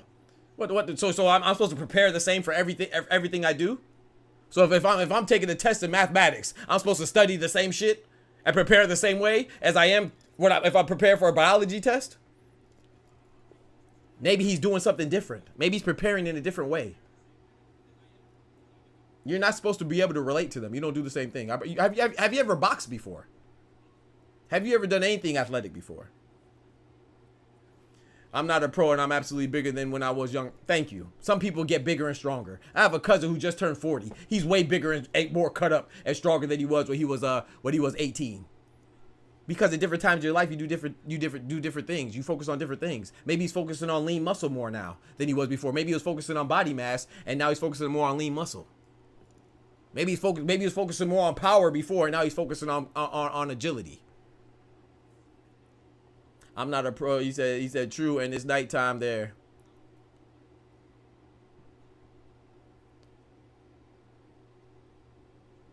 Everybody just assumes the worst, bro, because they can't relate. Tyson Fury just looked the slimmest he ever looked against Usyk before. Is he juicing too? Maybe Tyson Fury's cheating because Tyson Fury against Deontay Wilder, he looked way bigger and less and more out of shape, even though he was younger than he looked against Alexander Usyk. So I guess Tyson Fury was cheating too, right? Yeah, I mean, it makes sense according to your logic, right?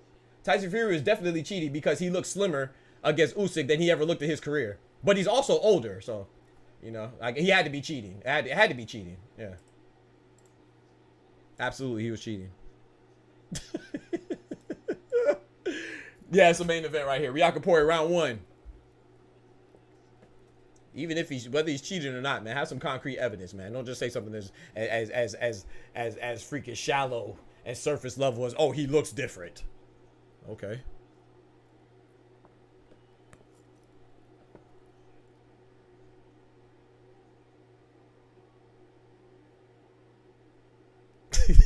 I wish they did a cutscene. You know how they do in movies when they do cutscenes? 2 hours later, then we see an article saying Alexander Usyk cheated. I mean, not Usyk. Alexander Usyk was cheating. That's funny as hell. Fury popped dirty before. Yeah, I'm a dumbass because he popped dirty before. So that means that he's dirty every time. You're a dumbass. Like, eat a dick, your stupid ass. So it's because you popped dirty before. That means you've been cheating the whole time. So you don't notice how you said before. Not that he popped dirty right then. You said before. Did he pop dirty against Usyk? You fucking idiot. You're a fucking dumbass. Get whoever's dick you sucking out. You probably, let me guess, you sucking Benavidez' dick, huh? That's why you think that Usyk is Vazdik is cheating? Because you want to give Benavidez an excuse? Benavidez don't know you or love you, dick sucker. Motherfuckers be coming out with cheating shit. You're just too stupid to understand hard work and dedication because you never worked hard for nothing in your life. Your name is AI. What the fuck does AI mean? Artificial intelligence? Take the I out. You have no intelligence. Call yourself AU. Artificial unintelligence. You stupid bitch. There ain't nothing intelligent about you. You fucking dumbass. Or is it AI for Allen Iverson? Maybe you named yourself after another man. Goofy. Cocksucker. He was so dumb. Oh, he popped dirty before, so that means he's cheating now. Okay. And so if you never popped dirty before, that means you can't be cheating now either, because nothing could change. Everything's consistent and everything's constant. You fucking stupid ass. So if you never got caught cheating before, that means you can never cheat in the future, because if you cheated before, you can never not cheat in the future. That's your logic. Stupid bitch. I can't stand you. I can't stand a dummy, bro. I swear, I really do not like dummies, bro. I can't stand dummies, bro. I swear. I don't mind people that are dumb. I just don't like people that are dumb intentionally and they think they're smart, bro. It's okay to be dumb, but if you're dumb, you should also be quiet. You fucking idiot. Because you know, it says that when you're a fool, the fools that are quiet, sometimes it can be mistaken for wisdom. So shut the fuck up. You know what I'm talking about? You can be dumb, bro, but you should also be dumb and quiet. But it's safe to be it's safe to be loud and stupid on the internet, though. RIAKPORHE ain't got no insight. Yeah.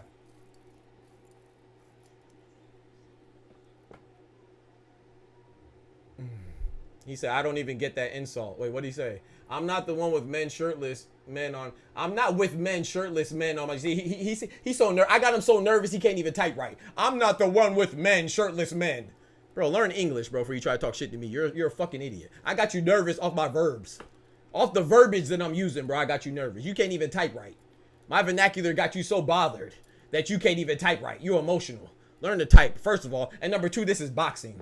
Don't they box with their shirt off? But you don't even know that people box with their shirt off, but you're trying to tell me somebody is cheating because they were shirtless. You just told me that you looked at Alexander Vosdick right now compared to years ago. So you're over there analyzing the body of Alexander Vosdick, but now you try to talk trash about me having a shirtless picture of boxers. Bitch, they box without their shirts off.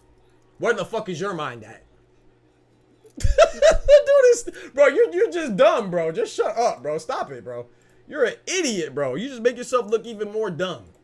You're dumb, dumb, and dumber, and all of them apply to you. Dumb, dumb, and dumber. You would be the only person casted in that movie because you can play all roles. Dumb, dumb, dumber, and dumbest. Matter of fact, they'll add a new one for you. You'll be in the sequel too, you fucking idiot. Like I said, I got pictures with men shirtless on my screen. Yes, bitch, they're called boxers. Yeah, just get them out of here, bro. I appreciate it, man. Get them out of here. Yeah, appreciate it, bro. Pack them up, bro. You're dumb. Ain't got no time for people that are intentionally unintelligent. You know what I'm saying? You could be anybody on the internet. Try to be a smart person next time. You fucking donkey, dumb piece of shit. Dumbass. Man said I got pictures of somebody shirtless.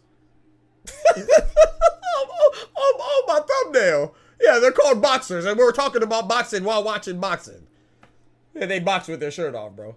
Meanwhile, you're mad at me because I didn't agree with you that Alexander Vosdick is juicy, and then you thought he was juicy because of his shirtless picture that you overanalyzed.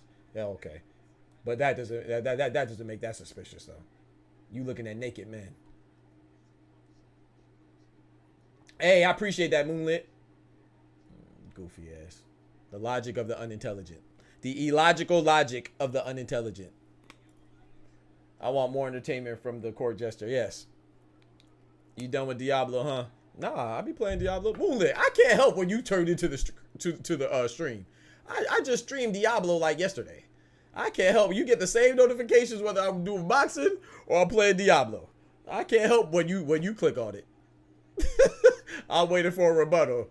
Yeah. Now you ain't got to get him out of here. You ain't got. Yeah, he can't rebuttal. He's a dumbass. You know what I'm saying? That's the thing. People try to talk shit to me and you're too slow, bro. You're not clever enough, bro. You know what I'm saying? You unequipped. That's like going into a battle and I got a machine gun and you walking in with one arm tied behind your back and one leg and a motherfucking chopstick. You know what I'm saying? A battle of which you're unequipped. You're not even ill-equipped. You're unequipped. You stupid, bro. You're too easy to be broken down.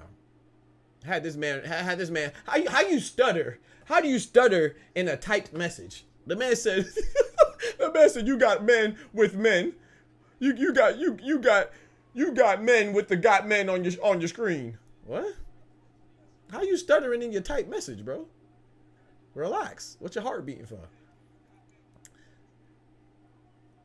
He said I was saying homophonic slurs. What is a homophonic slur? And what slur did I use? Yeah, okay. Good. Hey, report me twice. I don't know if I didn't say nothing homophobic or homophonic.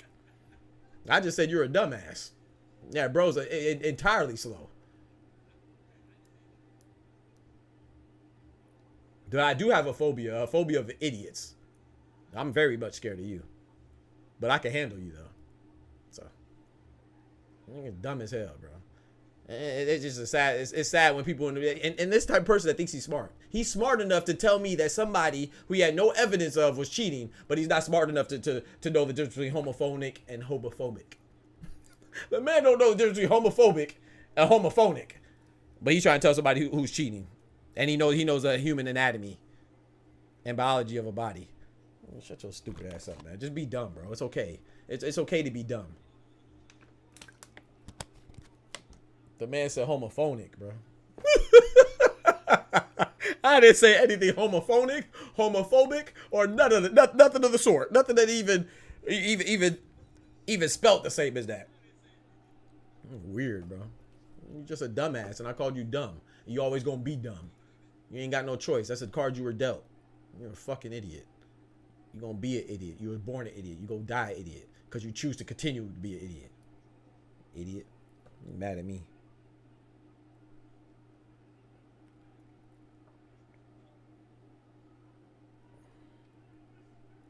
This man said, "Hey, the man said being homophonic, bro. I was playing an instrument, bro. I was making melodies, Kendrick. That's against TOS. Dumbass. He tried to threaten you too. You can't even you can't even express yourself properly. How you gonna threaten me, cocksucker?"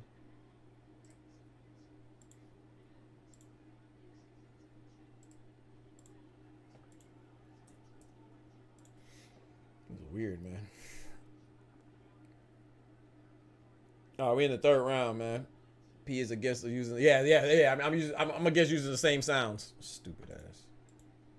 I don't get it, bro. It's okay to be dumb, bro. Just be dumb and quiet, bro. You're not smart, bro. You don't have the burden of intelligence, bro. You should be thankful. Your life is burdenless. You don't have the burden of intelligence, bro. You ain't no one ever asked you a question. You ain't never been tasked with figuring something out. Nothing, bro. You're just dumb. So just be dumb. Be thankful, man. Be dumb and quiet. No one will ever ask you to explain nothing. You should be happy.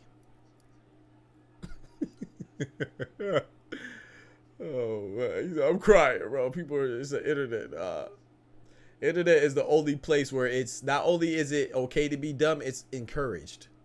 It's encouraged to be. This man's been attention deprived for his whole life. So he came in my stream trying to talk nonsense and get attention. Nobody likes you, bro. I don't like you. Your mama don't like you. That's why you in here talking nonsense.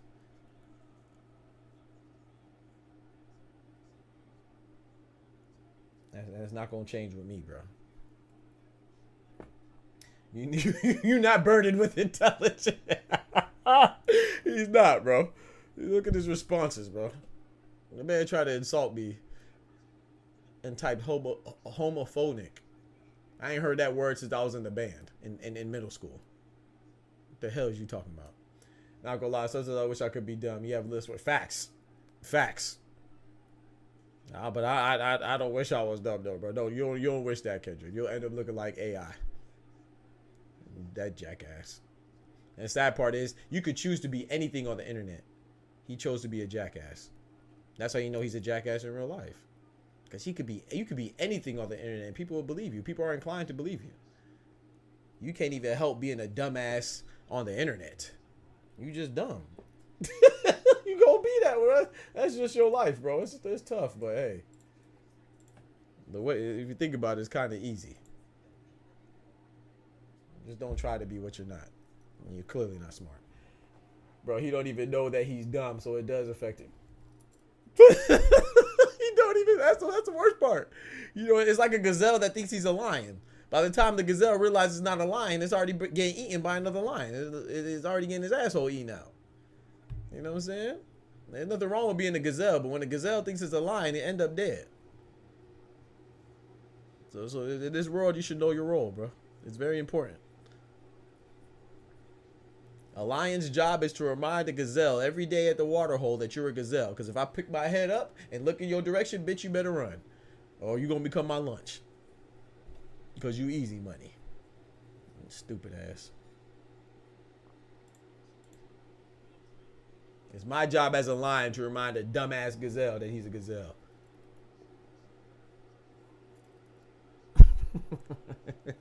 All right, we in the fourth round. I'm going to let it go. I'm going to leave him alone. Beat his ass into submission. He don't even want to type no more. This stupid ass. All right, so RIAKPORHE, man, this is a good fight. I got BILLIAM-SMITH winning right now, man. RIAKPORHE is just not active enough.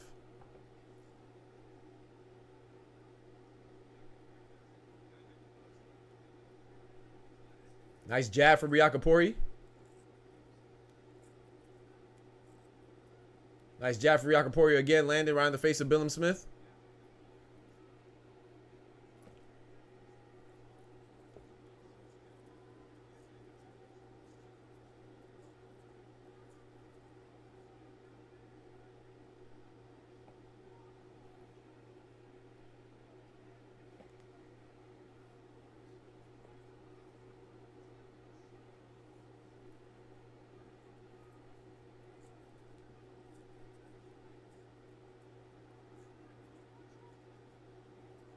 Nice right hook to the body from RIAKPORHE. Nice right overhead hook to the head for RIAKPORHE. BILLIAM-SMITH returns to two punches for his troubles.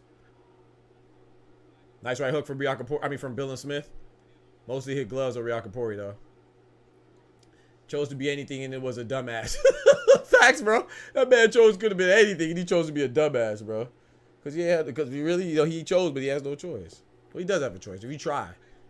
That's the difference. All you gotta do is try, bro. Just try. When you're dumb, that just means you're okay with it. You're content with being dumb. Just try, bro. Just try.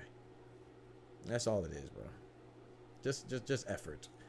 It's not a peace stream if you don't have one, bro. I'm telling you, bro. RIAKPORHE look like he punches slow motion. 53 seconds left in the 4th round. This is good though because what time is it?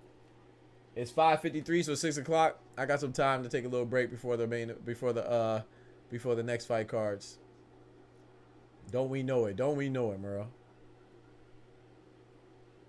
I don't get why I track these I don't even want to call them trolls because trolls mean that you're at least trying to be a little clever with your trolling and be a little smart or something. But that's not even a troll. He's just literally a dumbass.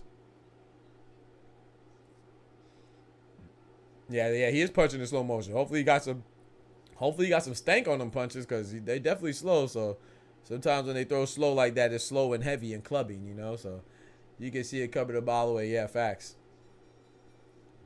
That was a good round for RIAKPORHE right there, though, in my opinion. Not even funny with it, bro. The man called me homophonic. Yo, my boy called me homophonic. Oh, good one.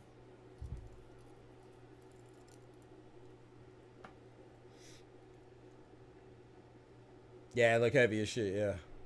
Is that Joshua Boatsy? I can't tell because he got the hoodie on. Kind of look like Joshua Boatsy, but I wasn't sure. Couldn't really tell. I take that back. That shit was funny. Bad kids, bro.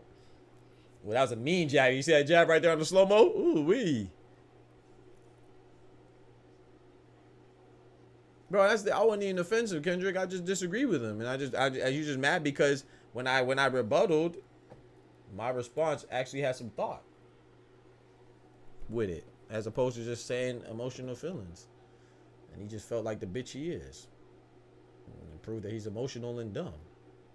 And lacking logic. That's why he got upset. And that's why he attempted to offend me and just further offended himself and just proved how dumb he is. That's the crazy part. He made my job easy. I just had to read his statements. Oh man. Round 5, man. 2 minutes and 30 seconds left in the 5th round. Just started.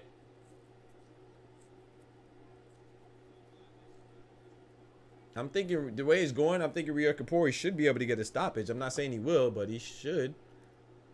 His jabs are damaging. Nice body shot from BILLIAM-SMITH. Nice body shot from RIAKPORHE. Nice body shot again from BILLIAM-SMITH. Left hook to the body. Nice 1-2 from RIAKPORHE.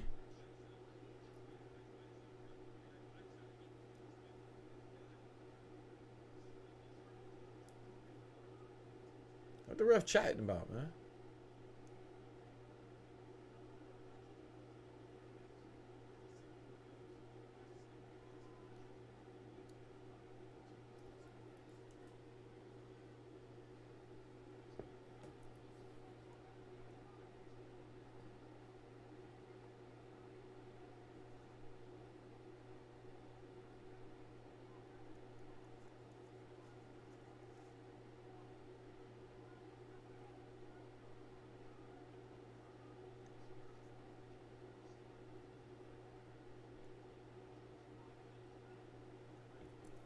Come on now. They throwing 2 punches and clinching. 2 punches and clinching. Come on now.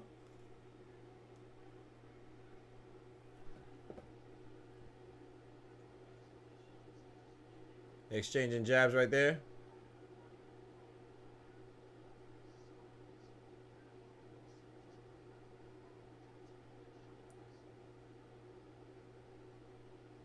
I bet, Kendrick. That'd be dope. That'd be dope. No pressure though. Ooh, nice little uppercut for BILLIAM-SMITH. It didn't hit, but I like the idea. He tried to catch RIAKPORHE as he was leaning in. Yeah, that was a slow ass hook. That's a slow hook that Burrow was talking about. That was a slow hook for RIAKPORHE. Easily evaded by BILLIAM-SMITH. Yeah, bro. They doing a lot of wrestling, man. Doing a lot of wrestling and rubbing on each other.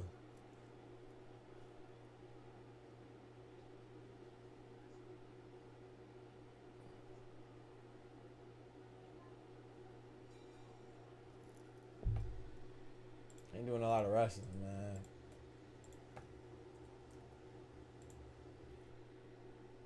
Yeah, it's come on now. Ben Whittaker versus Ezra was much better. But I said that though. I said this is gonna. I think that's gonna be the best fight in the card. Very sloppy supporter. Very sloppy, bro.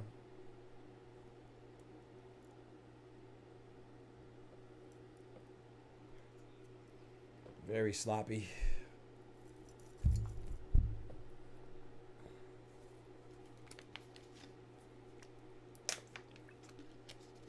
But yeah, on that point of cheating, like I said, because I've heard that you know, Better BF was cheating and stuff like that. That's why he always fakes his injuries, and he's not really injured. He's just trying to wait for the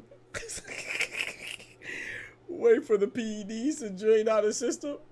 He don't really be injured. I mean, I think this stuff is funny. It's interesting, but you got to give me some evidence, man. I'm not saying people are cheating. I'm not saying Vosdick isn't cheating, but you can't tell me a before and after picture means he's cheating. I mean, you actually need evidence, but getting evidence would once again require somebody to actually think, you know.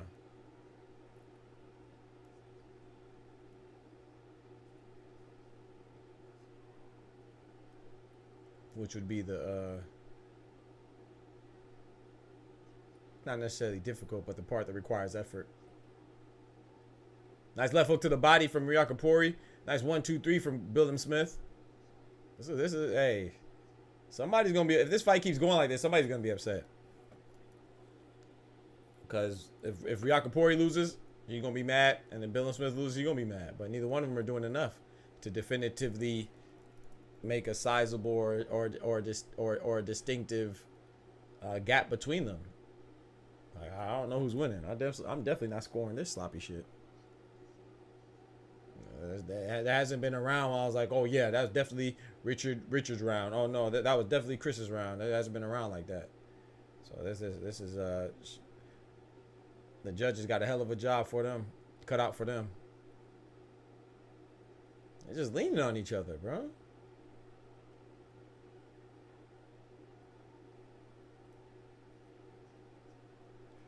Judges got their work cut out for them, man.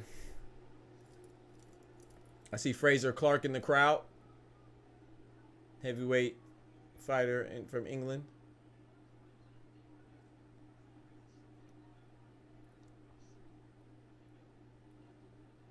This is cruiserweight though, right? Yeah, cruiser. They're all right. It's cruiserweight, so it's okay. You don't need cruiserweights typically fight like this. This is why I don't. This is why I'm not really. This is why I've never been interested in the cruiserweight division, man. I'm sorry.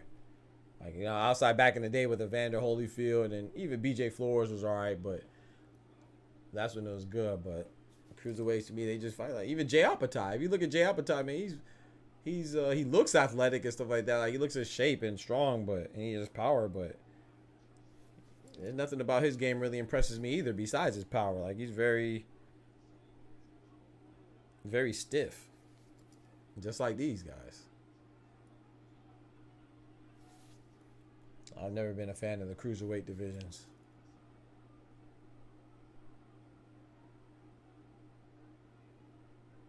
Wait, why was he just leaning there, letting him hit him? It was RIAKPORHE was just leaning on the ropes. Why was he just leaning on the ropes? I don't blame BILLIAM-SMITH for hitting him. Why the hell was he just leaning on the ropes with his chest on the ropes? Yeah, I ain't gonna lie. This fight is trash, bro. I ain't gonna lie.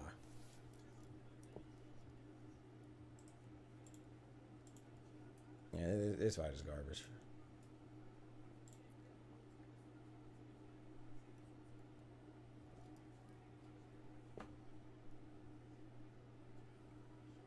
He said, I think Fraser Clark said it's really close, the fight. Yeah, it's really close. They both losing.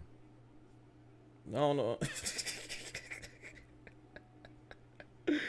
They both losing, man. It's very close. I don't know who's losing better. They both losing, though. Imagine if you bet, bro. There's Lawrence Okolie in the crowd as well.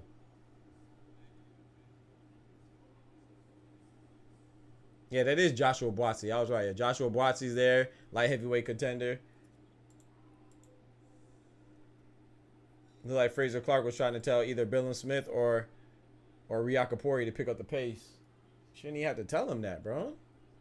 Ref is up to ref is up, right? The ref is winning, right? This fight is trash, man. Come on now. But this is why I don't really watch with cruiserweight. I feel like every time I watch cruiserweights, bro, outside of Alexander Usyk, even then, you know, I never really cared for him when he was at cruiserweight. To be honest, like I said, I never really care for cruiserweights. I just feel like they just too, not even too big for light heavyweight. They just too stiff for light heavyweight, and then they're too small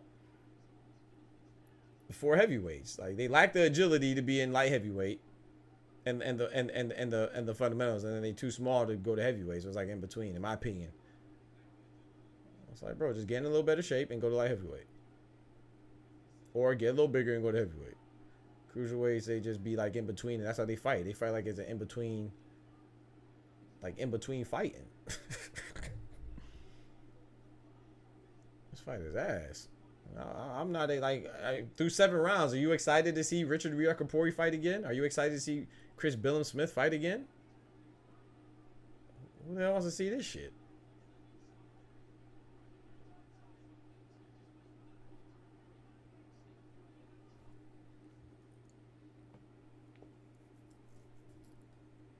This is arguably the worst fight on the card. Hennessy, the two women, Hennessy and what was her name? Hennessy and I can't remember her name. That was better than this. And then even the Ben Whittaker and Arenyeka were definitely better than this. Isaac Chamberlain and who did he fight? Isaac Chamberlain and Massey was better than this. Dan Aziz and Sepp was better than this. Shit is ass.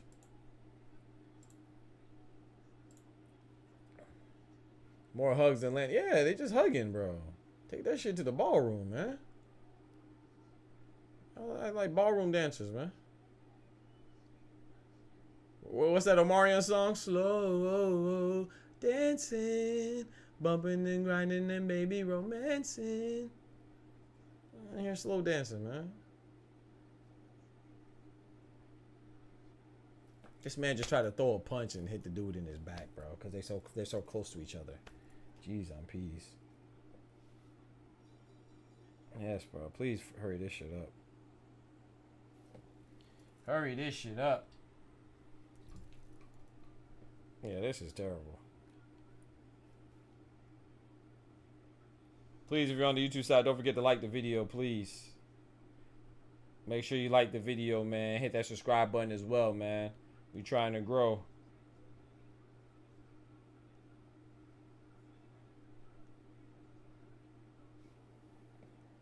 Show your boy some love. That's why I'm playing COD. Yeah, man. I would play COD, bro, but I gotta walk around a little bit, man. I'll be sitting down I've already been sitting down for 4 hours. And then the next fight gonna come on. I'll be sitting down for another 4 or 5 more hours. Call of Duty sound way better than this fight right now. I do got a cushion on my seat and, you know, a back thing, but still made my chair as comfortable as it could get. Still, you know, still a chair at the end of the day.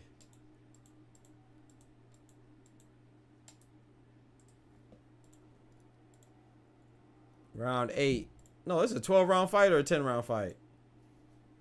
I think it's a 12-round, bro. Oh my gosh, it's a 12, bro. I don't know if I'm gonna make it.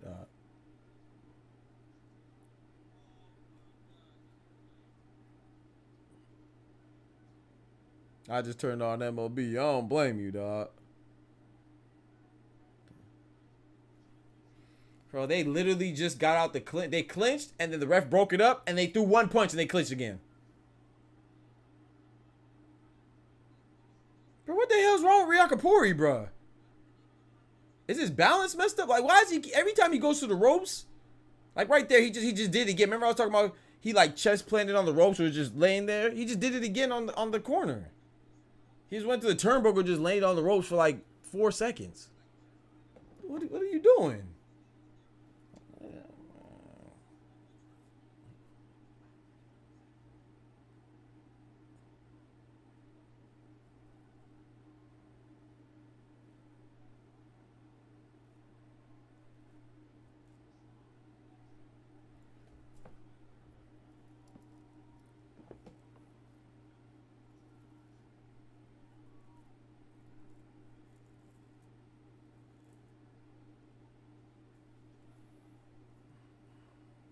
Shout out to the commentators, man. The ringside comment. I don't know what the hell they're talking about. I don't know what is there to talk about.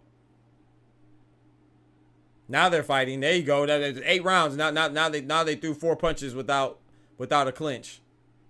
The first time they threw that many punches without clinching. It took 8 rounds.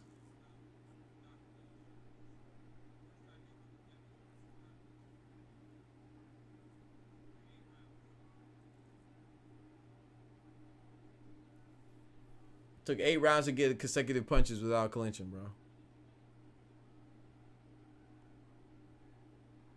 Yeah, finally got some oomph, but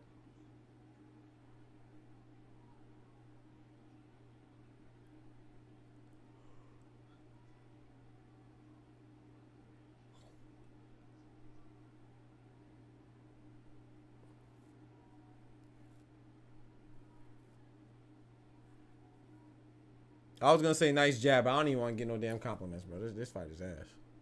Ooh, nice left hook from BILLIAM-SMITH though. Nice right hook from BILLIAM-SMITH.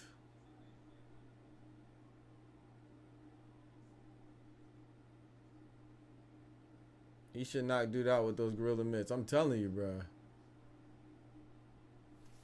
That was a BILLIAM-SMITH round, in my opinion.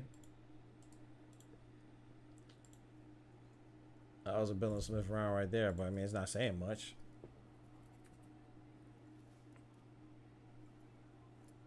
That's the hook I was talking about right there. Ooh, messed up his equilibrium right there. Could have do a nice little uppercut too.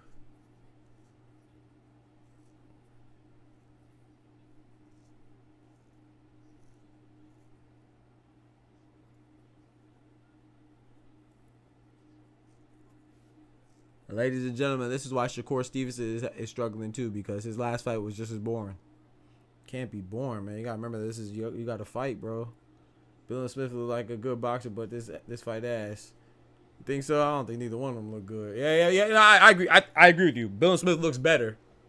I don't know about good. Yeah, he definitely looks better though. Yeah, Kendrick. Like, no, you know, I think Shakur Stevenson has all the goods, bro. The last performance, bro, I'm still not over that, bro. I just don't blame Shakur only. You know, I don't want to see Shakur, and I'm not really anxious to see. I'll be lying. I do want to see Shakur, but I'm not really anxious to see. I'm not anxious to see Shakur, and I'm definitely not anxious to see Edward De Los Santos. That shit was terrible, bro. When I'm watching boxing, I shouldn't feel like it's a burden. I feel like it's a chore. Ooh, that was a nice right hook from RIAKPORHE. They said it was a low blow. They called time. They said it was a low blow. Bro, stop calling time, man. Let this shit get over with, man. Did they say it was a low blow, or did they just call time for the mouthpiece? I'm not sure if they called time for the mouthpiece or saying low blow. Okay, it's just a mouthpiece. Never mind. Okay, no, the ref did warn them to keep it up. Y'all know I can't hear it, so I'm going off of I'm just going off of what I see.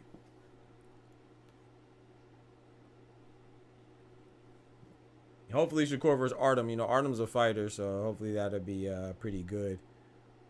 But yeah, fighters got to remember, not saying to go out there recklessly, but you know, you don't have to get a knockout to be entertaining, and you can just be active and actually fight. You know, clinching is part of it, right? But damn, they clinching more than, like you said, I think Kendrick said it, bro. They're clinching and hugging more than throwing punches. Definitely more clinches and hugs than punches landed. No exaggeration.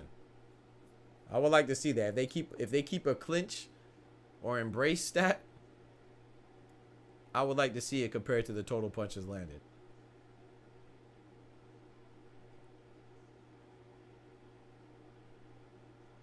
Oh, looks like RIAKPORHE may have had BILLIAM-SMITH hurt a little bit with a right hook. Big shots coming from RIAKPORHE right now. You know, you could tell that RIAKPORHE just doesn't know how to measure his distance. He swings, but he doesn't know how to shorten his punches. That's what it is.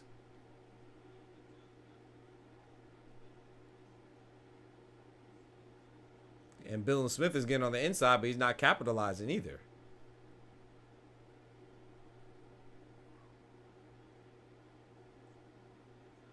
Nice uppercut from BILLIAM-SMITH.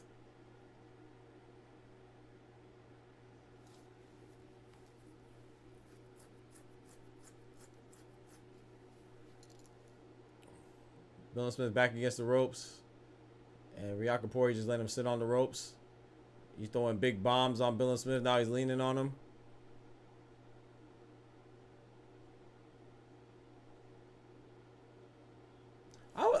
When I see fights like this, I'm gonna be honest, I want to know what their sparring sessions look like.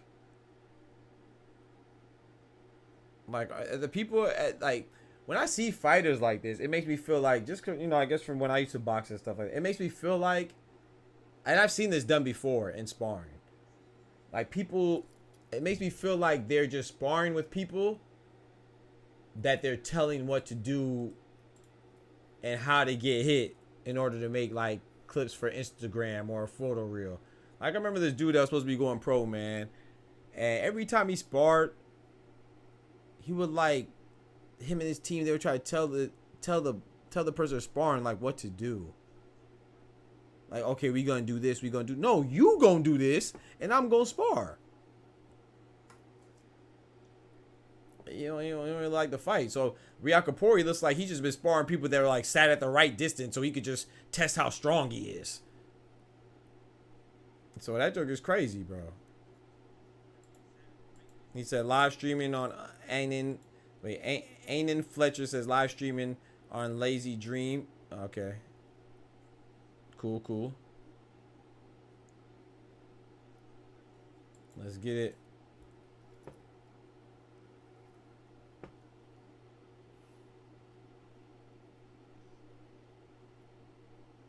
You on Lazy Dreams nuts?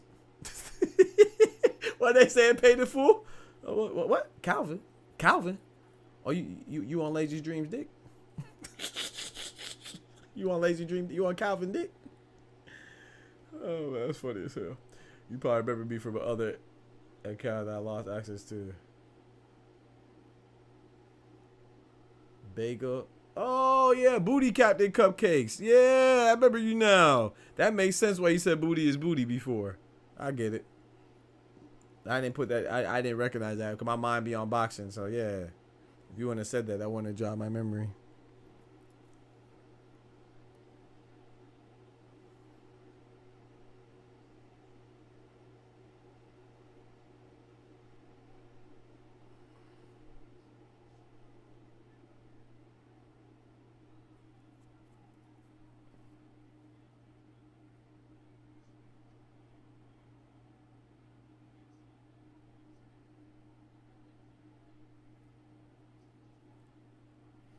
I'm trying to see like what I could compliment them on, but why are we calling time, man? Let the time, don't stop the fight, but don't call time. Let that shit keep going, man. Don't call time, bro. You talk to him, but don't call time, man. Let the time run out, bro. Please, bro. Don't stop the time no more, bro. Even if you gotta talk to him and it's a stop action, ain't no action anyway.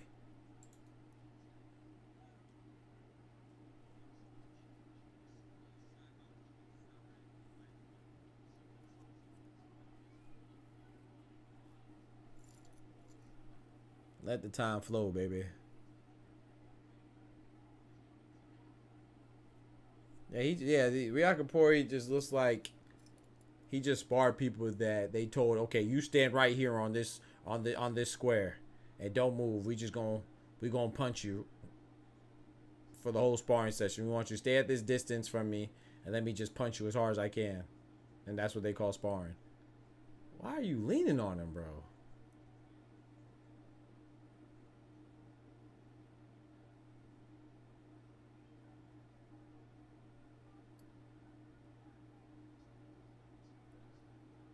The ref was breaking him up, but he was still trying to lean on BILLIAM-SMITH.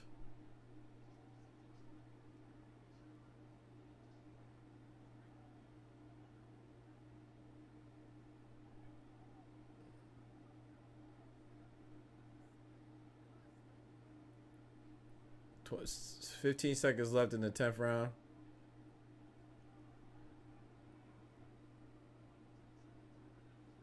Referee warned RIAKPORHE about his head. At least he's headbutting. Sure, he ain't hitting him with his fist. At least he hit him with something.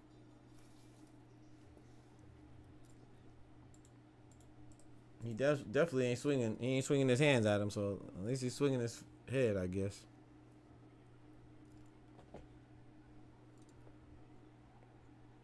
Shout out to Ben Whittaker and Ezra Arenyeka, man. They made the fight, bro. Even though, you know, Ben tried.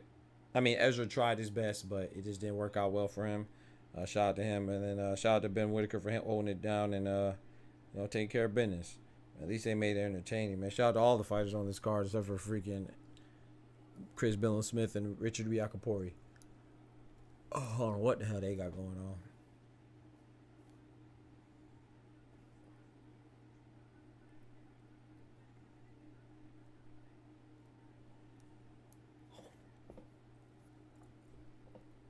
Round 11. Let's go. Round 12 can't come soon enough.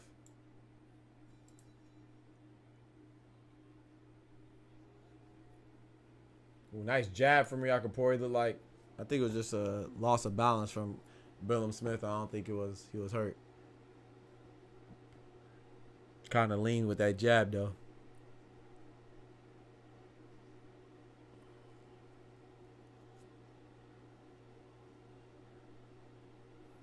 Body shot from RIAKPORHE. Left body shot, right body shot. Little hooks. Uppercut hooks.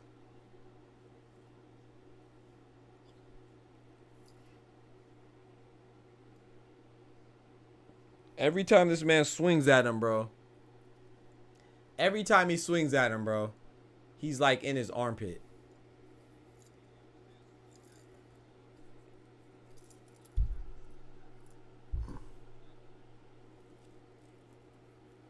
He ends up putting him like in his armpit.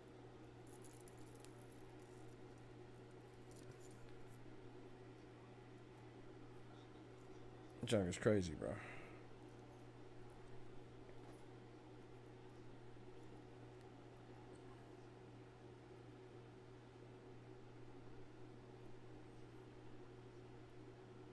In the clinch right now.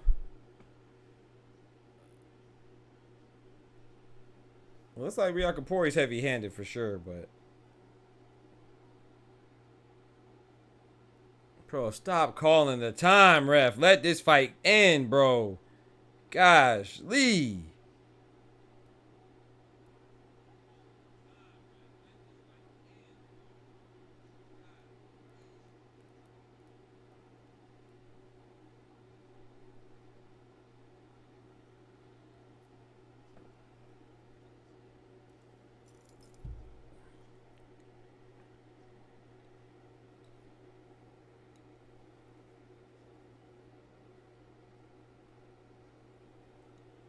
I'm just pulling my hair, man. I hate that jump. My hair get caught in my chain.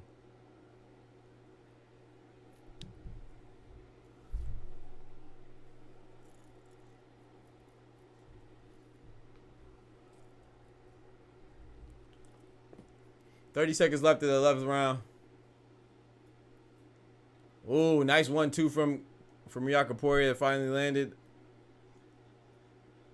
Chris BILLIAM-SMITH retaliated with a right hook of his own. Didn't really do too much damage. It had too much sting on it.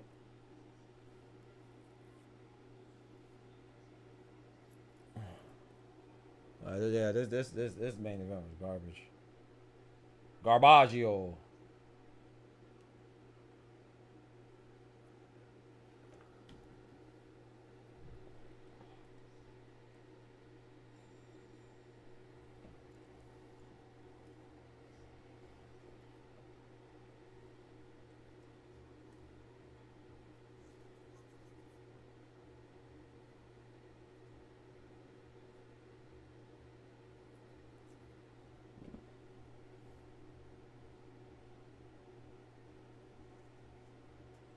All right, 12th and final round incoming, man. I'm gonna go take a break, and then I'm gonna be back on in probably about an hour or two. By the time as soon as I cut my stream off, the next the next fight's gonna be on, bro.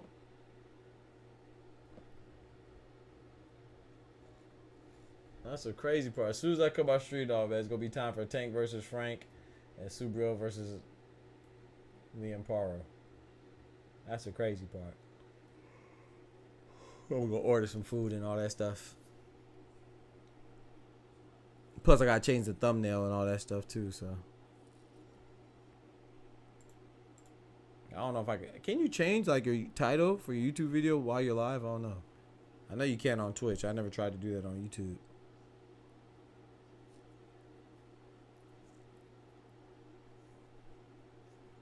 Oh wow. According to the viewers, they got RIAKPORHE losing, man. They got him losing 108 to 101. He needs a knockout. I don't really know who's winning, man. They both ass. I'm barely going to even get up, bro. I'm telling you, bro. But I'm going to go feed my dogs or some food. I'm not going to lie. I might get on. It's supposed to start at 7:30. I probably won't get on until 8:30, bro. I ain't going to lie. Because I don't know. We'll see. Because sometimes they be capping, man. I don't know if I'm watching the prelims. I really just want to make sure I catch Gary Antoine Russell versus Alberto Puello, excuse me. And I want to catch Carlos Adames versus Terry Guasha, of course, you know, before the co-main and the main.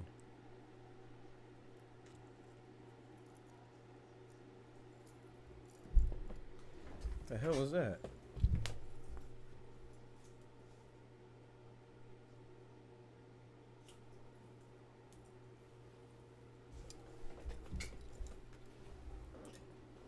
Yeah, somebody in this fight is going to be mad, but nobody deserves to be mad. However, whoever wins, wins, and whoever loses, loses.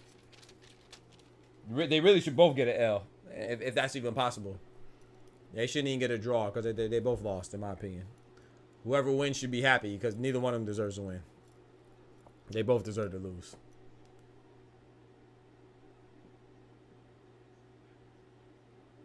This is crazy.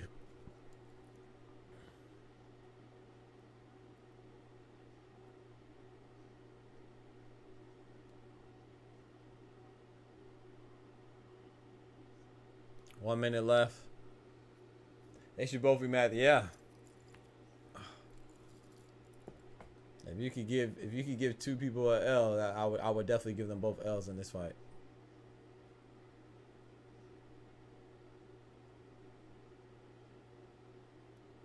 Facts. I need to hear what they, bro. I want to see what they worked on in training camp. That's what I want to know. Bro, stop timing, bro. Stop calling time, bro. RIAKPORHE just took a time. RIAKPORHE just lost a point. It's over with. Yeah, he definitely lost now. Rev got money on the black dude. Why he keep putting his head, patting his headphone? Nah, he just took away point. He ain't got money on him now, Franklin. It's over with. He definitely lost. He needs a knockout. He was already losing. He definitely is leading with his head, though. I just saw that one. He definitely leading with his head.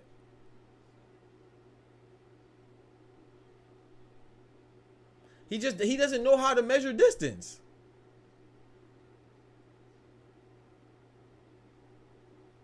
Man, this shit was trash, bro. I ain't gonna lie. I don't even care. Y'all tell me who won. I'm cutting this shit off. Yeah, this fight was Frank. This shit was terrible. It was one of the worst fights I've seen. This man BILLIAM-SMITH had the audacity to run to the turnbuckle and stand up with his hands raised like he did something. Man, put his ass down, bro. That shit was trash. Your face is funny. The fight was a supporter, bro. So I can't hide my emotions, you know what I'm saying? I wear my emotions on my sleeve, bro. If I'm disgusted with something, it's gonna show on my face, bro. No, I'm not stoic at all. I'm very expressive when it comes to that. You can tell. That fight was freaking garbage, dog. Basura. That fight was ass, man. I'm not gonna lie. I would never watch neither one of them fight again. If you thought you was gonna get a good fight, yeah. If either one of them thought they fought well, that fight was trash.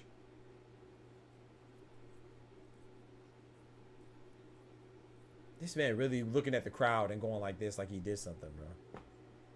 I mean, I guess you should be happy that you won, because he probably did win, but that performance was garbage, bro. I wouldn't watch either one of them fight again. I'm so serious. If I heard that I was watching the card with either one of them on it, I would skip their fight. Go do something else. Walk my dogs or something. That shit was terrible, bro. And that was a main event, Franklin.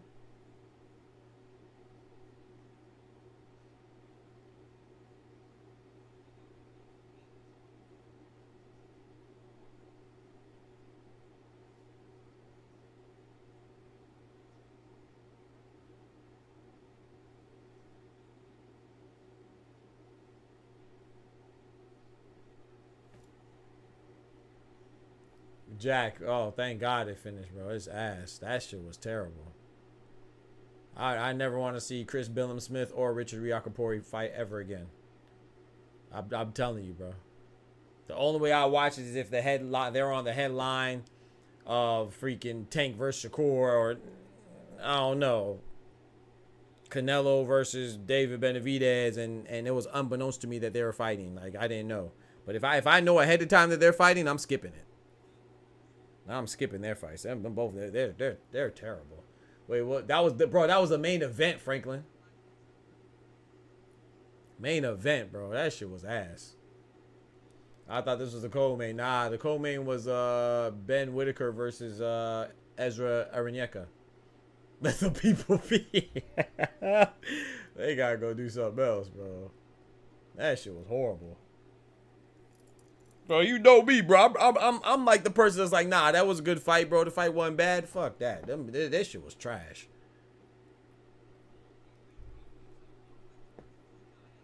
I just want to know who won, but I think BILLIAM-SMITH won. Like I said, I wish you could rule that both of them lose. There should be 2 losers. Yeah, let me go get right. I see why the cruiserweight division is ass, because it's I'm telling you, that's why I like, bro. I know a lot of people, when you ask them what's the worst division, it's like they say like the smaller weight, like flyweight, strawweight. Man, they be fighting, bro. The worst division to me is by far has always been the cruiserweight. They suck, bro. They don't do shit. There's like a few good cruiserweights, like Evander Holyfield, Alexander Usyk, BJ Flores back. You know what I'm saying? But them, they just either too big and too stiff to be in the light heavyweight. You know what I'm saying? Like too stiff and unathletic to be in the light heavyweight. And then they're just too small to be heavyweights. Them bitches be trash. Thomas Adamek. I like Thomas Adamek. And Steve Cunningham. They're a good cruiserweights. Cruiserweights is trash, bro.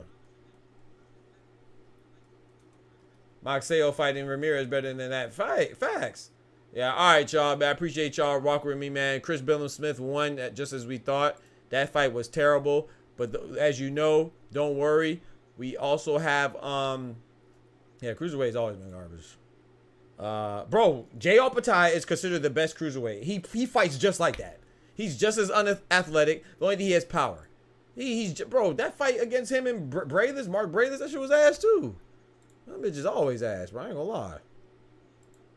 That shit terrible. But anyway, we will be back on in about an hour for Gervonta Tank Davis versus Frank Martin. On that co-main event will be David Benavidez versus Alexander Vazdik, as well as Gary Antoine Russell versus Alberto Puello, and Carlos Adames versus Terry Guacia. I'm not sure how you pronounce his name really. And then also we have Super Matias versus Liam Paro. So I appreciate y'all rocking me as always, man. Don't forget to like the video, man. You explained it perfectly. Thank you, bro. Too stiff for light and too small for the big. Yeah, facts. That's all it is, bro. They just see like the in between. They try. Yeah, I'm going live. Yes, sir, Franklin. You know my thing. I ain't gonna miss those fights, good Lord willing. You know, as long as God bless me to see the fights, and I have the internet and everything's copacetic, you know I'll be live, my boy. I was gonna stay on, but we got a good hour, so I'm gonna go order some food and Take care of some shit. You still gonna be on, Merle? Because if I finish stuff early, then I might get on the game with you if you want. I hit you with a message though. But y'all be easy, man. God bless, man. Appreciate everybody that came through, except for the cocksuckers that came through. You know what I'm saying? The losers that are lame. You know who you are, and you know who you aren't. You know what I'm saying? So I appreciate everybody coming through with the genuine support and the love. Fuck the haters as always. Y'all be easy. God bless. And remember, with God, we can do anything. Without God, we are nothing. So y'all take care of yourselves. The doctor's out. I can't find my, there it is. The doctor's out. Peace. From the hood to college, both worlds they had to meet. 6 degrees between us, so cold we're about to freeze. But we're Florida boys, hot takes, we bring the heat. We're moving the culture, the engineers to the streets.